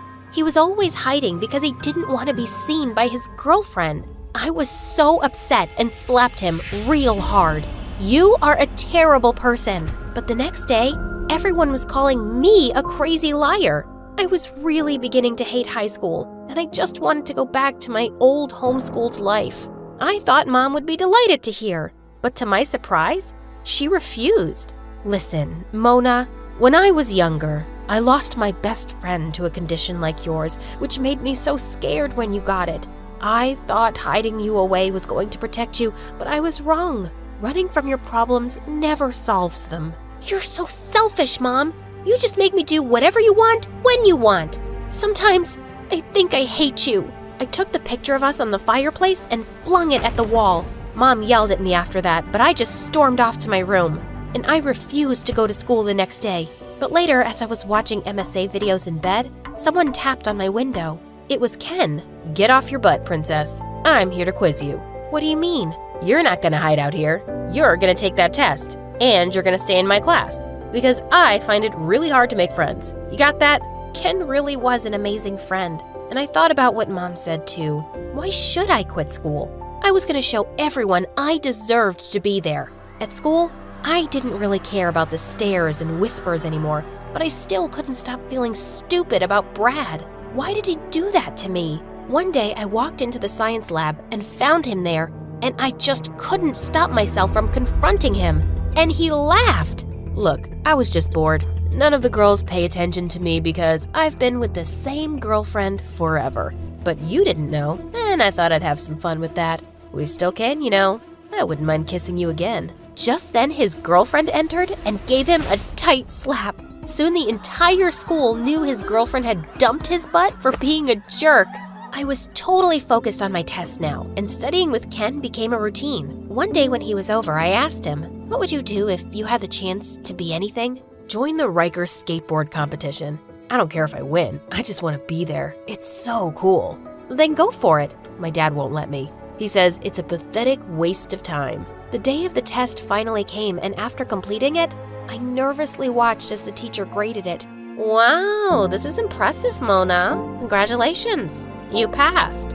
I gave the teacher a big hug and ran to find Ken. I had a special thank you gift for him, but when I found him, the principal was yelling at him in the hallway. "Your continued disregard for the rules has brought nothing but disgrace to me." "Yeah, no kidding, Dad." "Dad?"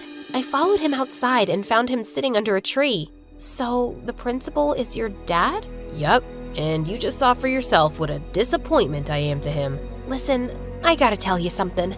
Don't be mad, but I applied to the Rikers competition on your behalf. I sent them that crazy stunt video you have on Facebook, and they want you to participate. You've been watching out for me since I got here, Ken. Let me help you talk to your dad. Can we try, please?" I could see tears in his eyes as I spoke, and then suddenly, he held my face and kissed me. I felt a million butterflies erupt in my tummy. That day when I got home, I found Mom sitting in the kitchen, and I hugged her from behind. "I owe you an apology, Mom. I was a jerk. Thank you for not letting me quit. I'm just trying to make things right, honey. You're on the right track."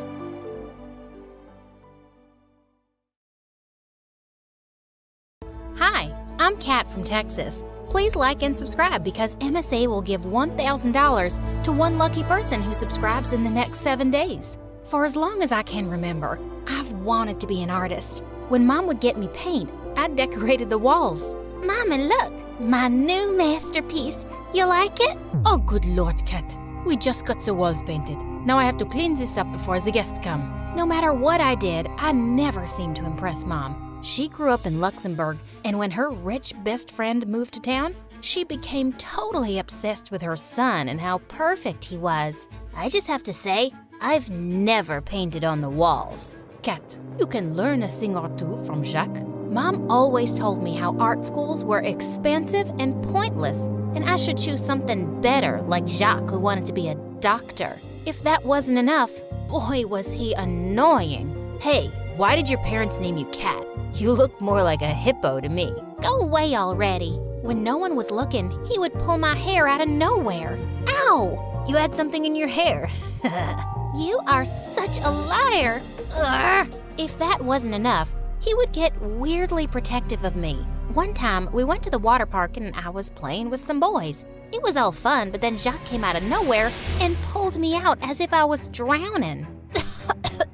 What was that? You looked like you were drowning. Are you all right? Moron, I was fine. The guy drove me nuts. I was so relieved when Jacques and his family moved back to Luxembourg. One time when I was 15, Mom told us how Grandma would be visiting us. I had never even met her or even heard of her before. So, my mom is coming. It would only be a day or two. Dad got so mad he walked right out. I was shocked. Mom and Dad never fought. Turns out, Dad hated Mom's family, and they hated him right back. That's why we never saw them. Dad cooled down and told us he would not be there for the visit, but he supported the need for us to reunite. The weird reaction made me super nervous for the visit, but when Grandma came, she looked like a queen. Bonjour. I am so happy to see you all. It's been too long. Whose fault is that? Mon chéri, I want to put all that behind us. Although we disapprove of you marrying a poor man, it's clear you are happy. She had dinner with us in private jet.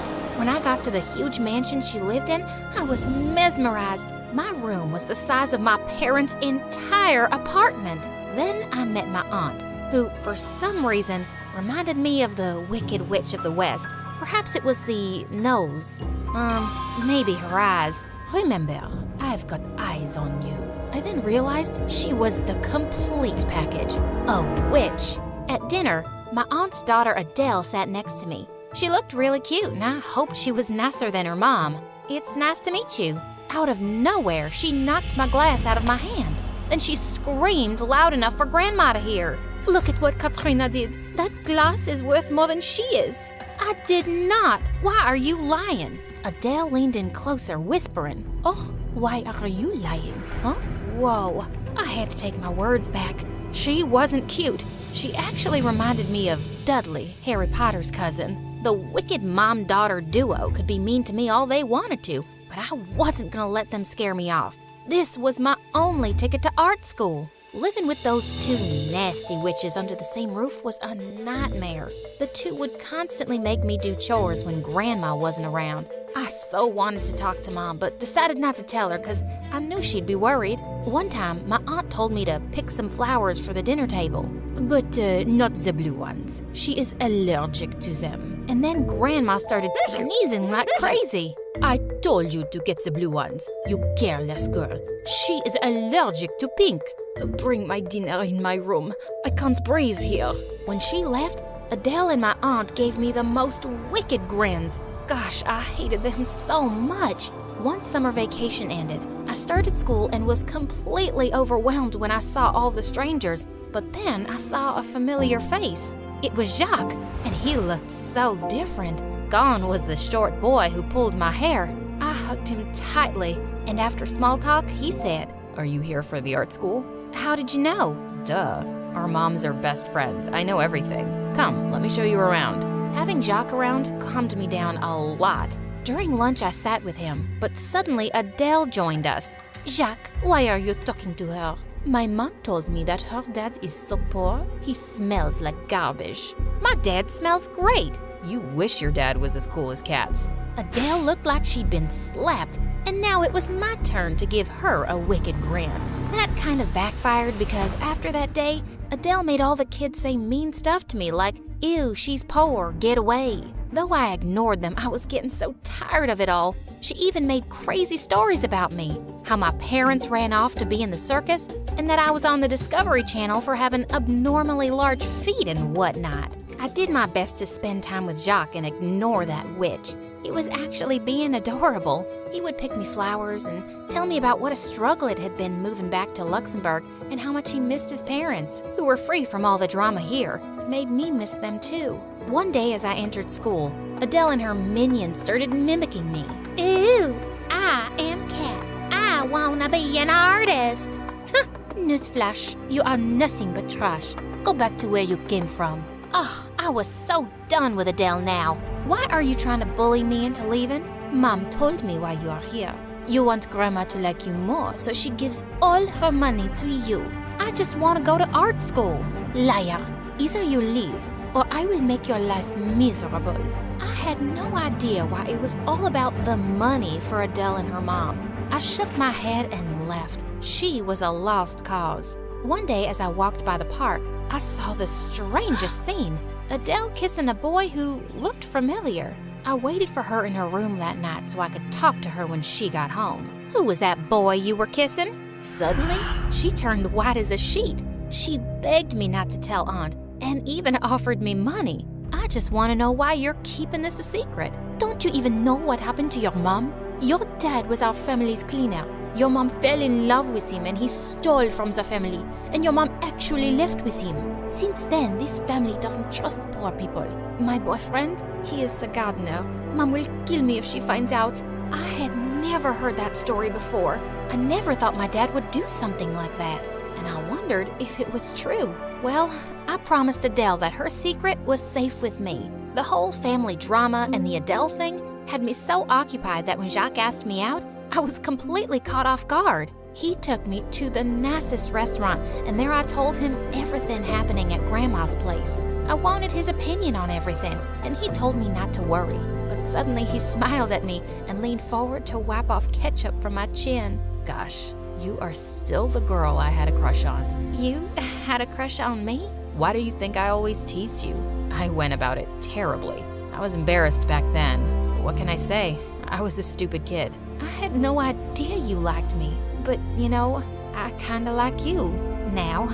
Jacques then leaned in and kissed me. It was an amazing night, but when I got home, the whole family was waiting for me in the living room. Who were you out with this late? It was that boy, wasn't it? I looked over at Adele and realized she hadn't said anything. She knew I was keeping her secret and she wouldn't rat me out. Her mom was just determined to make me look bad. I don't see how that matters. Her awful dad stole from us. This girl is probably as stupid as her mom was. That's when I heard Jacques' voice behind me. You forgot your sweater. Kat, is this the boy you are seeing? Mother, we are going to repeat history if you do not send her back right away. I know this boy. He may not be as bad as Katrina's father, but he is not on our level. Look at her, just 15 and going out making boyfriends?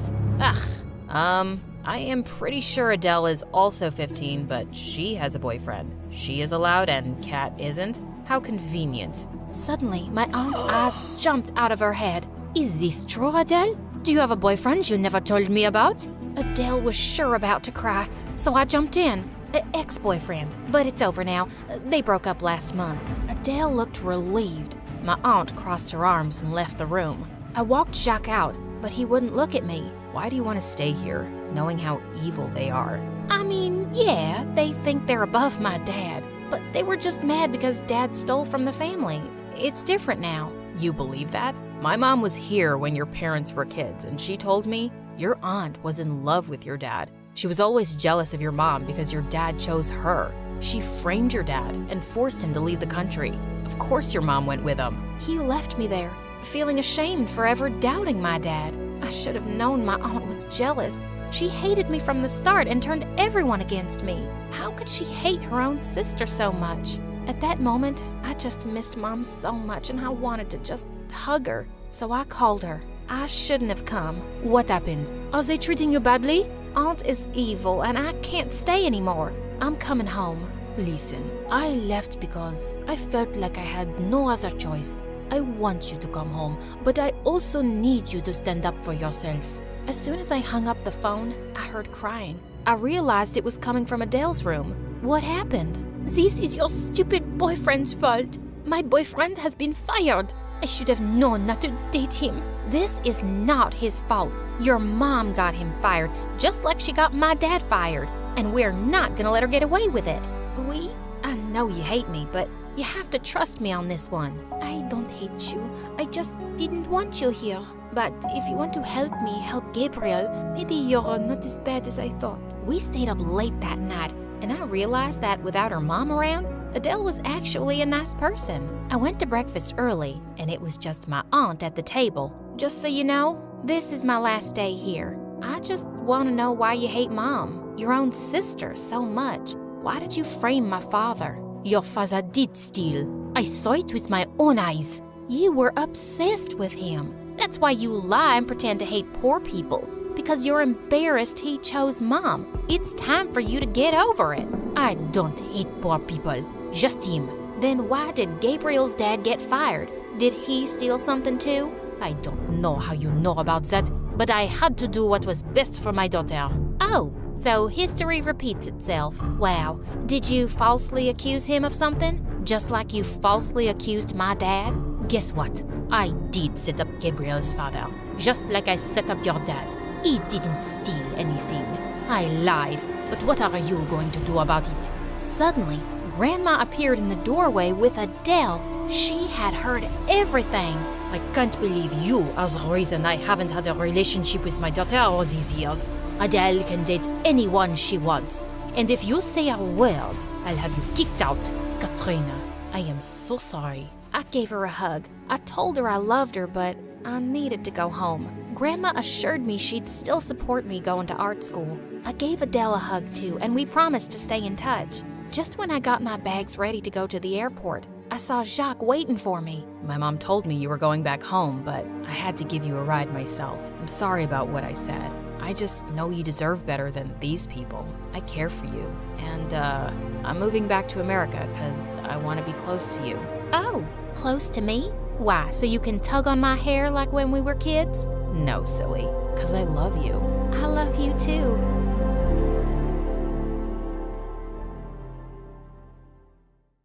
Hey guys, how's it going? Okay, you're probably wondering why I only have one half of an eyebrow. It's just that I was waxing my eyebrows and I had a little accident. But no biggie, your girl's gonna pencil them in just as soon as I find my brow pencil. Ruby, you're gonna be late for school. Again. What am I supposed to use? Lipstick? Ugh. Oh, magic marker. Guys, please don't give me that judgy look. I can't go to school without eyebrows. Oh, wait, sorry. I meant to introduce myself. I'm Ruby, and I live in Montana with my parents as an only child. Oh, before I continue, would y'all mind hitting that like and subscribe button? Sorry, my director will fire me if I don't tell you guys that. Anyway, I live with my parents, but I'm not really close to them, and I don't relate to them either. It's not that mom and dad are bad parents, it's just that they're possibly the most boring people on the planet. Oh, let's face it, you won't ever be a normal, responsible adult. You silly thing. You probably wouldn't even notice if your own head fell off. Whoa, rude. Also, I'm only 13, Mom. I don't want to think about marriage. But Mom disagreed. In fact, she wanted to get me engaged right now. Okay, maybe I'm exaggerating. She just wanted me to meet my potential fiancé, hoping he'd fall in love with me and propose after high school. So in 8th grade, she introduced me to her friend's son Grayson, who was a couple of years older than me, and a triple package. Handsome, smart, and planning on starting his own company one day. So, Gremlin. Grayson.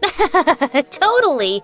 So, your biceps, they're huge. I've never seen biceps that big before. And not that they look bad, they look very, very fine. Sorry, did that sound creepy? I swear, I'm not a creep. Please kill me. Oh, I can't kill you. Sorry, I really can't go to jail for murder right now. At least not until the new Wednesday series gets canceled. Anyway, this has been a lovely meeting, Mr. Healthy-looking biceps. Keep up the good work. Boy, that was awkward. I guess Grayson won't be my future husband after all. But secretly, I did really want a boyfriend. So, that summer before 9th grade, I decided to give myself a makeover. A new skincare routine, a healthier diet, and a better wardrobe. Though, when I was shopping at the mall for my wardrobe, things got a little crazy. While I was picking out dresses, I also decided to get some new bras. But just as I was walking into the changing room, I ran into my crush. His name was Colin, and I hadn't seen him all summer. He looked a million times more handsome. Hey, dude. Fancy seeing you here. These aren't mine. They're for my mom. Your mom likes bras with unicorns on them? No. I mean, what's wrong with unicorns? Do you have a problem with them? Because that's just racist. I ran off before Colin could answer. That didn't exactly go well. And when I got home, things just got worse. I found out Mom's friend's son Grayson was gonna start volunteering for her company. Remember that handsome snob with the enormous biceps? He wasn't exactly thrilled that we'd be seeing each other all the time at the house and at social gatherings. Pfft, as if I was excited about it. Ignore stupid handsome Grayson. Back to my glow-up makeover. Not to brag, but I looked like a knockout the first week of 9th grade, and everyone showered me with compliments, including Mom and Dad. Finally, you cleaned yourself up a little. Look, sweetie, our ugly duckling has turned into a swan. Mom! She looked beautiful before, and she looks beautiful now. I don't get what the big deal is. She just caked on 10 layers of makeup to make herself look like a Barbie doll and put on flashy clothes. I just just rolled my eyes hearing that. Of course the jerk had nothing nice to say about me. Well, his opinion didn't matter, because the following week at school, guess who finally noticed me? My longtime crush, Colin. Even after our embarrassing unicorn bra encounter, he asked me out to a movie, and a couple weeks later, we started dating. Talk about the perfect start to a girl's teenagehood and high school career. Colin writes me good morning texts and takes Instagram selfies with me. I remember the olden days when I was a sad, lonely girl, but now my life is perfect. On the night before winter break, Colin took me to an exclusive cool kids party. But just as I was getting ready to leave, I saw Grayson waiting for me outside. What the frick was he doing here? And how did he even know where I was? Your parents asked me to come check on you and then drive you home. You're at a midnight party with your boyfriend, Ruby. Someone needs to supervise you. Who do you think you are? My dad? You can do whatever you want, but I don't need any supervision. I meant to do that. Anyway, I'm gonna go kiss my boyfriend now, so bye! I just hope he's available to kiss you. I saw him looking pretty happy talking to some other girl a few minutes ago. Yeah, because it's a crime to talk to other girls when you have a girlfriend. Grayson, get a life. He was really starting to get on my nerves. So to stick it to him, I took the bus home, and he had to drive all the way back to his house for nothing. It served him right for being such a control freak. Unfortunately, though, I couldn't see Colin after the party because he was going on vacation. I knew he'd be busy, but a week went by, and he didn't call or text at all. Okay, no reason to panic. Couples need space. I totally get it. I had other stuff going on in my life. I went to a yoga class, read books, painted my nails. Finally, when we got back to school, I searched everywhere for Colin. I didn't have much luck until I wandered into the school garden to find him kissing another girl. Ahem! Oh, Ruby.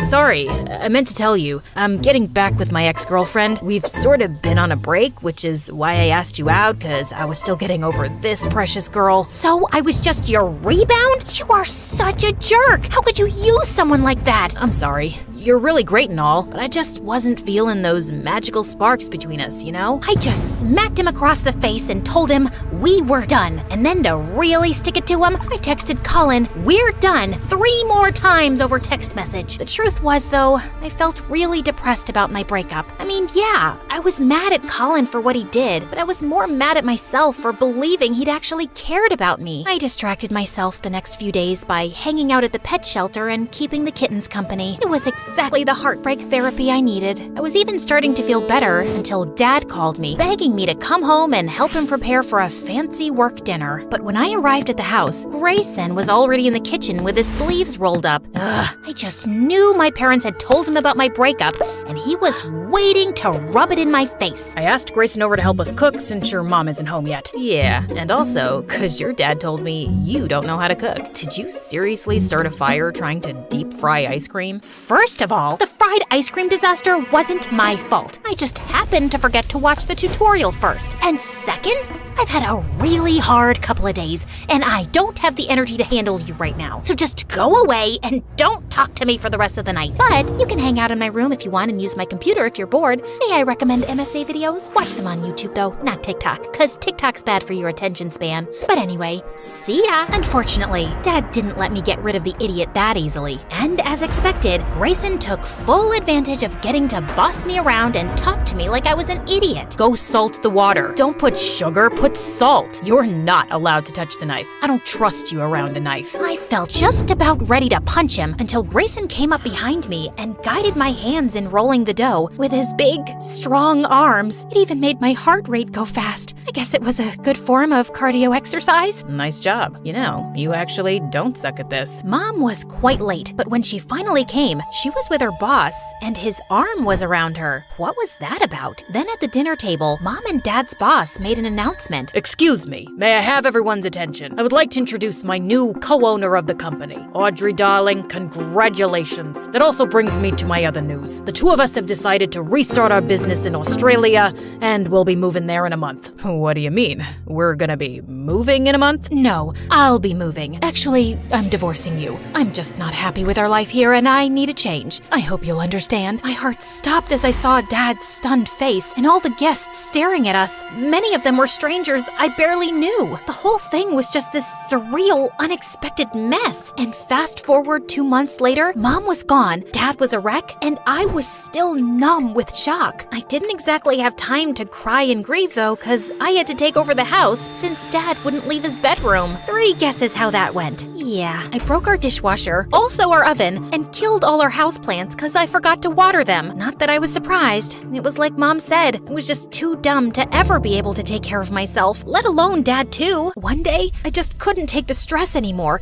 and literally fell asleep on the kitchen floor. When I opened my eyes, Grayson was staring down at me, and for some reason, it made me feel relieved. Ruby, are you okay? No, I'm not. You know, you don't have to do this all by yourself. I can help you. I'm here for you. I don't want your help. You don't have to suddenly be nice to me now just because you feel sorry for me. I know you hate me. Who said I hated you? I don't hate you at all. All those times I insulted you, I was just teasing. But I'm sorry. I guess I just don't know how to act around a girl I think is cute. Wait, Grayson thought I was cute? No, that wasn't possible. Perfect, handsome, and smart guys like him don't think girls like me were cute. Well, okay, with my glow up, I'm a little bit cute, like Ariana Grande, K-pop cute, but my cuteness was all I had going for me. I didn't have any other good qualities. So yeah, I didn't believe Grayson's words for a second. But for some reason, he stuck around for several days after that and basically forced me to rest and take care of myself. One night, I was even having cramps and he made me tea. Thanks for all this. I really appreciate it. Just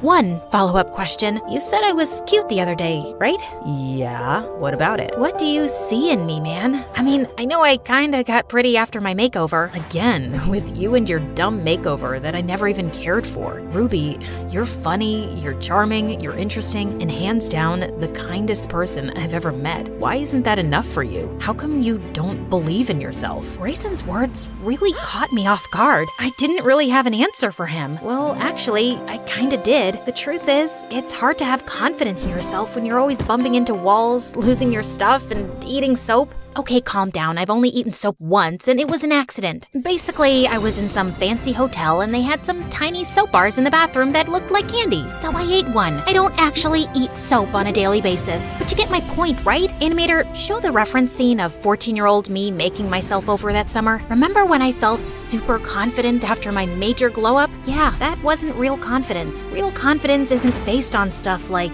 outside beauty and high IQ. Real confidence comes from loving yourself no matter what. So I guess now it's time for makeover number 2, feeling good on the inside. And a few months later, I did start to feel a lot better. And apparently, confidence is a lot more attractive than looks anyway, because one morning, freaking Colin showed up at my doorstep, begging me to take him back. Which do you want? A bouquet of roses or lilies? Or would you prefer chocolates? A life-size teddy bear? What do you want from me? I'd like for you to get off my porch. Also, I don't like either of these bouquets. I'm just not feeling a magical spark. I was about to throw the flowers in the loser's face when suddenly Grayson showed up behind me because he was already over at my house. We'd gotten super close over the last few months, and between you and me, I've developed major feelings for him. I guess that explains why I was happy when he sprung onto Colin and tackled him to the ground. The boys were like animals, full on rolling into the bushes, and I certainly didn't mind watching the spectacle. Come on, ladies, admit it. Who doesn't love it when boys fight over you? Finally, though, Colin ended up leaving, and Grayson pulled me into a very pleasant hug. So, when do we get to have our first kiss? Maybe we can have a beach date tonight? Because I really don't want to kiss you next to loud traffic. Animator!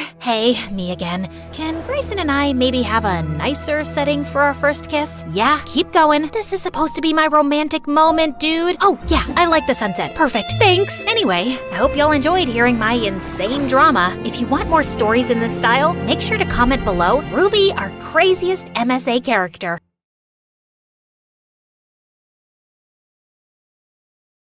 Hi, I'm Rachel from Pennsylvania, and I'm Amish. Please like and subscribe. The Amish community believes in a simpler lifestyle than the rest of the modern world, and this is reflected in our clothes and our simple ways of living. Some of us don't even have cell phones in the 21st century, including me. But I was always curious about the world and wanted to experience everything. Once when I was 5, I found a lost doll on my way to school. And in our culture, dolls aren't supposed to have faces, but this one did. I was thrilled to find it and took it to school with me. But as soon as I took it out of my bag, the kids screamed. OMG, a doll with a face.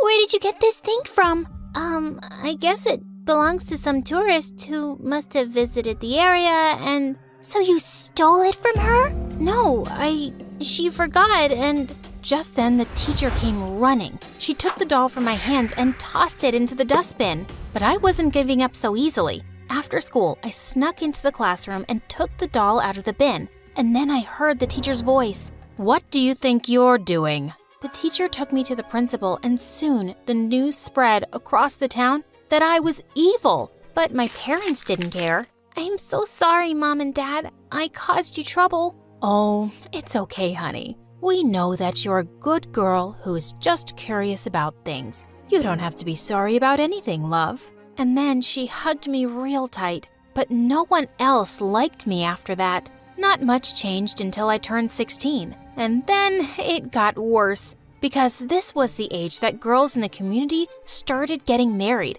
and I didn't want to. I was confident no one would ask for my hand in marriage since everyone thought I was evil. But to my horror, it happened. One day I had some guests over and my parents told me, "Oh dear, Jim has decided that he wants to marry you, and even we think you both are a great match." So, what do you say? Say? I didn't know what to say. I pulled the guy aside and asked him to say no. No, I can't do that. What? Are you crazy? They'll get us married if you don't. That's what I want, Rachel. I've been in love with you ever since I saw you, and Rachel, stop. Please listen to me. He was a sore loser, and I didn't want to marry someone like him. I tried to talk to my parents, but they said it was for the best. Really? Now I had no option but to run away. I left home and kept running until I reached the main road, and there I saw a bus approaching me. The bus stopped and some kids got down, and that's when I saw the most shocking thing. A girl just like me was standing right in front of me. What the freaking pigeon? She looked just as shocked and walked towards me. Wow, you look just like me. That's so amazing. I'm Lindsay. What's your name? I'm Rachel. Well, Rachel, your clothes? They look so cool. Where did you get them from? I don't know why, but I told her my entire life story. And suddenly, Lindsay smiled at me and told me this crazy idea. Rachel, do you want to trade places with me? What? Well, I want to see your community, and maybe I'll get some time off my stupid life, and you get to live the life you want out there. Well, I was speechless. I was really scared to do it, but when I thought about the marriage proposal waiting for me at home, I said yes. Rachel and I exchanged our clothes, and it felt so different. All these colors on my body were crazy. Suddenly, the bus honked, and Lindsay told me to get on it. She hugged me and said goodbye and ran back towards the direction I pointed her to. I got on the bus, and it was all so weird. All the kids were calling me Lindy, and she seemed to be a super popular girl. But then suddenly, a girl came to me and slapped my face really hard. What the heck? This is the last time you kiss my boyfriend. You hear me? Her what? I was in shock. I'd never kissed anyone. But then I realized probably Lindsay did. I didn't know what to do, so I just went to the back and sat there. When we reached the school, a lady standing by a car waved at me. Lindsay, how dare you go on this trip without informing me? And why are all your teachers telling me you're a brat? That's enough. Not another word from you. I'm taking away your phone, young lady. My phone? I don't have a phone. Lindsay probably took it with her, and her mom looked furious now. She asked me to get into the car, and just as we reached home, she said, "You sneaked out when you were grounded, and now I'm extending your punishment. You're not leaving this house for another week." OMG, this was like back to where I started from. Lindsay's mom sent me to her room, which was mine now. And this room was full of things I'd never seen in my life. A TV, a computer, a closet full of colorful clothes. This place was heaven. And then I jumped onto her super soft bed and fell asleep. Suddenly, I felt like I was kissing someone in my dream. But I screamed my lungs out when I realized it wasn't a dream. There was a boy in my room kissing me. He tried to hush me and said in a low whisper, "Why are you screaming? It's me, Toby, your boyfriend." Boyfriend? Lindsay betrayed her boyfriend and kissed some other guy? She was really something. Suddenly, he came closer, and I could even see in the dark how handsome he was. But what are you doing here this late? I come here every day ever since you've been grounded, remember? What's wrong with you, babe? He touched my forehead so gently, I couldn't help but melt a little. Then he took out a beautiful necklace from his pocket. I bought this to mark our first month together. Shall I put it on you? He was doing all this for Lindsay, who betrayed him for some other guy? For a moment, I started to hate her. I decided I was going to tell him that I wasn't Lindsay. But just then, I heard her mom walking upstairs. Lindsay, I heard some noises. Are you okay? Toby and I looked at each other, super scared, but he quickly ran out of the window, and both of our butts were saved. Were you talking to someone? No, of course not. I don't even have my phone on me. I left it on the field trip, remember? She looked at me suspiciously and then went away. A few days passed, and I was just stuck at home. All thanks to Lindsay, the brat. But thank God for Toby, who visited me every day, and every time I wanted to tell him the truth. But I was afraid he'd get mad and stop seeing me. One night when he dropped by, he got up to leave after 20 minutes. I asked him why, and he said, Babe, I play volleyball at the beach every Saturday night, remember? The freaking beach? I leapt up excitedly and said I wanted to go with him. He looked really surprised. But you hate the beach, and the sand, and volleyball. And you also hate my friends and never want to hang out with them? Wow, what was wrong with Lindsay? Oh, I guess I've just been cooped up for so long. I really just want to go out. He looked super happy, and we both snuck out the window. I had to stop myself from gasping when I saw the sea for the first time. It was so beautiful. I had an amazing time with his friends, and after his game, we took a moonlit walk on the beach. I closed my eyes to feel the wind in my hair, and when I opened them, I saw Toby looking at me curiously. He stopped and took my hand. Lindsay, I don't know what it is, but something about you has changed. You're enjoying all these things you never do with me, and you even look different. I haven't seen you much without makeup, and I have to say, you're even prettier this way. And with that, he pulled me in close and kissed me, and I just couldn't help kissing him back, even though I felt so guilty. I'd been so caught up with Toby, I hadn't even thought that much about Lindsay, and I decided to check up on her. I sneaked into her mom's bedroom one evening and took her cell phone. I found Lindsay's contact there and called her, but she just cut my call. I tried again, and she kept rejecting it. Ugh, this girl! Then I sent her a text message saying it was me, Rachel, and then she replied with a picture. What? No, this girl was insane. Suddenly, I turned around to find Lindsay's mom standing right behind me. You're not Lindsay, are you? What? How did she know that? Suddenly, she put her hands around my face. You guys look so alike. I can't even tell you apart. What are you talking about? Do you know who I am? And who are you? My name is Sabrina. I grew up in an Amish community, but I never felt connected to anyone in it except for my sister, your mother. She was my mom's sister? At the age of 20, I got pregnant with twins, and I knew my sister could never have any children. So before leaving town, I gave you to her. Wait, what? So you're my mother? Yes, but that doesn't mean my sister isn't. She loves you more than me, I'm sure. Well, of course she does. She didn't leave me like you did. And you're a terrible woman. I can't believe you abandoned me and thought of only yourself. I hate you. I just got up and ran out of there like crazy. It was raining heavily and I kept running until I bumped into someone. Toby! Lindsay, are you okay? What happened? I was so out of breath, I couldn't speak. I started to cry, and Toby hugged me tight and took me to his home. After some time, he gave me some hot chocolate to drink, and while I was drying myself by the fireplace, Toby came and hugged me from behind. Lindsay, it's okay if you don't want to tell me anything, but I want you to know that I'm falling in— Toby, stop! I turned around and he looked confused. Is everything okay? No, it's not. I'm not Lindsay. I told him everything about the switch and even that Lindsay cheated on him.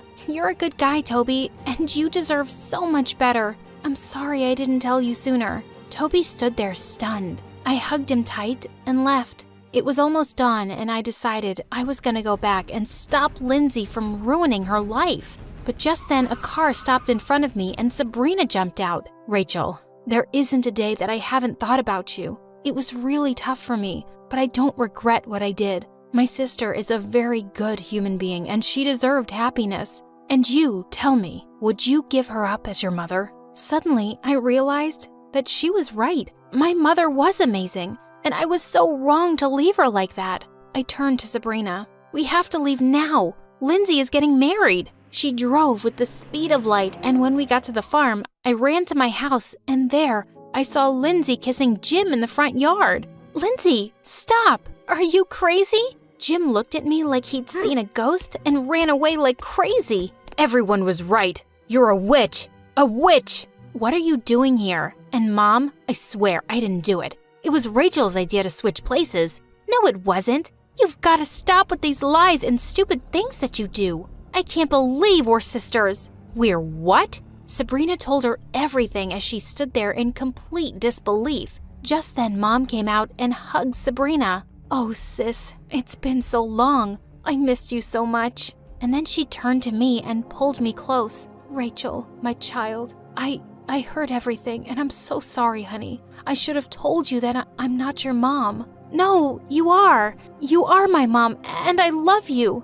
I shouldn't have fled without telling you. I like my life with you and Dad, but Mom, I just wanted to see more. You were always a curious one. Sweetheart, if that's what you want to do, you can have it. And there will always be a home for you here to come back to. As I hugged Mom tight, suddenly Lindsay let out a loud squeal. OMG, Toby, baby, what are you doing here? Did you come all this way for me? He gently pushed her aside. No, I didn't, Lindsay. We're over. You can kiss or marry whoever you want. He pulled me to the side and said, I came here for you.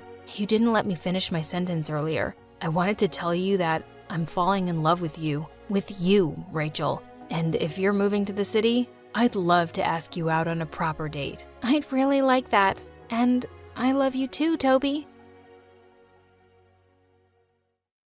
Hi, I'm Clover from Oklahoma. Please like and subscribe. I was born to a busy doctor mom who spent most of her days treating patients and performing surgeries. She loved her work so much that when I was about to come into this world, she was busy delivering other babies, and the nurses had to pull her out to deliver me first. She's so pretty, like a snowflake. I was born with blue eyes and white hair, unlike anyone in my entire family. And wherever we'd go, everyone would stare at me.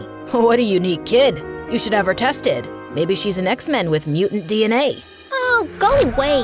Listening to such stupid people and seeing how Mom got scared for me every time, I decided to fix things on my own. I took some paint colors and decided to color my hair all brown. Oh, Clover, what are you doing, honey? I don't like strangers coming up to me all the time, Mom. I want to fix it myself so I can be normal like the others. Sweetie, you are normal, and you don't have to change anything about yourself for anyone. But they just keep bothering me. Then give them time. When people see something they're not used to, they get excited, but over time, they'll get over it. Trust me. To my delight, I discovered what Mom said was true. When I started school, at first, all the kids would stare at me, but then they all wanted to be my friend. By the time I was 14, guys would go crazy over me. And even though I secretly liked all the attention, I wanted to focus more on myself and my studies. So I worked my butt off and got into the best high school in Texas. But when I told Mom this, she shocked me with something even bigger. She was going to volunteer in a small village in South Africa and asked me to move in with my aunt, who also lived in Texas. My aunt? How come I've never heard of her after all these years? That's because she ran away to marry a super rich guy and got in touch with me only recently. But why her, Mom? And how am I going to live without you? The place I'm going to is very remote with almost no communication with the outside world. That's why I want you to stay with family who can look after you when I'm not here. And you're all grown up, honey. There's a world out there you need to explore on your own. Mom hugged me tight, but I really wasn't excited about her leaving like this. Days after Mom left, I took a flight to my aunt's place. But when I reached the address Mom gave me, I got the shock of my life. My aunt wasn't rich. Instead, she lived in a very small house, and when I knocked on the house door, a pan came flying at my face. What the flying pans? Oh, darling, I am so sorry. It's just this bratty daughter of mine. She keeps throwing nasty fits. You, come on in. She took me inside, and I could see this house hadn't been cleaned in ages. Yikes. It's just a pet. Don't freak out, princess.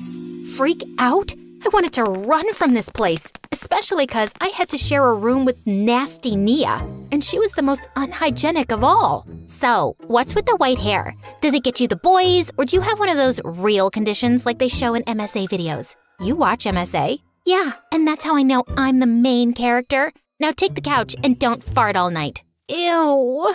She was sick, but there was nowhere else I could go now, so I decided to make this place my home. And these people, my family, like Mom had asked me. The next morning, before Aunt and Nia woke up, I cleaned the entire place to give them a surprise. But when I returned from school, the house was all upside down again. You guys, I worked all night to clean this place. Well, who asked you to do it? And anyway, I couldn't find any of my stuff with everything so tidy, so I messed it all back up. Ugh, this girl was such a nuisance. I almost wanted to call Mom and tell her to come back. But that's when I learned that Mom got stuck because a serious illness broke out in the area where she was working. And the government in that state announced an emergency and sealed it. So when's Mom gonna come back? And is she okay? Yeah, she's safe, but I have no idea when she'll be back. Now tell me, did you clean the house all by yourself? Your mom told me you can cook too. And did she give you any money? And even though my heart kept sinking thinking about Mom, my aunt would keep me busy with the house chores. And just like that, I became a live-in maid for these people, and Nia and I became like siblings who quarreled all the time.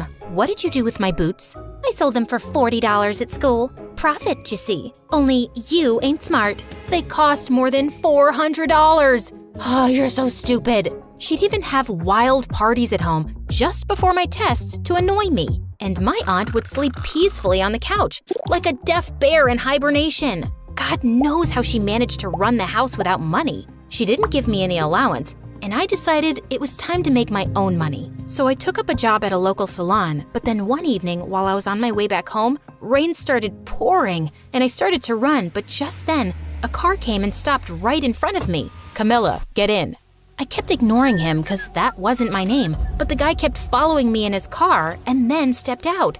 I turned around to hit him, but he held my hand firmly. Hey, chill. Look, I'm not gonna force you to come back with me, but just listen to me once, okay? He let go of my hand and kept talking to me like I was someone else. Look, sir, I think you're mistaken. I'm not Camilla. It can't be. You both look so similar. God, is that your real hair? He then apologized to me and went away, but only after a few seconds, he came back running. What now? I can at least drop you at home. It's terrible weather and I'd like to apologize for my misunderstanding. He seemed like a nice guy, and because of the rain, I decided to take the lift. But on our way home, he showed me pictures of this girl who looked just like me. What's this? Did you Photoshop these? And then he told me something shocking. This girl was a model, but she ran away, and ever since then, he's been searching for her. But I'm not her. I know. That's why I want your help. Until I find her, do you think you can work in her place? And I'll pay you a lot, too. Me? I can hardly walk properly in slippers. I'm no model. But I can teach you. Look, I don't want to force you, but I took advance payments and Camilla ran away with all the money. Now, if you won't do the shows, I'll have to refund triple the amount and I'll go broke. I felt bad for him, but I had school and even Mom wasn't around, so I politely refused. But then a few days later when I woke up, I saw all the stuff was put out in the garden for an auction sale. Nia, what the heck are you doing with all my stuff? Making more money out of it. Your mom's gone and we have no idea when she's coming back. You can't just stay with us for free. So, who wants this shawl? Hey, that's my mom's. Give it to me. We both pulled it apart and went flying in different directions with the shawl ripping into pieces. I felt terrible seeing this and just wanted to move out now. So I called up James, the guy in the car, and took his offer on one condition, that he'd let me continue with school, and he agreed. He took me to the modeling agency dressed as Camilla, and later that night when I was in bed, I heard a knock on my window. James, what are you doing here? I'm grateful that you agreed to do this, Clover. So, I bought you this. I stuffed my mouth knowing I had to go on a diet from the next day. But from then onwards, James would sneak into my room every night and teach me how to act like Camilla along with how to pose and walk like a model. He'd even pick me up and drop me back at school. And we'd have so much fun together that it felt like I had a new best friend that I could trust. Then on the day of my first ramp show, I was getting dressed in the green room when I heard a familiar voice. I went out to check and saw Nia was yelling at James. If you don't pay me the rest of the money now, I'm gonna tell her the truth. Here, take this for now. I'll pay you the rest later. James went off, but I couldn't help thinking what all this was about. Nia, what are you doing here? And what's this money for? Why should I tell you, smarty princess? Did Mama teach you to be street smart and not get used? Get used? What do you mean? He paid me to make things difficult for you at home after he met you, so you'd take his offer. He followed you that night and knew you lived in my house, so we talked. You're lying. Of course, that's what you'll think because you've always thought of yourself as someone superior to me, and as a fool because I lived in poverty. There was no way she was right about this. So I immediately went to James and confronted him about this. I'm sorry, Clover, but I just wanted you to take the offer desperately, and I couldn't think of anything else. But why? Why would you do that? I don't want to gain sympathy, Clover, but the truth is, I have a chronic disease and I need lots of money for the treatment. Here, you can see my medical records. Oh, James, I'm sorry to hear this, but I'm not yet sure if this justifies what you did, man. I know. I just wanted to save my life, Clover. I know it was wrong, and I couldn't live with myself knowing I had tricked you into this, but I'm glad the truth came out. And it's okay if you leave, but I'm not leaving. What? Look, I don't want you to think of me as some charity case. No, it's not charity. What you did was wrong, but ever since, you've just been nice to me, and I want to help you, James. He hugged me tight, and then I rushed to the stage because I was already late for the show. But the minute I got onto the stage, I realized there was something wrong with my dress. Thankfully, the model right behind me saw this and helped me cover it. And the show was a super hit. James took me out to celebrate, and he looked so happy. God, you were breathtaking today. And so many people wanted to sign you for more modeling jobs, but I refused since you have school. What? No, you should have taken the offers. But Clover, I don't want you to compromise on something you love. Besides, I told you it'd only be a few shows and then you can go back to your previous life. But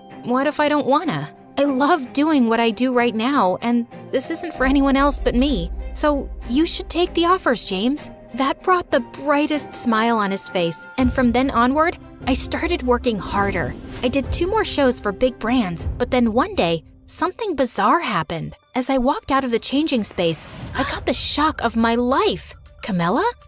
What are you doing here? What are you doing here? I saw you on the TV and magazines pretending to be me. Why the heck would you do that? 'Cause you ran away with James's money and he needed help. That's a pathetic lie. I ran because James is the biggest jerk on the planet. He used cheap tricks to get me into the spotlight, like messing with my wardrobe, and then wanted to make me do cheap shows for good money that he could make. What are you saying? Tell me none of that has ever happened to you, and he didn't use some cheap tricks to gain your sympathy. He's a big liar and crazy about money. He tricked me into signing some bad modeling projects, and when I refused to do them, he threatened me legally. That's why I ran away. All of a sudden, the ground beneath my feet shifted, and I felt devastated. But I knew I couldn't be weak now, and I had to come up with a plan to teach this jerk a lesson. There was one person I knew who could help me come up with an evil scheme, but she wasn't gonna do it for free. So, now the smarty pants princess needs my help. Yeah, the jerk didn't pay me the amount we agreed on.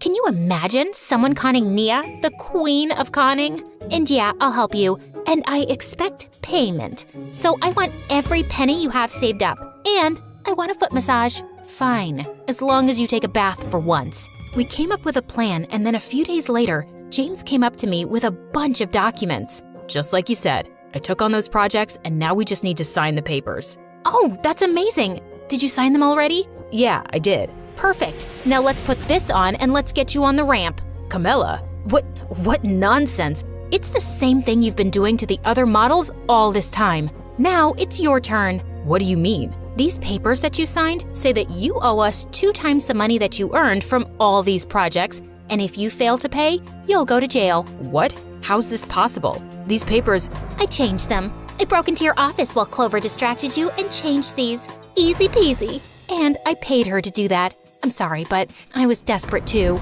He tried to run away, but Camilla had called the cops in time and he got caught. As he was being taken away, Nia turned to us. Now, try to be a little more careful next time. Both of you idiots. You're right. Thanks for your help, Nia. And Clover, I want the money you promised to give me. Also, I have something to tell you, but no drama or I'll slap you. My mom called and said your mom is back and with my mom now.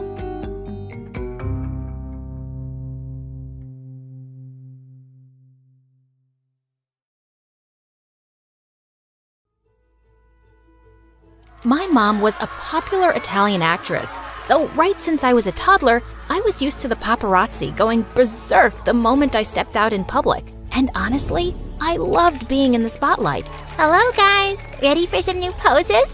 I always knew I wanted to be an actress like Mom, so I begged her to take me to auditions. I'd get in front of the camera and everyone would go nuts. Mamma mia, Valentina, you're a born actor. Well, that was kinda true. Mom said I was a very expressive baby. And when I was in the 2nd grade, I pretended for a whole year that I was some celebrity whose life was being secretly recorded. Thanks to my natural acting skills, I was already a successful actress by the time I was 15. My life was almost perfect, but things started going downhill quickly after that. Mom lost some film contracts to younger actresses, and she started getting plastic surgeries to look younger. A few of them went horribly wrong. Mom, what did you do to your lips? You look like a duck. Shush, I know what I'm doing, Valentina. But Mom ended up looking so weird. No one wanted to cast her in their films anymore. This broke her heart, and she slowly transformed into this wild party animal who dated a new guy every month. And the worst part? She was blowing tons of money buying expensive gifts for them. Mom, I just saw your boyfriend kissing one of our maids. He's a total jerk. Oh, really? Then I guess I'll give that limited edition Rolex watch to my next boyfriend. Mom kept going around with the biggest buttheads on the planet and spending money like water. Her falling reputation in film circles affected me too, and in a matter of a few months, we were both sitting at home with no work. Then Mom tried one business idea after another, but nothing worked out. And soon enough, we exhausted all our savings. Even the banks kicked us out, and all of our relatives turned us away. I was so angry at Mom for getting us into this mess, and the paparazzi were having a field day selling news about our downfall. But one night, Mom walked into my room and sat on my bed. Valentina, I'm so sorry about everything. Oh, how I just wish that American business was in my name. That could have saved us right now. What business? I invested in a perfume business with my friend in the US a few years back, and it became really successful. But it's entirely in her name. Why? I didn't want to pay the taxes. Oh my God, that was typical Mom. Last year, I had a fight with her, and now that witch won't give me my share of the investment back. What if I go to the US and talk to her? Mom loved the idea, and I took the next flight to the US. When I reached Mom's friend's house, she looked pleased to see me. Wow, you're as pretty as your mom. Or as pretty as she used to be once. The minute the history teacher walked in, a sudden hush fell over the classroom. She was an absolute terror. That day, she announced a flash quiz and immediately turned her beady eyes to me. Annette, when was America's Declaration of Independence signed? Oh, thank God. I knew that one. 2nd of August, ma'am. Are you stupid? Everyone knows it's the 4th of July. Oh, actually, that's not true. Everyone thinks it's the same as Independence Day, but she slammed her book on the table. Enough. If you keep making things up, your nose will grow longer. I never make things up, ma'am, and that's not true. Otherwise, all grown-ups would have very long noses. She looked like she was about to blow a fuse. You listen to me. I'm big and you're small. I'm smart and you're dumb, and that's the truth. Do you have any objection? Yes, ma'am. I don't think you're very smart. As soon as the words were out, I clapped my hands on my mouth. I knew what was coming up next was the nightmare of every kid at Fairview School. I was immediately sent to the principal. She was worse than Miss Trunchbull in the movie Matilda. Miss Una turned around in her high chair, and I shuddered. She was only 5 feet tall and always wore the most hideous pink clothes. And we all knew she was absolutely vile. So, Annette, why did you do that? Do you think your teachers are dumb? Do you think I'm dumb? I really didn't want to answer that. Yes, kinda. She walked over to me slowly, and I could see the fury in her eyes. Do you want to know a secret? I really hate children. I don't know how your mother can stand you. I'm calling her now. When Mom arrived and found out what had happened, she turned to me angrily. Are you out of your mind? You can't talk to your teachers like that. Mom, I only told the truth, and you should defend me. That's what good mothers do. Oh, you think I'm a bad mother now? Sometimes. Hi, I'm Annette, and no, I promise I'm not a rude kid. I just have a medical condition that makes it impossible for me to tell a lie. But before I continue, click like and subscribe. Mom scolded me all the way home, but as soon as we got there, we were both shocked to see police cars outside. What seems to be the problem, officer? Seems like your husband's mixed up with some really shady people. Have either of you seen this man around the house?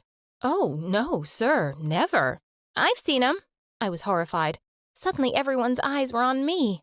I saw him last night in Daddy's study. He gave him some papers, and Daddy put them in his safe. And before I knew it, Dad was taken away in handcuffs. Mom dragged me inside the house. You think it's funny to say the first thing that comes into your stupid head? You just sent your dad to prison. Mom, I didn't mean to. You know I can't tell lies. I've had it with your nonsense. Everyone can tell lies. And with that, she flung herself onto the couch and sobbed loudly for the rest of the evening. I snuck off to my room, feeling like the world's worst daughter. I quietly crept out of the house early next morning and headed off to school. I really needed to see my best friend Janet. When she saw me, she came over and hugged me tight. Hello, Miss Popular Overnight. Everyone's talking about you. Everyone heard about how you talked back to the cranky witches. You're practically our new hero. And everyone was giving me fist bumps and high fives in the corridors. Was I cool now? Usually it was just me and Janet at lunch, but today it seemed like everyone wanted to sit at our table. A little while later, Monica, the principal's niece, came over. Oh, hasn't anyone read the morning paper today? Here you go. With that, she threw it on the table for everyone to see, and my eyes widened in horror. Splashed all across the front page were pictures of Dad being taken away by the police. Are you a little criminal too, Annette? Do you get the highest marks in class by cheating? Like daddy, like daughter. I felt so mad. Putting people down doesn't make you cool, Monica. It just makes you a jerk. And I don't need to cheat to get good grades. Try opening a book sometimes. It's not that hard to be smart. There was a stunned silence, and then suddenly everyone started cheering and clapping.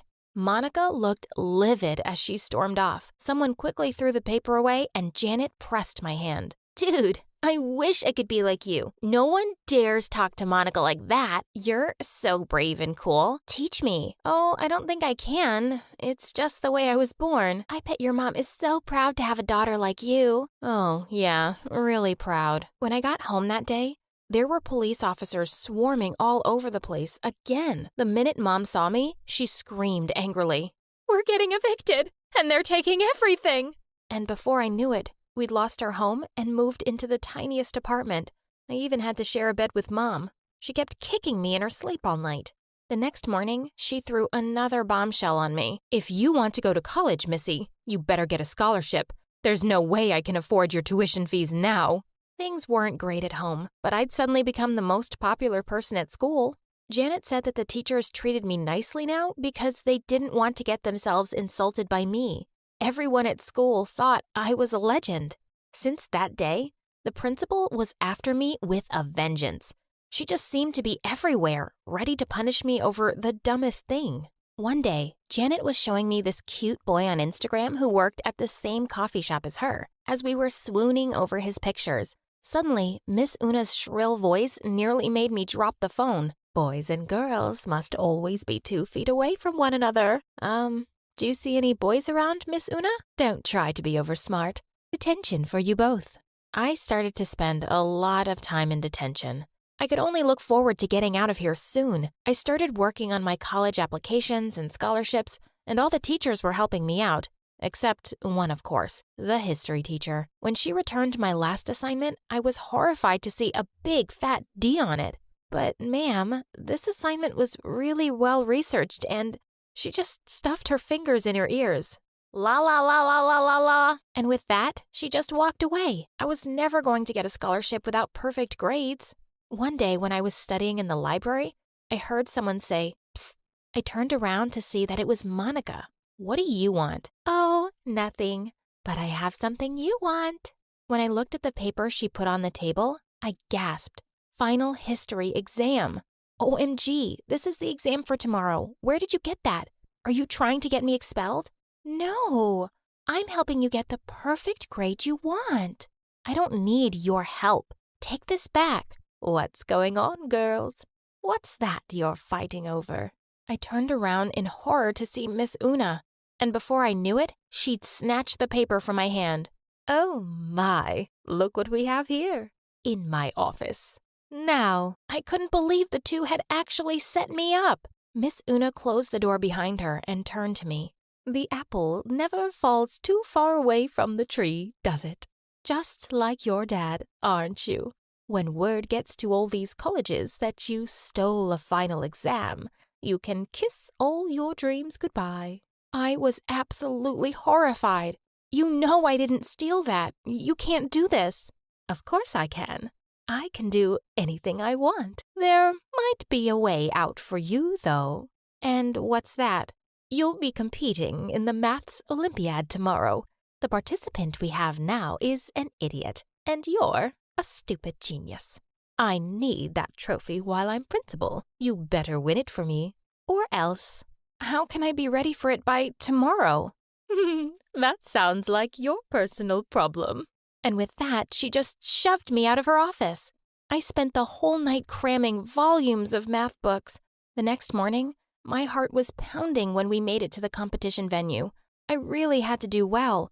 My whole future was at stake. After a series of grueling oral and written exams for hours, the results were finally announced. And first prize goes to Fairview School. No one was more shocked than I was.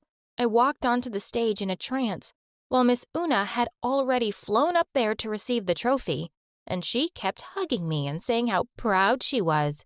The announcer turned to me and said, "We've never had a participant win by such a huge margin. Is there anyone as smart as you in your school?" Oh God, I really didn't want to answer that. I would sound like a pompous butthead. No, I'm the smartest. Amazing! We can't wait to see what you do at the state championship. Wait, what? I thought this nightmare was over. On the car drive back to the school, Miss Una turned around to me. Start prepping for the state competition next week. There will be so many important people there, including the mayor. I'm probably going to be awarded Best Educator. Her face turned really menacing. You'll win it for me, won't you? And you'll keep that mouth of yours shut next time, if you know what's good for you. Janet was horrified when she found out the principal was blackmailing me, but I told her I had to do what she said, and she helped me study day and night till the day of the big competition. Our school was hosting the event, and the place was buzzing with excitement. I was just shaking in my boots. Hours later, the whole school had gathered in the auditorium to hear the results, and the crowd erupted into loud applause and cheers as my name was announced. I went onto the stage to receive my trophy and was asked to sit down for a few questions. Annette, you must be so proud to win this for your school, and it must be amazing to have someone like your principal to encourage you. Would you like to say a few words about her? Oh my God, telling the truth would ruin me. I saw Miss Una glaring at me with a stiff smile on her face. I had no choice. The only thing I can say about her is that she's the most evil principal on the planet. She bullies everyone. The only reason I'm in these competitions is because she told me she'd ruin my chances of going to college if I didn't participate. She shouldn't be allowed anywhere near kids. The auditorium was suddenly filled with pin-drop silence. Just then, Janet rose from the crowd and shouted, "Yeah, she's a jerk." Another student got up and said, "I hate coming to school because of her." And before I knew it, hundreds of kids were chanting, "We want her out of here." Miss Una's eyes were about to pop right out, and she suddenly fled from the scene. Janet had made a video of my interview and the whole scene after, and it went viral. For the next few days, it was trending like crazy on Snapchat and Twitter. I couldn't believe it. We'd literally started a movement. The school board immediately looked into the matter and fired Miss Una. Fast forward a few months, and I've graduated high school with honors. I'm off to one of the best universities on a scholarship with my best friend Janet. Hi, I'm Olivia. I grew up in a small town where everyone knows everyone, but I felt like the odd one out. Things weren't any different at school. In elementary school, I didn't feel confident enough to talk, but Nick was the only one who ever spoke to me. But he was always up to no good and known for his infamous tricks. I thought he would stop in middle school, but it only got worse. Hey, Olivia! I got you a cupcake! That's really nice. Yeah, I stole it from that loser over there. Oh. You didn't want a cupcake? Hang on, I'll go steal his whole lunch. Come here, nerd! I knew I should have stood up for that kid, but like always, I ran away instead. High school wasn't any better. You know how students get awards for cutest couple, best dress, and stuff at the end of the year? At the end of my junior year, I finally got one. The award for the shyest student goes to Olivia! Who's Olivia? I was the girl who was too shy to accept the award for being too shy. I felt devastated. That day, I decided it was finally time to grow a spine and learn to be confident. Hey, you! No, oi, you there, mate! Australian? Ugh, come on, Olivia. I practiced for days, but nothing could have prepared me for what was about to happen. We're off to Las Vegas for the week, honey. You're going on a trip without me? It's a short trip, Olivia. Just call if you need anything. Oh, but not after 5 p.m. or before lunch. Ciao! Well, I guess a giant mansion isn't too bad to be alone all week. I spent the first few hours writing a super boring essay for school, but the silence was creeping me out. So I decided to watch The Notebook in our home theater. I was mid-sobbing over the love story when I heard the back door swing open. I froze like a statue. Do I do stop, drop, and roll? No, wait, that's for a fire. I'll just call 911. Shoot, my phone's upstairs. Time for plan B. It's too cold. Okay, plan C. Cramp. Suddenly, there was a crash upstairs. It sounded like my laptop. I would rather fight to the death than write that essay all over again. I tiptoed upstairs and saw someone in the kitchen, but it was too dark to see their face. With a burst of confidence, I jumped on their back like a spider monkey, but my victory didn't last long. Hey! They threw me to the floor and everything went black. I woke up with a flashlight in my face and all my memories flooded back. Intruder! I panicked and kicked so hard, sending them crashing to the floor. Not intruder. Ouch. I know that voice. I snatched the flashlight and shined it at him. Bailey?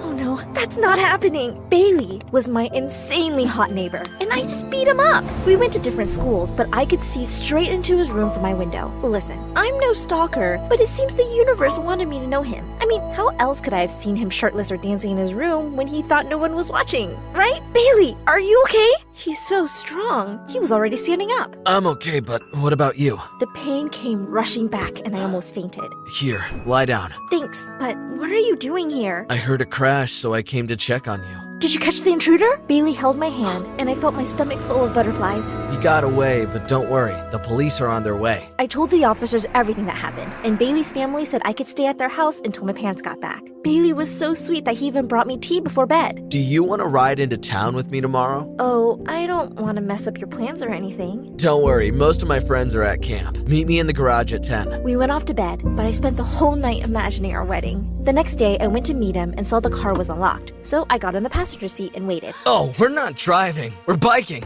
Yeah, I was just warming up in a car before cycling. It helps the wheels spin faster. It's psychological bike aliviodynamics. Oh, I never heard this. Yeah, it's a new evolution. Wow, you're serious about biking. I was way too embarrassed to admit that I didn't even know how to ride a bike. But if little kids can do it, how hard could it be? Do you always wear your helmet backward? Yeah, it's the latest style in Paris. Huh, okay. Well, follow me. Easy, you can do this. I stayed balanced for about 2 seconds before I toppled over into a pile of garden gnomes. You made up all that stuff about the car and the helmet, didn't you? Maybe. I was humiliated, but Bailey was so nice. He spent the rest of the day teaching me to ride. My parents came back that night, and I assumed I'd never see him again. But to my surprise, he knocked on my door the next day, and the next day, and the day after. We were inseparable the whole summer, and it made me sad to think about how everything was going to change when school started. On the first day of school, I was walking to my locker with my head down when I saw one of the popular girls drop her fancy earring. How was I supposed to get her attention over all this noise? As I picked it up, I realized something. I'm the girl who tackled an intruder. And I'm the girl who spent all summer with her super hot crush. Hey, you dropped this. My favorite earring. Oh, you're a lifesaver. After that, she waved to me every time she saw me. I decided to challenge myself to say hi to new people. To my surprise, people were nice back, even cute boys. But one day, I was walking to the bathroom when I noticed the school bad boy, Nick, and one of his friends graffitiing a wall. Nick spun around to tell me off, but then he froze. Graffiti is so uncool, but I was mesmerized by his piercing blue eyes. He was so focused on me, he didn't realize he was spray painting his friend's face. I rushed down the hallway toward the bathroom, but I could feel his eyes on me the whole time. The old me would have ignored it, but the new, confident me decided to confront him in the study hall. You know you'll never get into college if you graffiti the school, right? I'm going to be an artist. You mean a criminal? I'll post your first mugshot on Instagram. I held up my phone to snap a picture, but the teacher spotted me. No phones in the study hall, Olivia. It wasn't her fault. I asked her to take a picture of me. Great, then you can join your girlfriend in detention too. Detention? Girlfriend? I don't know which part was worse. In detention, I tried to sneak past Nick so he wouldn't sit next to me. But someone bumped into me and I spilled hot tea all over him. He jumped up and ripped his shirt off. Ow, hot! I am so sorry. It's okay. I deserve it for getting you in trouble. I was about to respond when I noticed his insane abs. And right above them was a really cool tattoo of a dragon on his chest. I hated myself for thinking he looked so hot. I tried to look away, but Nick was smirking at me. I moved as far from him as I could, but I couldn't stop thinking about him. That night, Bailey and I met up for the first time in weeks because of our busy routine. I wish we went to the same school. That would be nice, but it might be kind of awkward since I'm, homecoming king and stuff, and you're like the quiet girl. Did he just admit I wasn't cool enough for him? What do you think? Tell me your thoughts in the comments below. And hey, you've hit that like and subscribe already, right? Well, I felt pretty annoyed. So I pretended to get a call from my mom and went home early. That weekend, I was walking through the park when I noticed Nick was creeping up behind some lady sitting on a bench. Was he about to rob her? I didn't want to find out. I couldn't stand it, so I tackled him from behind before he got too close. Get off me, psycho! Wait, Olivia? You're the psycho! You were going to attack that woman! Attack her? That's what you think of me? Nick's face was inches from mine, and his blue eyes looked really hurt. I felt so guilty and embarrassed that I was wrong, so I just ran off without saying a word. After school that Monday, Nick was waiting by my locker. Come to the park with me. Why would I do that? Just trust me. At the park, I saw the same lady from the other day, and as soon as she saw me, she turned red and started hitting me with her purse. Ah! Mom, stop! Mom? She attacked you! It was a misunderstanding. This is Olivia. Oh, why didn't you say so? She's even prettier in person. What's going on? My son paints with me every week. I paint birds, but he always paints you. She reached into her bag and pulled out a beautiful painting of me. These are creepy, but amazing. I'm bad at school, but I'm good at art. Teachers think I'm stupid and I'm sick of it. That's why I always ditch. You're a genius, but why me? Because no one appreciates you either. Wow. All these years, I thought no one could see me, but Nick did. After that, I started spending a ton of time with Nick. He was surprisingly sweet behind his tough guy act. Once we were strolling, and he spotted the injured baby bird and saved it, but he made me promise not to tell anybody. Shh. You're a big softie. Shut up.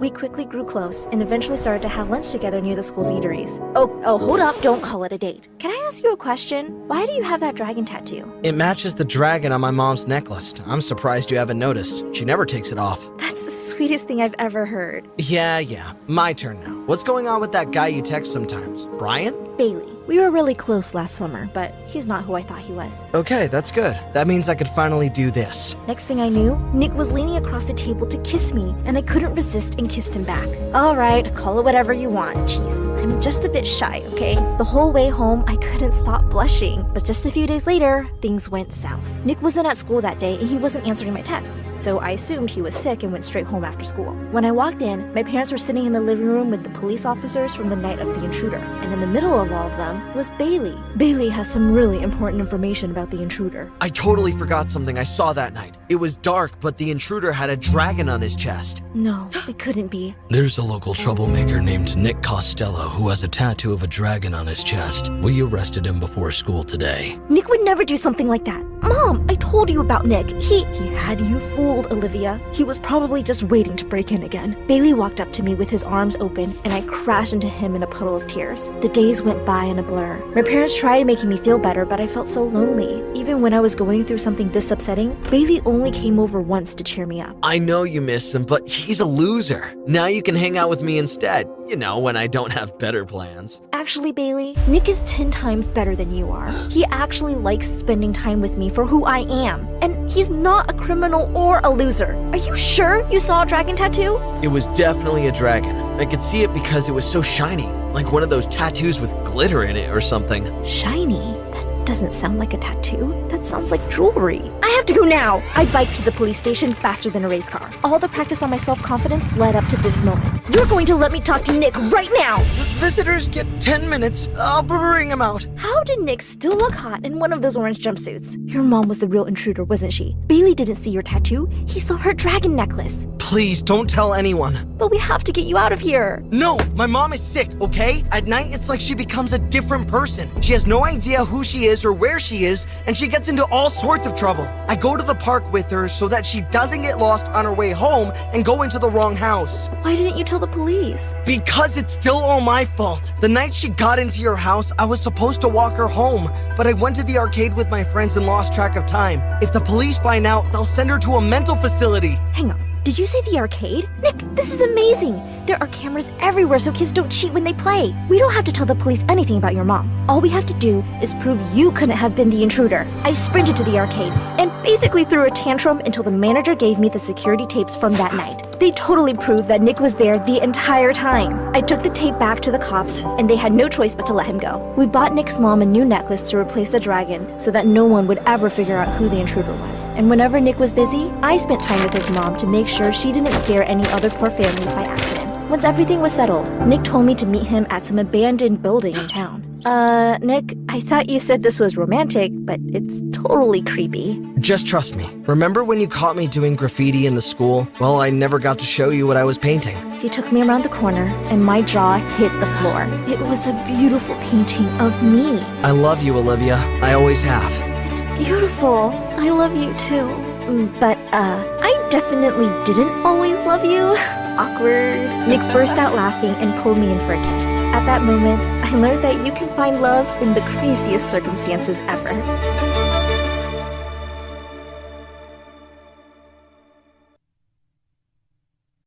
Hi, I'm Jody from North Dakota. Please like and subscribe, and you'll be able to fulfill all your New Year's resolutions. Ever since I can remember, Dad made me and my younger brother Josh compete for everything. This teddy's mine. I grabbed it first. So what? I saw it first. Don't fight, kids. The one of you who burps the loudest gets it. Josh's burp was way louder than mine, and the teddy went to him. So annoying. On our way back home, Josh and I fought over the window seat. And again, Dad had a weird solution. Let's see who can stick their head out of the window and spit the farthest. Josh won again.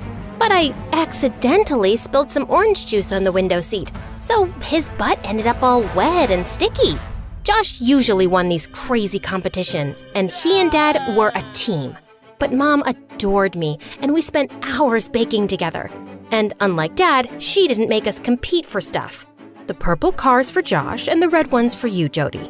Why buy 2 cars? They could have shared one. When will you understand that money doesn't grow on trees?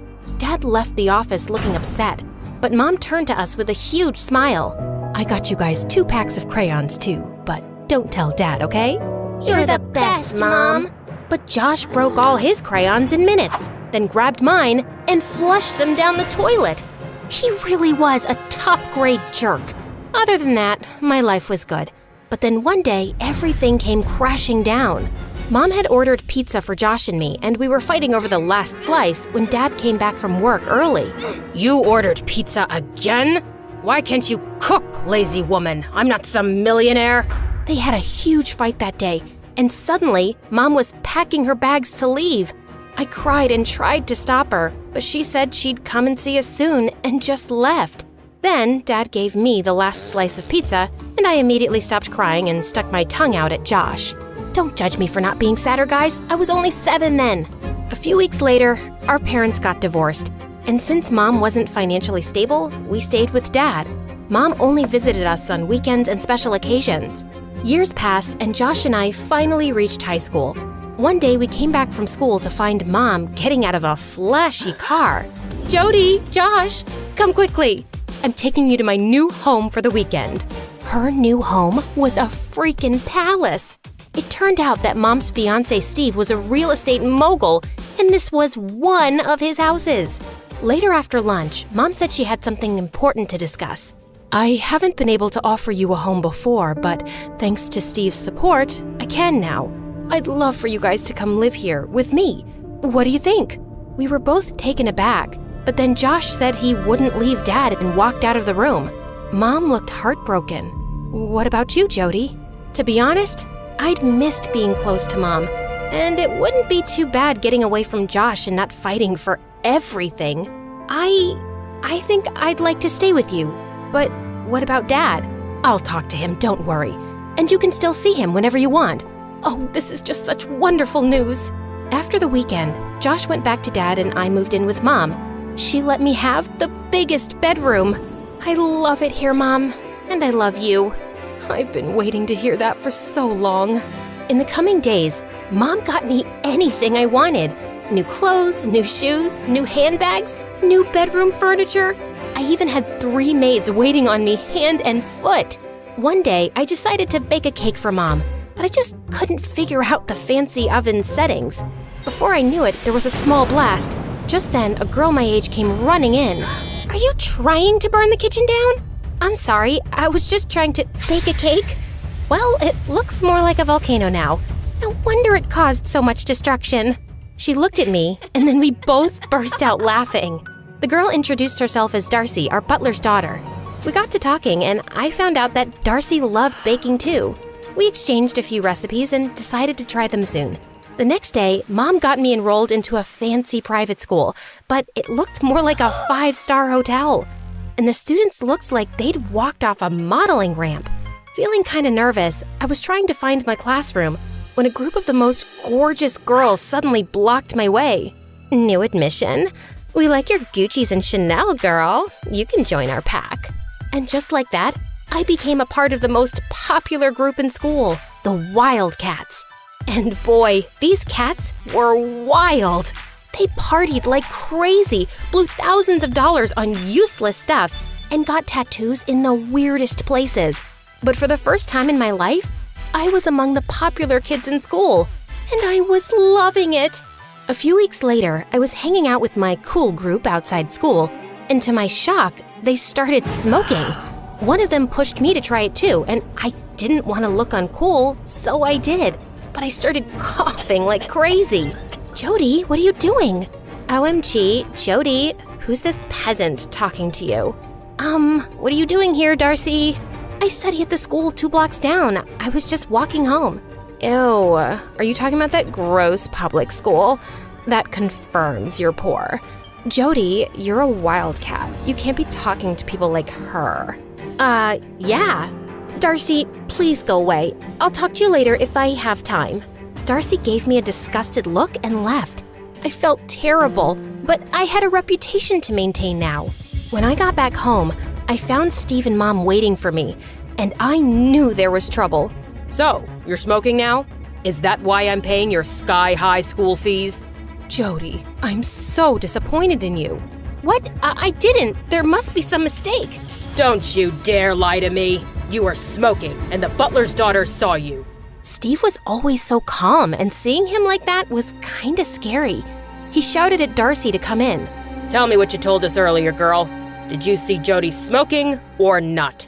Darcy looked at me, then turned nervously to him. Sir, I think I made a mistake because that girl was wearing a different dress. I'm so sorry for the confusion. Steve sent her away angrily, and soon after I followed her. What were you thinking, being a snitch? I was trying to save you from falling into bad habits, but I wasn't expecting Mr. Steve to react so badly, so I changed my statement. You should be thanking me. Well, no thank you. Just mind your own business. Yeah, I'll do that now. You're just a rich brat. I don't know why I thought you were different. I felt so mad at her, but I forgot about the fight soon because the following weeks, I had a crazy schedule. I went to school, attended salsa and French classes Mom enrolled me in, and then went out partying with my friends. I was so busy with my new life that I almost completely forgot about Dad and Josh, too. Then one day, I got a call from Josh. Can you come home this evening? I want to plan a surprise party for Dad.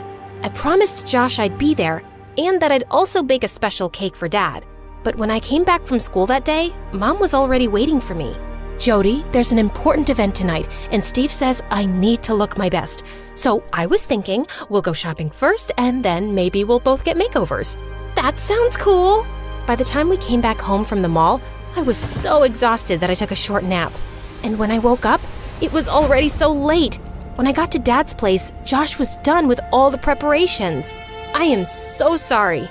No problem. At least you turned up. No need to be so snarky. I was just tired. Yeah, I know how exhausting shopping can be. I saw you at the mall with Mom. You've changed, Jody. No, I haven't. Really? Then where's Dad's birthday cake? That's when I realized I'd completely forgotten about it. Seems like life with us wasn't good enough for you. That's why it's so easy for Mom to buy your love with all this fancy stuff. That's not what she's doing. And maybe I like it that I don't always have to share things with you. And Mom and Steve never scold me for buying something I want. They aren't stingy like Dad. Just then, I realized that Dad had walked in. Oh, Dad, happy birthday. I know that I'm careful with money, Jody, but I've always worked hard and tried to give you a good life. I know that. I didn't mean it. Yes, you did. You just didn't mean for me to hear it. Dad said he was tired and just wanted to go to bed. And Josh was so mad at me for ruining everything. Back at home, I tried falling asleep but kept feeling terrible. I didn't mean to hurt Dad. And was it true that I'd changed, like Josh had said? A few days later, Mom and Steve were out at some party, so I invited some friends over. We were having a great time, dancing, till one of them started a food fight, and the next thing I knew, they were all going crazy. Can you stop, please? My parents won't be happy about this. What? We're just having fun.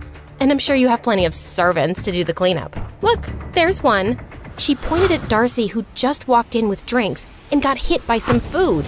Just then, one girl jumped on the couch, knocking over a large crystal vase and smashed it to bits on the floor. That's it! Enough! You guys don't get to disrespect anyone, and you don't get to act like spoiled brats in someone's house. Leave, all of you! You can't talk to us like that. We made you one of the most popular girls in school, and we can end that instantly by kicking you out of the Wildcats. Sounds amazing! That's exactly what I want. Now get out! The girls stormed off while Darcy and I stared at the mess. I'll take care of this. You don't need to help. You'll never get this done alone before Mr. Steve's back, so let's not waste time. We worked our butts off for the next 2 hours and finally sat down exhausted. Hey, I'm sorry my friends acted like jerks. I don't care about them, but I hadn't expected you to be like that, or even have such friends. I know. I don't even know who I am these days. I've been trying so hard to fit in with these people I don't even like. And also, I forgot my dad's birthday and hurt his feelings. And my brother, he thinks Mom's trying to buy my love by giving me all these gifts. Do you feel the same? Maybe. She hasn't spent much time with me ever since I moved in here, but she does get me whatever I want. Darcy suggested I tell Mom how I felt. So later that night, I walked up to Mom's room to talk when I heard her and Steve arguing. Steve, I changed myself completely for your sake. I tried my best to be a good partner, but I can't tolerate you cheating on me. Do you have another option? Do you want me to throw you and your daughter out of this house? No. There's nothing I wouldn't put up with for my daughter's happiness. I finally have her love after all these years. I wouldn't be able to bear it if she leaves me. Then stay quiet and don't interfere in my matters. I slid behind a statue as Steve marched out of the door. When I peeked into Mom's room, I found her crying. And just then, reality hit me. Mom wasn't trying to buy my love. She was just showering me with hers. Mom? Oh, Jody! I think I have something in my eye. I heard you and Steve talking, Mom. And I want you to know that I love you, whether you have money or not. But on my own, I don't even have enough to give you the kind of life you were living with your dad. I was just a waitress, and I met Steve. I don't care, Mom. It's you I want to be with, not your house or the stuff you can give me. You know what? I've always wanted to start a small baking business. Maybe we should do that together.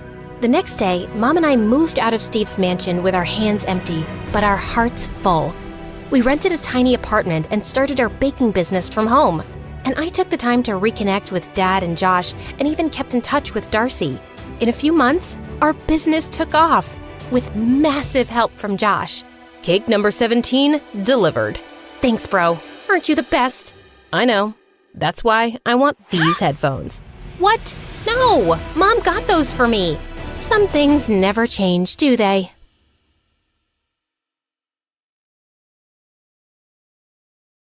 Think about your favorite spot. It's probably a tree in the woods, a couch in your sitting room, or maybe your parents' car. For me, it's always been the kitchen. In fact, this kitchen saved me from becoming a raging monster with a thirst for vengeance, destruction, devastation, and sorry. I didn't mean to scare you.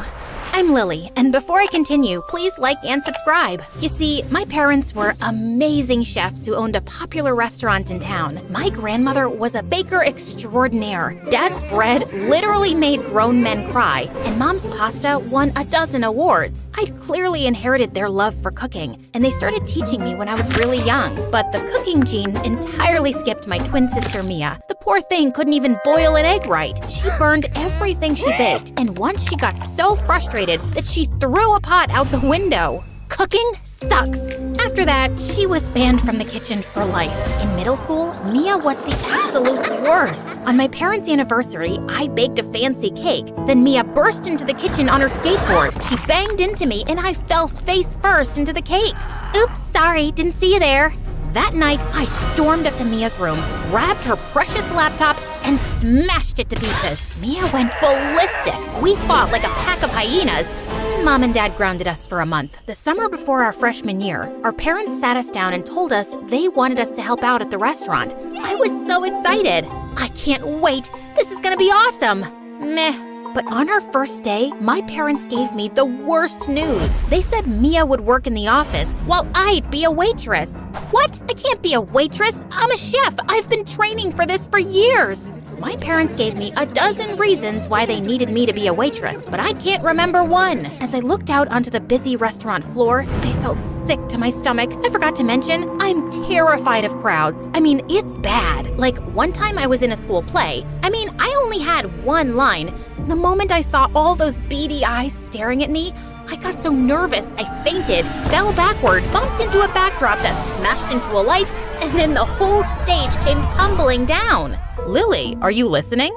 I don't think this is a good idea. You'll do just fine. My first shift was the worst. I screwed up 2 orders, I spilled a drink on the floor, and then one of our biggest customers, Mr. Spinster, yelled at me. My order isn't right. Did you leave your brain in the sink? Just as I was about to burst into tears, this gorgeous boy named Wyatt came to the rescue. He was a waiter at the restaurant, and everyone loved him. Wyatt calmed the customer down, fixed their order, and had them smiling in seconds. They even gave him a big tip when they left. Ignore Mr. Spinster. He's a jerk. This is for you.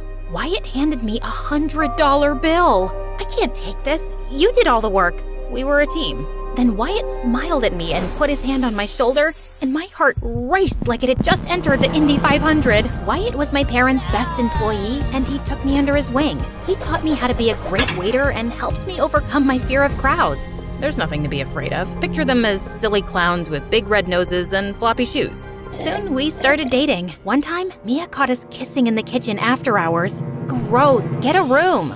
Wyatt and I had so much in common. We loved the same foods and MSA videos. He even wanted to own a restaurant someday. Wyatt was my first love, and even my parents adored him. It took some time, but Mia eventually warmed up to Wyatt after he fixed her laptop. But when school started, everything changed. Wyatt was my senior and one of the most popular boys in school. All the girls had a crush on him, but he only had eyes for me, which didn't sit well with his ex-girlfriend, Sophie. One day, Wyatt and I were talking near my locker when Sophie marched up to us. She was the most popular girl in school. Her father owned a dozen hotels around the world, and she was a social media star with millions of followers subscribing to hear about her ultra-rich life. And then Sophie shoved me to the side. Out of my way, nerd. Hey! I lost my balance and stumbled backwards. I marched towards Sophie so I could smack her in her stupid face, but then 2 huge bodyguards grabbed me and set me down 5 feet away.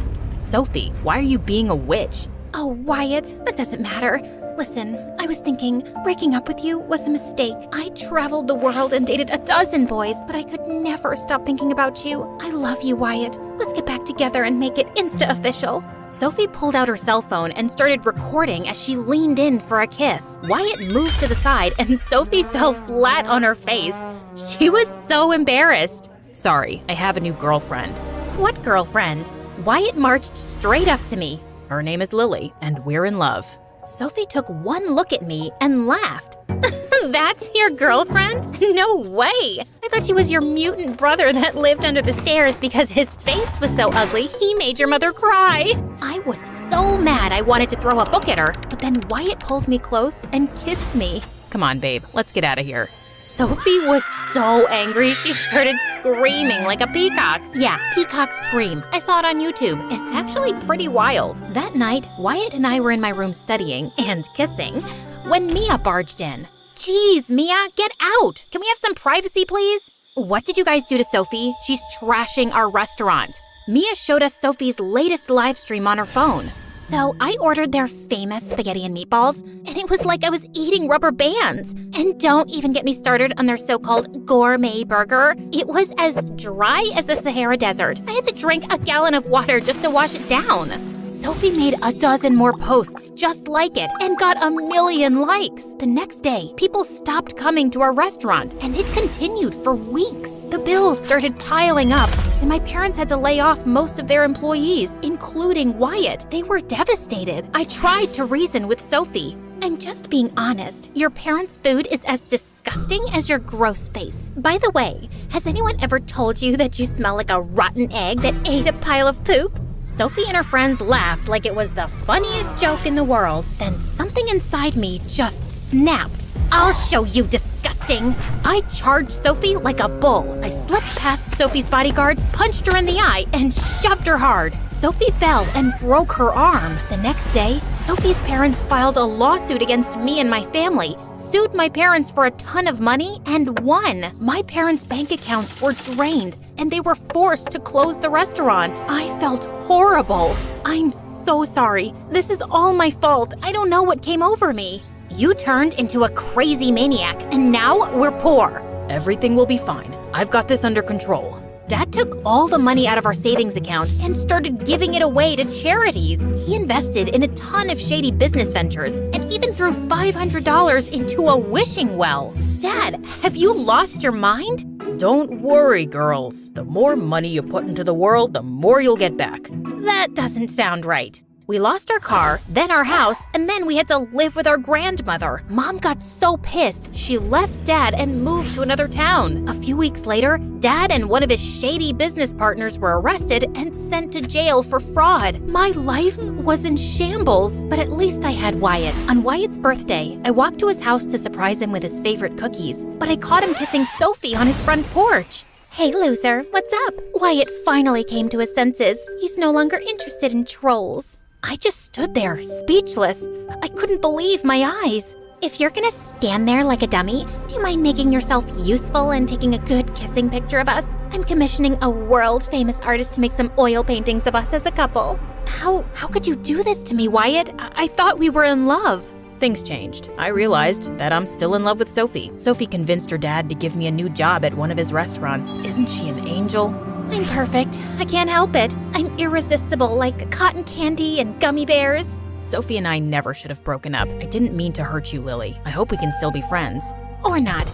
I'm allergic to losers, and every time Lily's around, she makes me want to puke. At school, Sophie and Wyatt were all over each other. Every time I saw them, I got angrier and angrier. Mia tried to be the voice of reason. Forget those jerks. They're not worth your time. But I couldn't ignore them. I was furious. Sophie and Wyatt had to pay. I woke up early the next morning to dish out my revenge. First, I threw a rock at Wyatt's bedroom window. I slashed the tires on Sophie's car. Then, I showed up in disguise at Sophie's dad's fancy restaurant where I knew Wyatt was working. I had a bag of roaches hidden in my backpack. When no one was looking, I let the roaches loose on the floor. They jumped on tables, took a swim in a man's chicken soup, and a couple of them crawled into Wyatt's hair. The customers started screaming and ran toward the door. An old rich lady dropped her fancy purse. Hey lady, you forgot your purse. but the lady was so scared she rushed right past me, hopped into her limousine, and drove off. The next day, the health inspector shut the restaurant down, and Wyatt lost his job. Mia caught me laughing in my room as I watched the whole thing on the news. I know you're behind what happened to Wyatt. You've got no proof. And even if I was behind it, why do you care? He's a jerk. You said so yourself. Who are you? And what have you done with my sister? I shoved Mia out of my room and slammed the door shut. I didn't have time for any distractions. I had one thing on my mind, getting back at Sophie. I kept following her around, ready to attack her with a paintball gun or rotten eggs. But ever since I'd hurt her earlier, the bodyguards stayed even closer to her. But Sophie was such a witch, she fired at least one of them daily and had a replacement by the next morning. Like one time, one of her new bodyguards named Simon accidentally photobombed Sophia's selfie, and she lost her mind. You stupid idiot! Your hideous face ruined my selfie! I'm sorry, ma'am. It won't happen again. Of course it won't, because you're fired! Simon begged Sophie to let him keep his job, but Sophie just laughed in his face. So the next day, I met Simon at a coffee shop. He was so pissed at Sophie that he wanted to humiliate her just as much as I did. Sophie's gonna be attending a really posh event at the National Museum tomorrow. Everybody who is anybody will be there. If you're gonna try something to humiliate her, that would be the place to do it. I was so pumped. I had the perfect time and place. Now all I needed to do was figure out how to crush Sophie in the worst way imaginable. Then the best thing happened. I was walking home when I saw this news report about how some old rich lady's purse was stolen at one of Sophie's dad's restaurants, and inside was a priceless diamond necklace. There was a $50,000 reward for anyone who returned it. The old lady's face popped up on the screen, and I immediately recognized her and her purse. I raced home and found the purse in my closet with the diamond necklace inside. Then I had an amazing idea. I could frame Sophie for stealing the rich lady's necklace and make sure she got caught at the museum event. The next day, I put on a disguise, and just as I was putting the necklace in my bag, I heard Mia behind me. You better be returning that necklace to get the reward money, because if you're planning what I think you're planning, you've lost your mind. It's none of your business. I pushed past Mia and headed toward the front door. Then a salt shaker hit me in the back of the head. Ouch! Step away from the door, sis. I can't let you do this.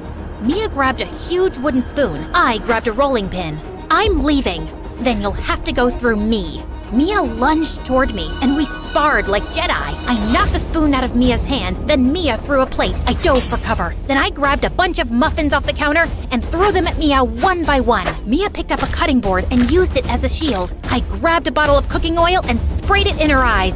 I can't see! I darted out the door and headed straight to the museum. When I saw Sophie get out of her car, I walked up to her but was stopped by her bodyguards. Please, sir, I'm Sophie's biggest fan. I just want her autograph. I'm saving money to get plastic surgery to look just like her. Sophie heard that and told her bodyguards to step aside as she gave me an autograph. Dear whoever you are, you smell like failure. Wishing you well with your life as a loser. XOXO, Soph. While she was busy doing that, I slipped the diamond necklace into her purse, and then I stepped back and waited. Sure enough, the minute Sophie's bag went through security at the museum entrance, they found the necklace inside. She was immediately arrested and carried off by the police, kicking and screaming. I'm innocent, you morons! Take your filthy hands off me! On the day of Sophie's trial, I was over the moon. My revenge would finally be complete. But just as I was about to go to the courthouse to hear Sophie's jail sentence, my grandmother, Mia, and Mom confronted me. You stupid tattletale, why would you tell Mom? I was worried about you. You've changed, Lily. All you think about is revenge. Sophie has to pay for what she did. She took everything from us. Dad made his own mistakes, and you can't keep living in the past and blaming yourself. You have to forgive, honey. Wyatt and Sophie don't deserve my forgiveness. We're not talking about them. You have to forgive yourself. Tears streamed down my face as the weight of the guilt I was carrying dropped down on me like a ton of bricks. We're here for you, Lily. You're better than this. You have to let this go and move on. I went to the courthouse and told the judge that it was all a misunderstanding. I explained how I'd found the diamond necklace and gave it to Sophie to return to the lady. Is this true?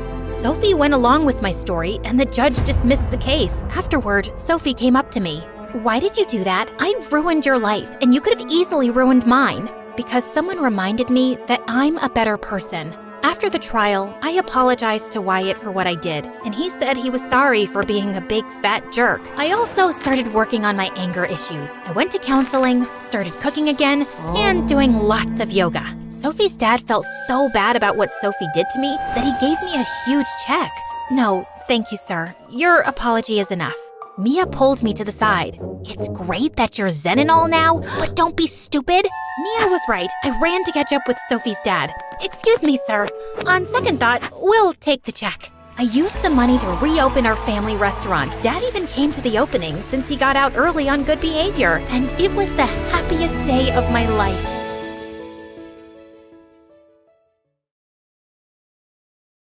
I woke up as the maids drew the curtains and I could hear the sound of birds singing. I slipped into my shimmering gown, just like Elsa's, placed delicate heels on my feet like Cinderella, and styled my hair like Rapunzel's. I looked awesome. Why wouldn't I? It was my 7th birthday after all. Whoa, I want to pinch myself. Is it for real? You look stunning, my princess. Thanks, Dad. But you remember your promise? You will rescue me. If I need you to, right? Of course, sweetheart. Hi, I'm Olivia, the princess of a small country in Europe. Dad threw a grand party for my birthday, and everyone was stunned to see how pretty I looked. Oh my God, the princess came straight from heaven. You light up the room with your beauty. The party was great, but then the son of a duke started boring me with how awesome his new school was. He went on, and all I wanted to do was return to my baggy jeans and hoodie and continue playing Minecraft. So, I gave Dad a signal, our secret signal. I coughed once and then rubbed my nose, and just like that, Dad came to my rescue. The princess needs her rest, don't you, darling? Yeah, I do need it. Real bad. Yep, my dad was the best. He spoiled me rotten, and for him, my happiness was everything. My aunt asked him why he spoiled me, and he had the best reply. I'm her father, not just her king. Olivia is strong and wise, and her life is her own to decide. I only want her to be happy. Growing up, I felt like I was different from other princesses. I mean, how many princesses do you know who got to go to a normal school, stay up late playing video games, feed their pets, and give them baths? I could go out and play with kids and just be myself. I loved to live a simple life, just like everyone else. I remember one time I begged Dad to take me to the circus in town.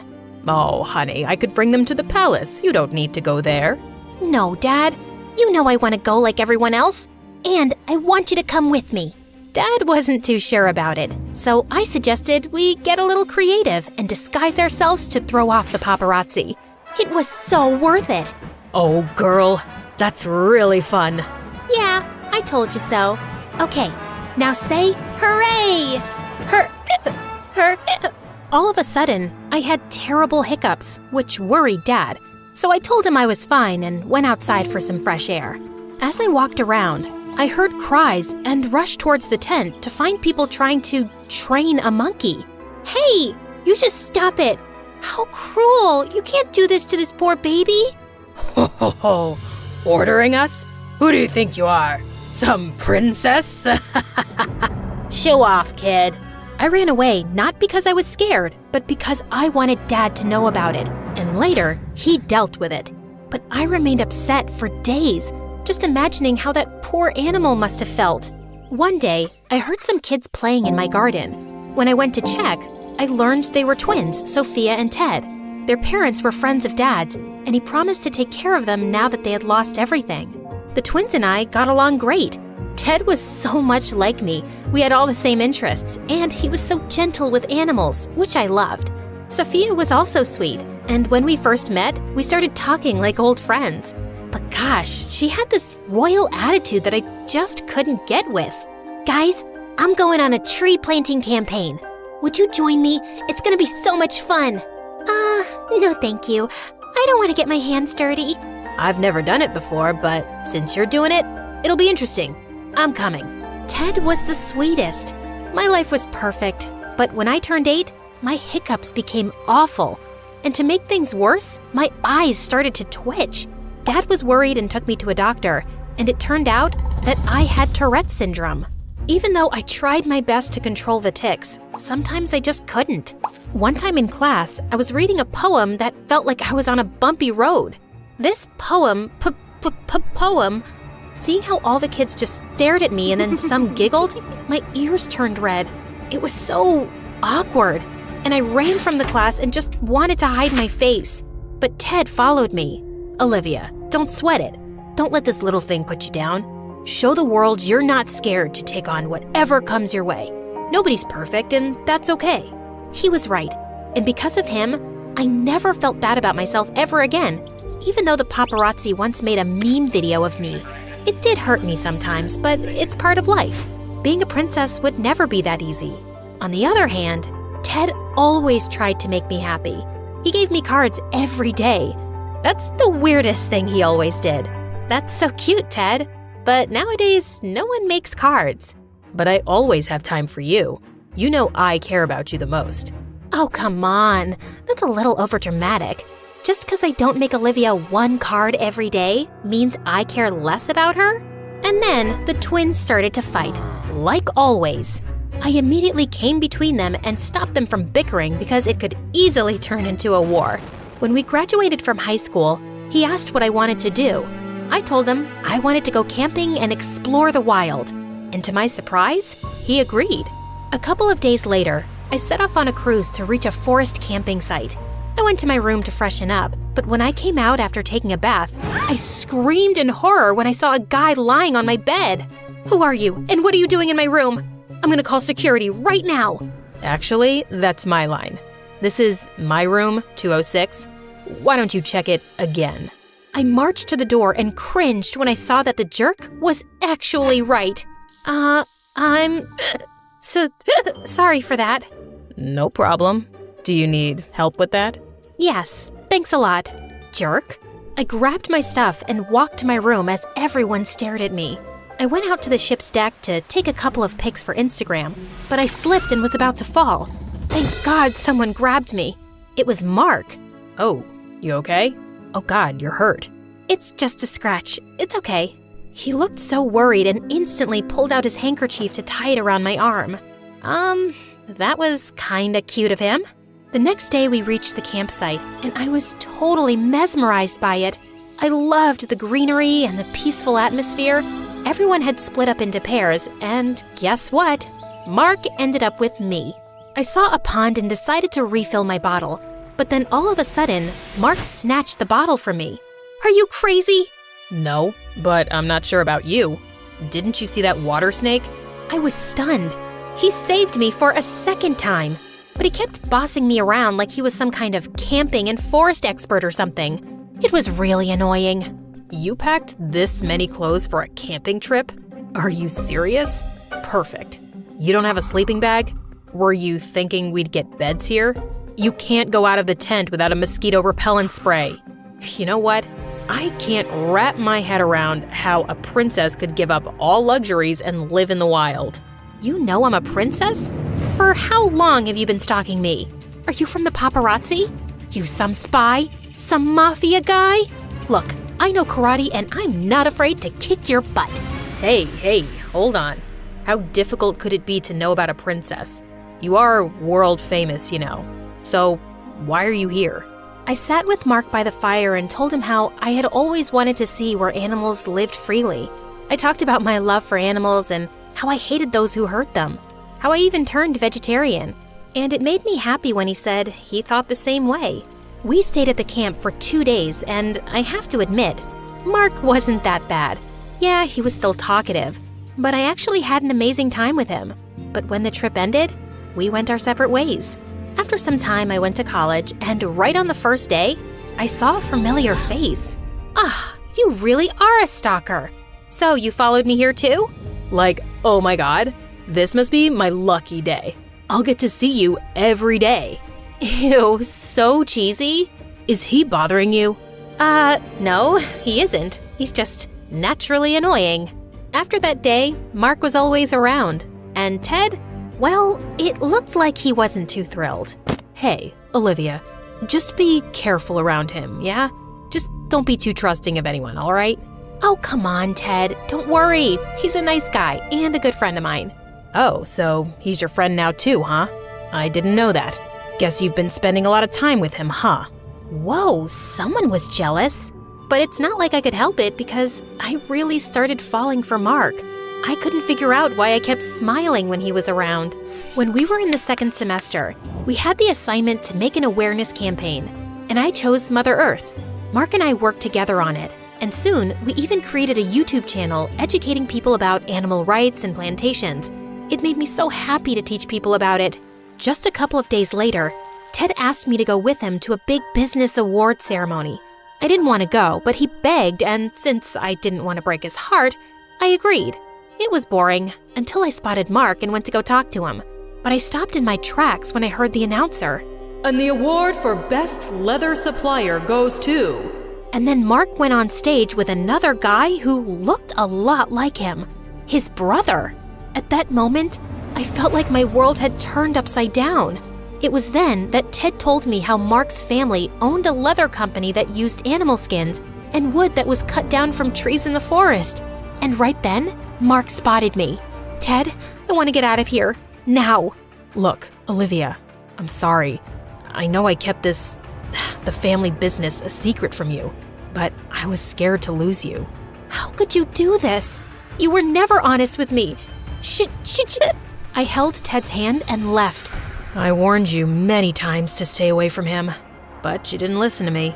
But don't worry, I'm always here for you. I'll never hurt you. He was right. It was me who acted stupidly and trusted Mark. Mark tried every possible way to contact me, but I shut him out. At college, he tried to talk to me, but every time he came, Ted was standing right next to me. I so wanted to hate Mark, but my heart wouldn't let me. Ted, on the other hand, tried everything to make me happy, but nothing worked out. Sometime later, Sophia and Ted made a plan for a family holiday in France, and right outside the Eiffel Tower, Ted suddenly got down on his knees and proposed to me with a ring. Holy moly, what is this? But my words were stuck in my throat. Right then, tons and tons of paparazzi came flooding in and flashed their cameras at us. Dad and Sophia looked at us with a smile.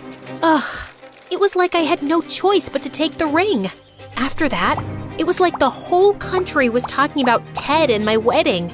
The news spread like wildfire, and people even came out with merchandise with Ted and my faces on it. I was stuck. Seeing me look so worried all the time, Sophia asked me what the matter was. I lied and said everything was fine. You were never a good liar. Olivia, it's not Mark, is it? What? No. Maybe.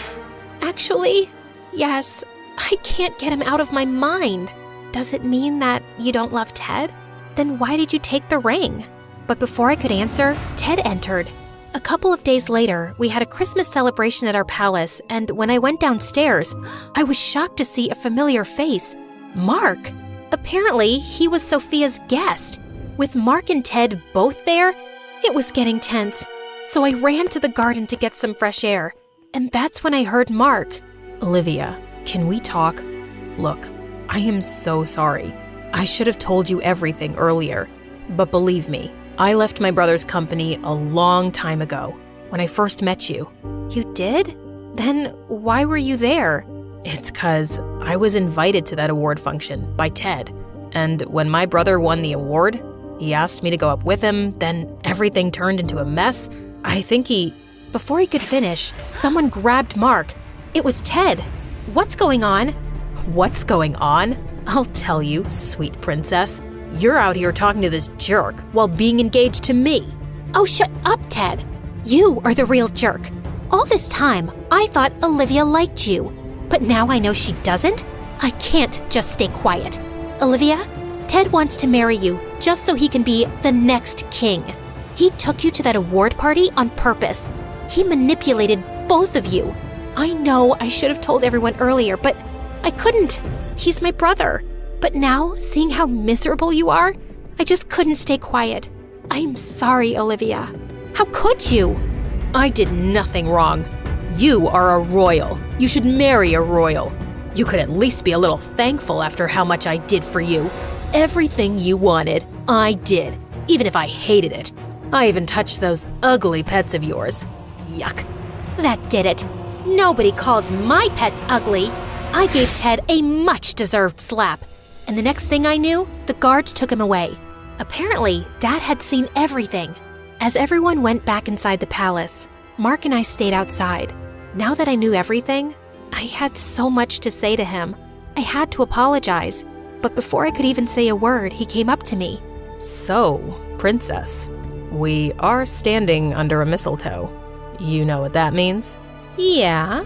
He kissed me, and I knew in my heart that I would get my happily ever after with Mark.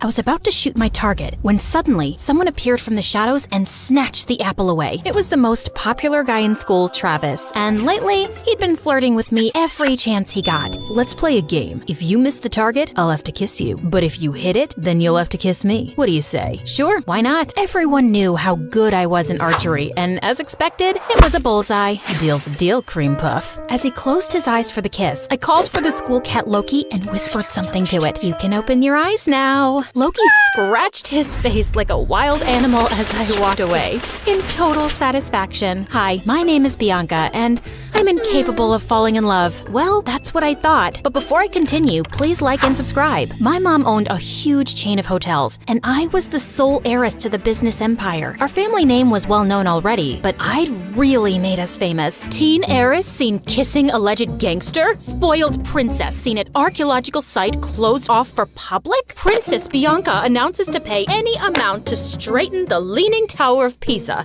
Oh, each headline is worse than the one before. Alleged gangster, Mom. We broke up. And you know my keen interest in history. I had to see that site. And come on, am I the only one annoyed by that Leaning Tower?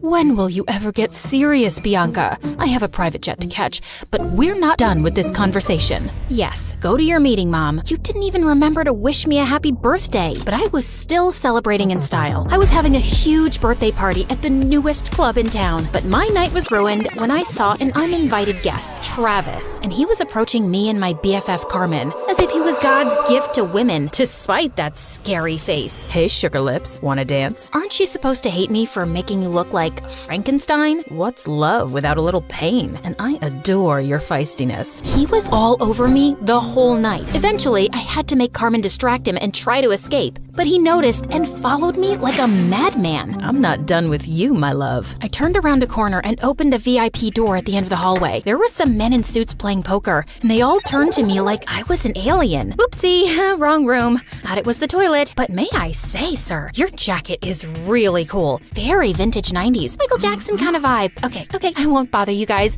May the best man win. Bye. Travis was nowhere to be seen, so I took the chance to finally leave the club. But of course, I couldn't avoid him at school, and he was being such a nuisance that eventually I got a restraining order against him. My life was finally peaceful, till a few days later when Carmen told me that her cousin from the village would be joining our school. Since when do you have a cousin? Ever since he was born? You never told me about him. I love to collect snake skins and samurai swords in my basement. I didn't tell you about those either. What? Friends should share everything. I think some secrets are good. Oh my god, my cousin's here. I turned to this guy who was walking towards us like he was the king of the underworld. Judging by his walk, he knew he was a fine specimen of the male species. But suddenly, he tripped over nothing and fell into the fountain nearby. And then he immediately got up like nothing happened. I felt like I was watching a comic cartoon strip. Are you sure he's not some hot model you paid to act as your clumsy cousin? Nice way to say that he's hot and adorable. He then spun her around like she was a cotton ball. Carmen, my favorite girl. I missed you so much. The guy turned to me and I was stunned. He was even more handsome up close and also really familiar. You must be Bianca, Carmen's best friend. I'm Slater. Nice to finally meet you. Did you just curtsy? And have we met before? No. Is this how city people greet each other? Excuse us a moment. Carmen pulled me out of Slater's earshot. What you doing? Talking to my best friend's cousin? Why does that require you to bring your face so close to his? I just thought he looked really familiar. What's your problem? I just think you're finding an excuse to flirt with him. Now listen up, Bianca. You're never serious about any boy, and you just play with their feelings and dump them. And you're not allowed to do that to my cousin. He's not even my type. Relax. Just don't get involved with him that way, or it's friendship over. Understood? Loud and clear, ma'am. Since then, the three of us started hanging out together, and I was having a hard time believing someone like Slater existed. Sheer perfection on the outside, but with the poorest balance a human could possibly have. He tripped, slipped, and stumbled everywhere. He even got a black eye while tying his shoelaces. But one night, while I was admiring one of the paintings at home, it hit me like a bolt of lightning. I remembered where I'd seen Slater before. You gotta trust me, Carmen. Your cousin's up to something shady. Mom and I attended this art exhibition downtown last month, and Slater was there. He was one of the artists. We even bought a painting from him. Only his hair and eye color was different, but it was him, and he wasn't clumsy. He must have been a lookalike. Slater has lived in the village his entire life and just got here last week, and he can't even draw a circle, trust me. I even showed Slater's picture to Mom, and she said it's him too. Now she's contacted the artist to buy more of his work, and he's coming soon, and I'll finally know the truth. You just need to give yourself something to be excited about. Do what you want, but you're wrong. A couple of days later, the artist called Mom to say that he had to go out of town and he'd come to meet her next month. How convenient. I decided not to say anything to Slater and try to get to the bottom of his secret identity. He was always hovering around me and Carmen like an annoying fly. He was sure to slip up at some point. I'd be watching him. But one day, I was spying on him at the gym, and after seeing him miss the 100th basket, I got really bored. I decided to skip the rest of school that day to get a manicure. As I was walking to my car, a van suddenly stopped next to me. "Good day, child. Would you please buy some apples from me? I run an orphanage, and I'd like to get some toys for the children." "Sure thing. Just give me a basket and I'll give you $100,000. I was about to take the basket from her when Slater suddenly popped out of nowhere and crashed into me. Hey, you, who do you work for? Show me your ID. The poor lady looked terrified and just drove away. What the heck was that? Didn't your parents ever tell you not to take candy from strangers? What if she was trying to poison you? Dude, those are apples, not candy. And who am I? Snow White? And that cute granny is trying to poison me because I'm the fairest girl in all the land. This isn't funny. You don't know how dangerous some situations can be. Oh, please. I swam with sharks last year and jumped off a hot air balloon when it malfunctioned. I laugh in the face of danger. And that lady just wasn't dangerous. I know you're from the village and probably think everyone in the city's evil, but please stop being a weirdo. But Slater just got weirder. Like another time, the three of us were at a restaurant, and as soon as the waiter served our order, he started sniffing mine. If you wanted me to completely lose my appetite, you succeeded. What's wrong with you? He also started sniffing his food and Carmen's. That's how we do it in the village. The first whiff of food tells you everything you need to know. About what exactly? About how organically the food was grown, if the farmer sang to his crops and cows. I ordered a giant brownie sundae with whipped cream and sprinkles. Are you insane? Just give me that. Just then, there was a loud crashing sound next to us, and Slater jumped towards me and brought me down to the floor, covering me like a human shield. He was looking down at me, and I was a little breathless. And then, I saw everyone else staring at us like we were mental. Apparently, a waiter had just dropped a tray full of glasses. Oh, my bad. I thought it was a gunshot and maybe some robbers had come in. I just acted on instinct.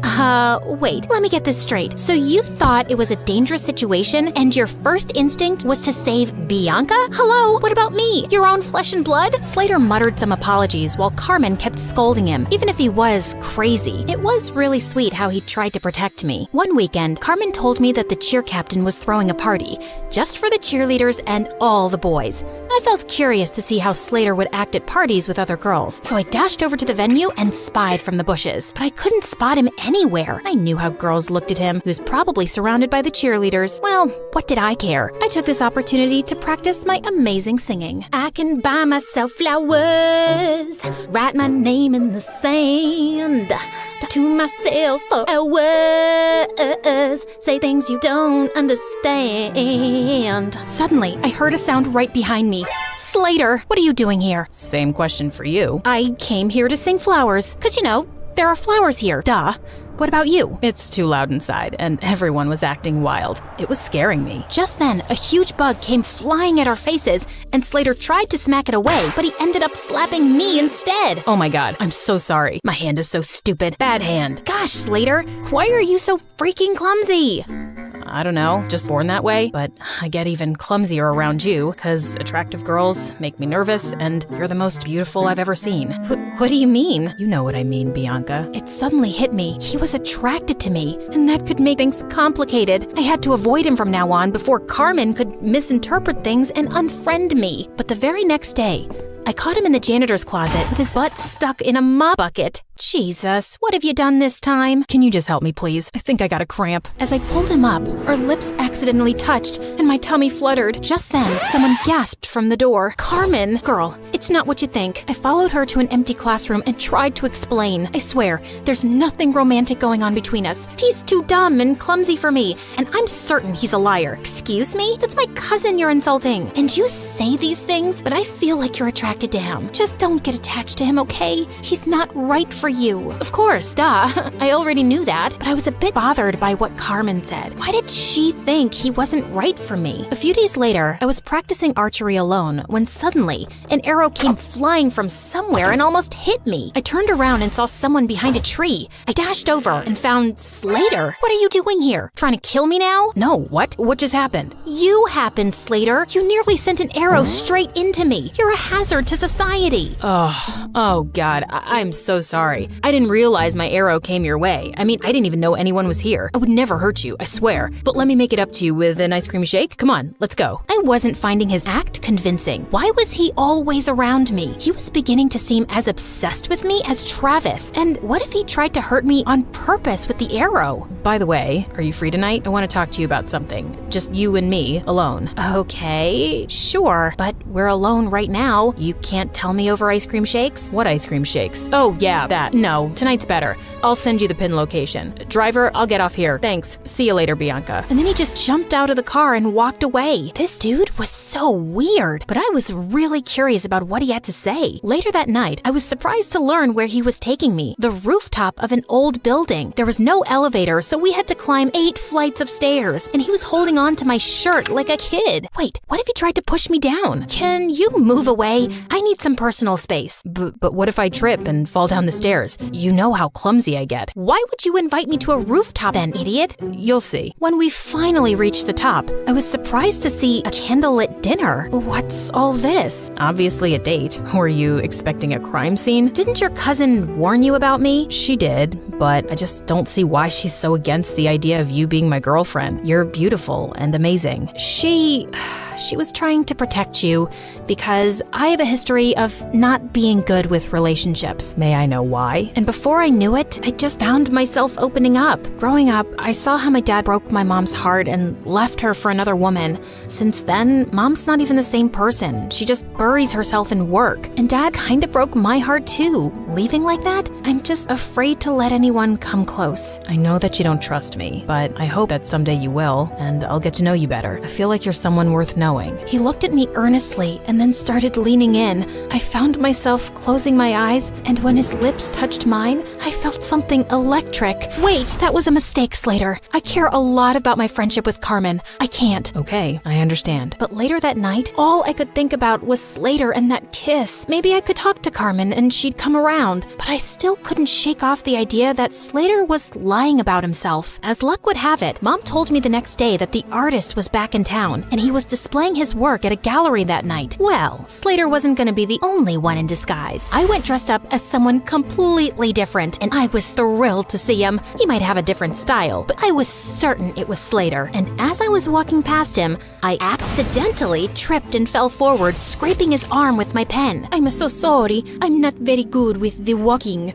Clumsy, like you people say. Oh, it bleeds. It's fine, miss. I'm okay. Excuse me. I need to use the bathroom. And the next day at school, Slater was wearing a full-sleeved shirt, just like I'd expected. So I spilled my juice all over him. Oh my God, you're wet. You'll have to change your shirt. It's fine. It'll dry up. No, you'll get sick. I won't. I'm as strong as a cow. I tried a few more tricks, but he was able to avoid all of them. I guess I just had to do it by force. After our classes, I followed him outside school, and just as I was ready to jump on him from behind, he turned around and pinned me to the wall. Bianca, why were you trying to attack me? How did you know, Spider-Man? And all I wanted to do was this. I pulled up his sleeve, and sure enough, he had a long cut on his arm. Ha! So you're really that artist. I've exposed you, you big fat... Suddenly, there was a growl behind me. I turned to see 2 guys holding 2 rabid dogs and pointing at us. Bianca, just run. Slater grabbed my hand, and we ran like crazy from the dogs. After sprinting down several blocks, he pulled me into an old building, and we ran up the stairs. We climbed all the way to the rooftop,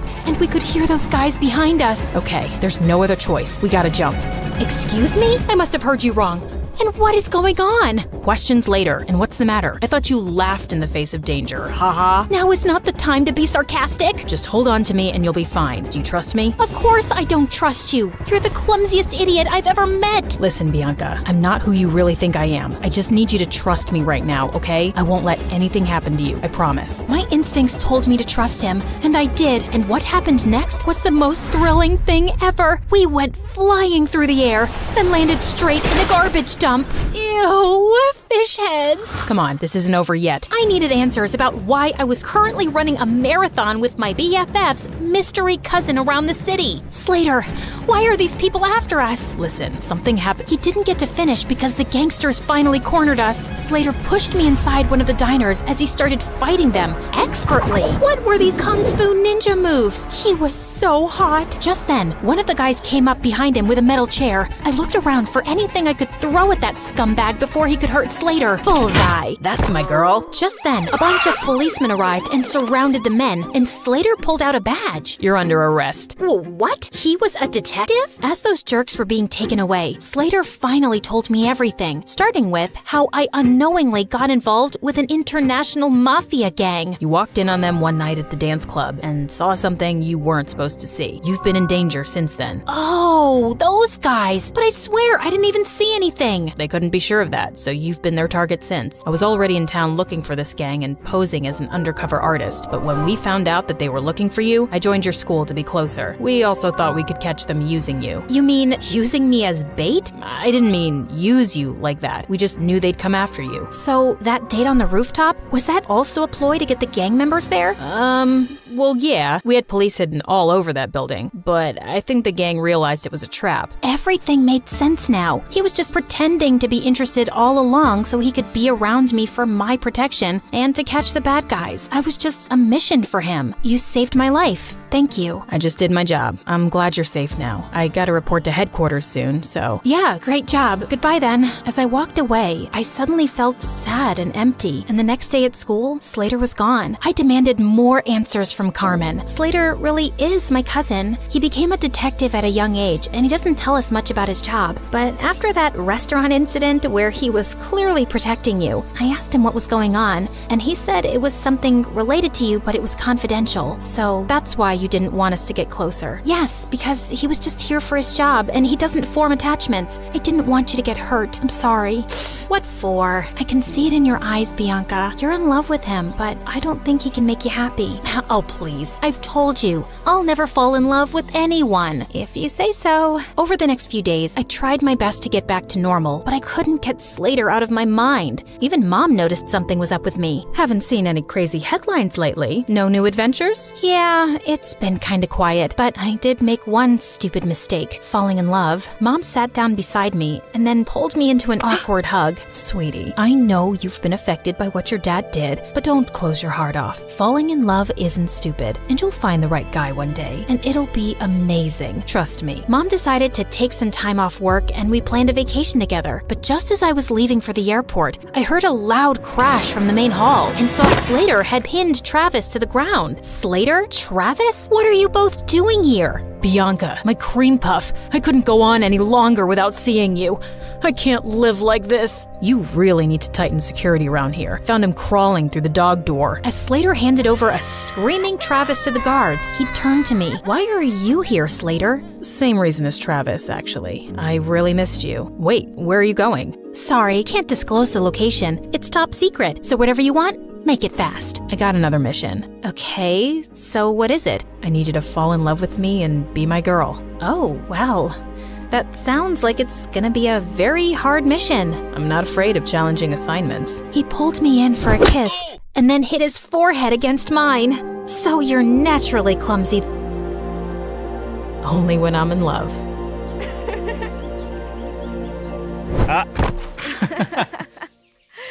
Hi, I'm Mia from LA. Please like and subscribe. Growing up, it was just me and my mom, who was a famous photographer working for big brands and celebrities. So you'd think, with a photographer parent, I'd have a beautifully documented childhood. Well, you'd be wrong. I hardly had any pictures because mom was always too busy. and I was raised by nannies. Sure, Mom gave me everything, but she couldn't make much time for me. She did try by setting up her studio at home, but once when she was in a meeting, I slipped into her darkroom and switched on the lights, and all her photos were destroyed. That nanny was fired, and Mom relocated her studio. And then she hired a lady named Susan, who was the coolest. Susan could play hide and seek with me for hours. She'd always let me do her makeup, and she even taught me how to slide down our main staircase. She'd pitch up a tent in our backyard and then tell me stories around a fire. And what a storyteller she was. She'd just make up magical tales in the moment, and I was hooked. What are you thinking, you lily-livered, yellow-bellied scallywag? I was thinking you should be my mom. Susan laughed it off, but I was kinda serious. She even gifted me my first notebook when I turned 8 because she knew I loved writing stories, and that meant more to me than any of the presents Mom had sent. Yeah, she couldn't make it to my birthday. Once when I was 9, Susan had taken the day off, and I ended up being stuck with Mom at a photo shoot at some historical building. Mom, I'm bored. Read your book, Mia. But I'm also hungry and sleepy.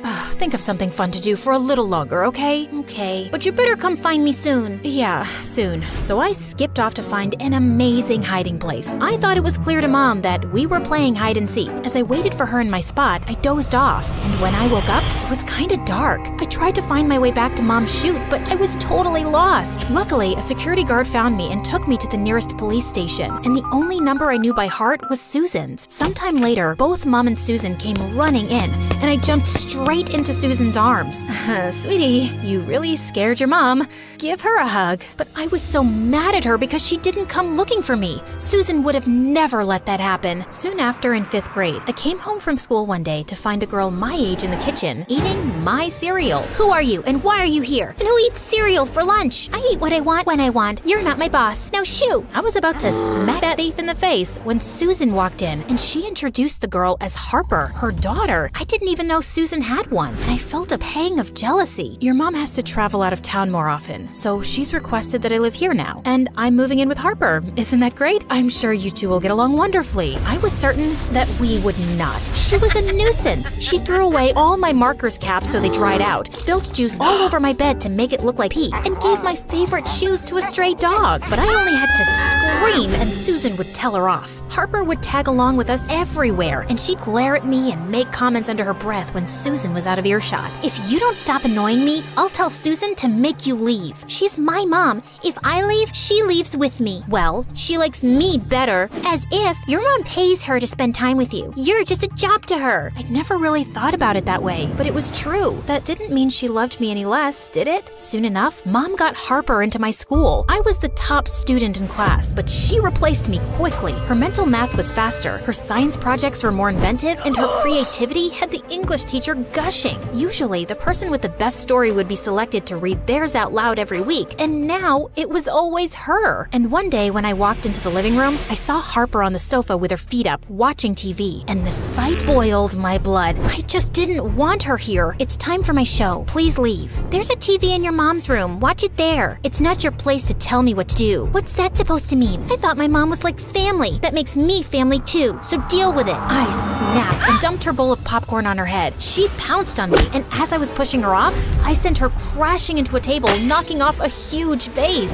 Susan came running in at the noise, and she went bonkers on Harper. How could you do this? You know better. But Mom... No, Harper, I told you. You had to be perfect. Do you want to go back to the way things were? You get to go to a great school and live in a nice place. But if you can't appreciate that, then we leave today. I'd never seen Susan so mad, and I didn't want her to quit. Also, I felt a little bad for Harper. Wait, it was an accident. I tripped, and she was just helping me up. Susan calmed down, and after that day, things started getting better between me and Harper. Once we both backed off from annoying each other, we realized that we actually had a lot in common, especially our love for writing. And over time, we became like siblings who were constantly competing and arguing over dumb things. But we certainly didn't hate each other anymore. By the time we reached high school, Mom had expanded her studios to several locations. She wanted me to take an internship interest in the business, and even though I pretended I didn't like tagging along, I actually loved the glamorous shoots and meeting celebrities. I even started hanging out with celebrity kids my age, and they were something else. They shopped in private malls and had front row tickets to every concert. And once I went to a party with a giant indoor wave pool, which was awesome. I'd often invite Harper to join us, but she never seemed comfortable around them. One night, we were at a burger joint when they decided it would be fun to break into an amusement park at night and operate the rides. Ah, that sounds fun, right, Harper? No it doesn't. It sounds illegal. Don't be such a buzzkill. You only live once, girl. Unclench your butt cheeks. Mia, this is a bad idea, and Mom would never approve. Yeah, so we're not telling her. I'll just text Susan and say we're staying at a friend's tonight.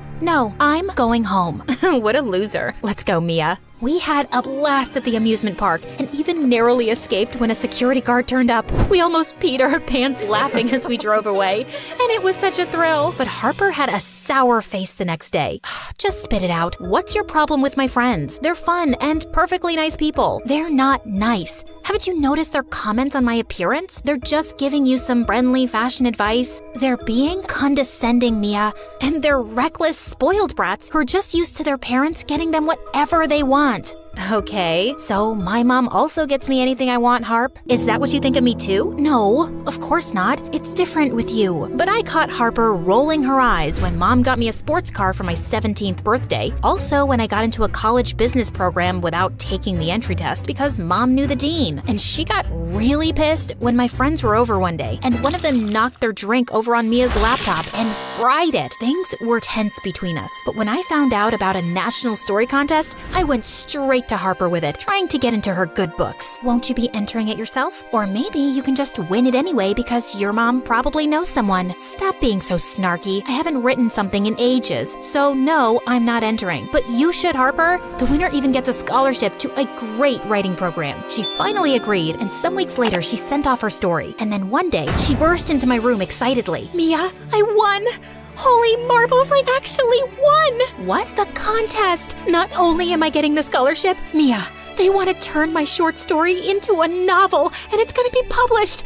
Can you imagine? Oh, thank you for convincing me to enter. Harper, that's amazing. I gotta tell Mom, she's gonna be so happy. I couldn't help feeling a little jealous, though. I'd always wanted to have a story published, and Harper was actually getting to do it. I pushed the thought away. I could do it someday, too, and I was happy for her. That is, till her book came out. It was my first time reading her script, and my heart started racing. I couldn't believe my eyes as I frantically skimmed through the pages. These were my stories. Not exactly word for word, but the main themes and so many ideas, they were mine. I stormed downstairs and shoved the book in Harper's face. You cheat. What? These are my ideas, Harper. You stole them from my notebooks. How could you stoop so low? Are you crazy? Why would I even look through your notebooks? Then how did my ideas magically appear in your story? 'Cause they're my ideas. But of course, you found a way to make it about yourself. You've always thought you're better than me because I'm just the help's daughter. Don't change the subject, witch. And I've loved Susan like my own mom. Yeah, and never thought about how you took all her time away from me. I was at home with my rotten grandma while Mom looked after your highness. Well, we were gonna leave after high school anyway, but now with my book deal, I'm sure I can take Mom away even faster. I always knew you were jealous of me, and I was right. Jealous of you? Oh, please. Why would I be jealous of someone whose mother can't be bothered to talk to her more than twice a month? Shut up, Harper. I never want to speak to you again. Fine by me. Susan was really upset when she found out about our fight, and she tried to make us talk, but I refused. I couldn't even look at Harper. And then one night, some reporters came to interview her at the house and asked her where she got her inspiration. Oh, my mom's always been a great storyteller. I wouldn't be here without her. You wouldn't be here without me, Harper. Hey, everyone, here's something you should— Harper attacked me, and suddenly we were fighting like wild cats till our moms pulled us apart. Mom asked the reporters to leave, and when I told her everything, she was livid. After everything I've done for you two, and this is how you repay me? Stealing ideas from my daughter and attacking her too? I want you both gone, now. It broke my heart to see Susan leave like this, but it was all her evil daughter's fault. It didn't make me feel better, though. I didn't even want want to meet any of my friends. Then one night, Mom knocked on my door. Hey, sweetie, want to go out for dinner? I don't really feel like it, Mom. Do it for me anyway. I reluctantly agreed, and she took me to a small Italian restaurant. This is where your father and I came on our first date. You don't ever talk about him, Mom. You really don't talk to me at all. Your father was a photographer too. He got sick soon after I got pregnant with you. It was really hard for me to deal with his loss, and I just threw myself into work. Also, I always wanted to make sure I had enough to take care of you on my own, but I think I've let you down. What do you mean? I can see how much you miss Susan, and she's made you into the kind of person you are today, not me. It used to hurt my feelings when you preferred her as a kid, but I can't blame you. Is there anything I can do to make up for me not being there? Mom, I've always appreciated everything you've given me, but I think I just want your time now. Over the years, Mom and I grew closer and I got more involved with her business. I'd see Harper on the news. She'd turned her novel into a trilogy and gained worldwide success. I tried to get over my bitterness, but I just couldn't forget the betrayal. Then one day, my assistant let in a visitor, and I was shocked to see Harper. What are you doing here? I don't want to see you. Please, Mia, just hear me out. She told me that Susan had fallen sick and had been in the hospital for months. My heart sank at the news. She's recovering now, but she keeps asking to see you. Please, you should hear what she has to say. I put all my differences aside and ran to see her, and hugging her made me feel like a kid again. Susan, I've missed you so much. I've missed you too, Mia. But what's happened? Are you okay? Yes, I'm much better, but there's something I have to tell you now. Okay? What is it? Harper didn't steal your stories, Mia. I did. I felt like someone had punched me. It wasn't intentional, believe me. You remember how you always shared your stories with me over the years? When Harper was writing for that contest, she had writer's block and I gave her some ideas. I didn't realize those were all yours or that it would be such a big deal. But after you two fought, I realized what I'd done, but I just couldn't come clean. I didn't want to take away this amazing thing from my daughter, but I felt so awful for the pain I caused you, Mia. I am so sorry. Do you think you can ever forgive me? Oh, please don't cry, Susan. I just need some time to process this, okay? I sat outside her hospital room, still trying to wrap my head around everything. Just then, Harper joined me. Mom just told me a week ago, Mia. I really had no idea, but we can fix this. I can announce publicly that some ideas were yours and you can be given due credit. No, Harper, slow down. It's okay. You know what? Your mom inspired me to write stories too. I'm sure so many of my ideas came from her. It kind of feels right that they came back to you. And I'm enjoying being part of Mom's business, and I'm glad you've done so well for yourself. I'm glad you're happy too, Mia. And about all those things I said, I didn't really mean them. Me neither. Forget about it. Can we be friends again? As long as you bring your mom along. I only tolerated you because of her. Right back at ya.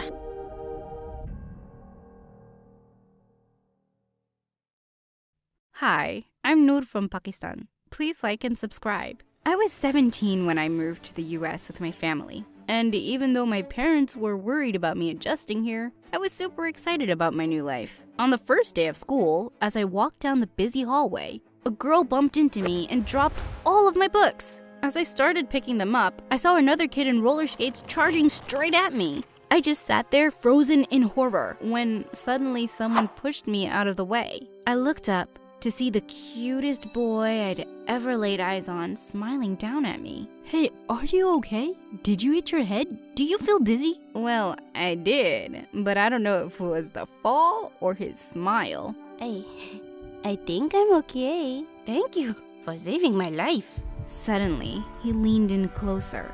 Wait, was he gonna kiss me? I was ready for it, but to my embarrassment, he just reached over and picked up his sandwich lying next to me. Must have dropped this while saving your butt. I would have been really sad if I'd lost it. He helped me to my feet, winked, and left. Wow, that was a dramatic start. Later in class, the teacher asked me to introduce myself, but when another really cute boy winked at me, I just went blank. As I was trying to think of anything to say, a girl started cackling.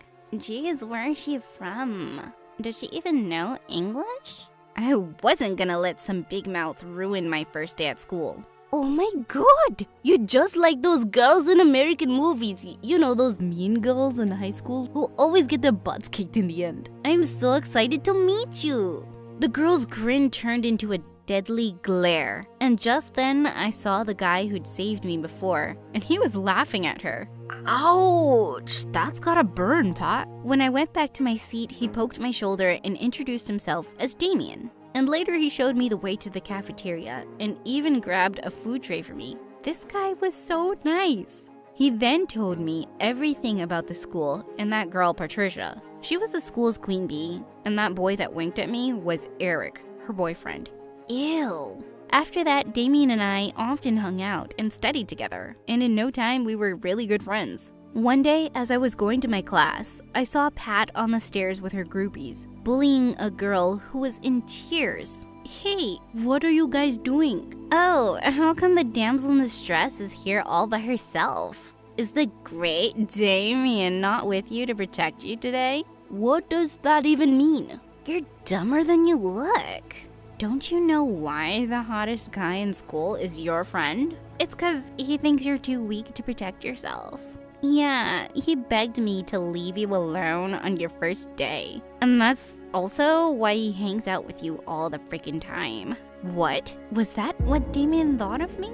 Just then, I saw Damien come up the stairs, and he'd clearly heard everything. Listen, Noor, I can explain. Oh, everything is clear, Damien. Did protecting me make you feel good about yourself? Oh, well, you can go be someone else's bodyguard. I can take care of myself. Thank you very much. And with that, I stormed off angrily and planned to ignore him for a very long time. A few days later, I was paired up with Eric for an experiment in the science class. There were rumors that he and Pat had broken up, but she kept giving me death glares all the time he sat next to me. While we were doing an experiment, a test tube slipped from my fingers and almost fell on me when Eric pulled me to his side and I fell over him. And Pat jumped off her seat like it was on fire. Girl, where have you been all my life? Hiding from you. I pushed him away and left the class. I didn't want Pat's sleazy ex or more drama, but it wasn't like I could avoid it. We were having elections for student council in the coming weeks, and I entered my name for the same position that Pat was competing for. Oh, you think you can win?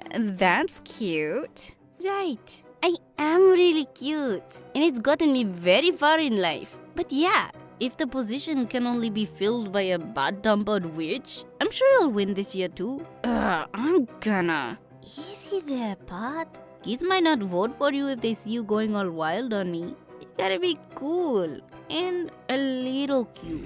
She looked furious as I walked off. That day,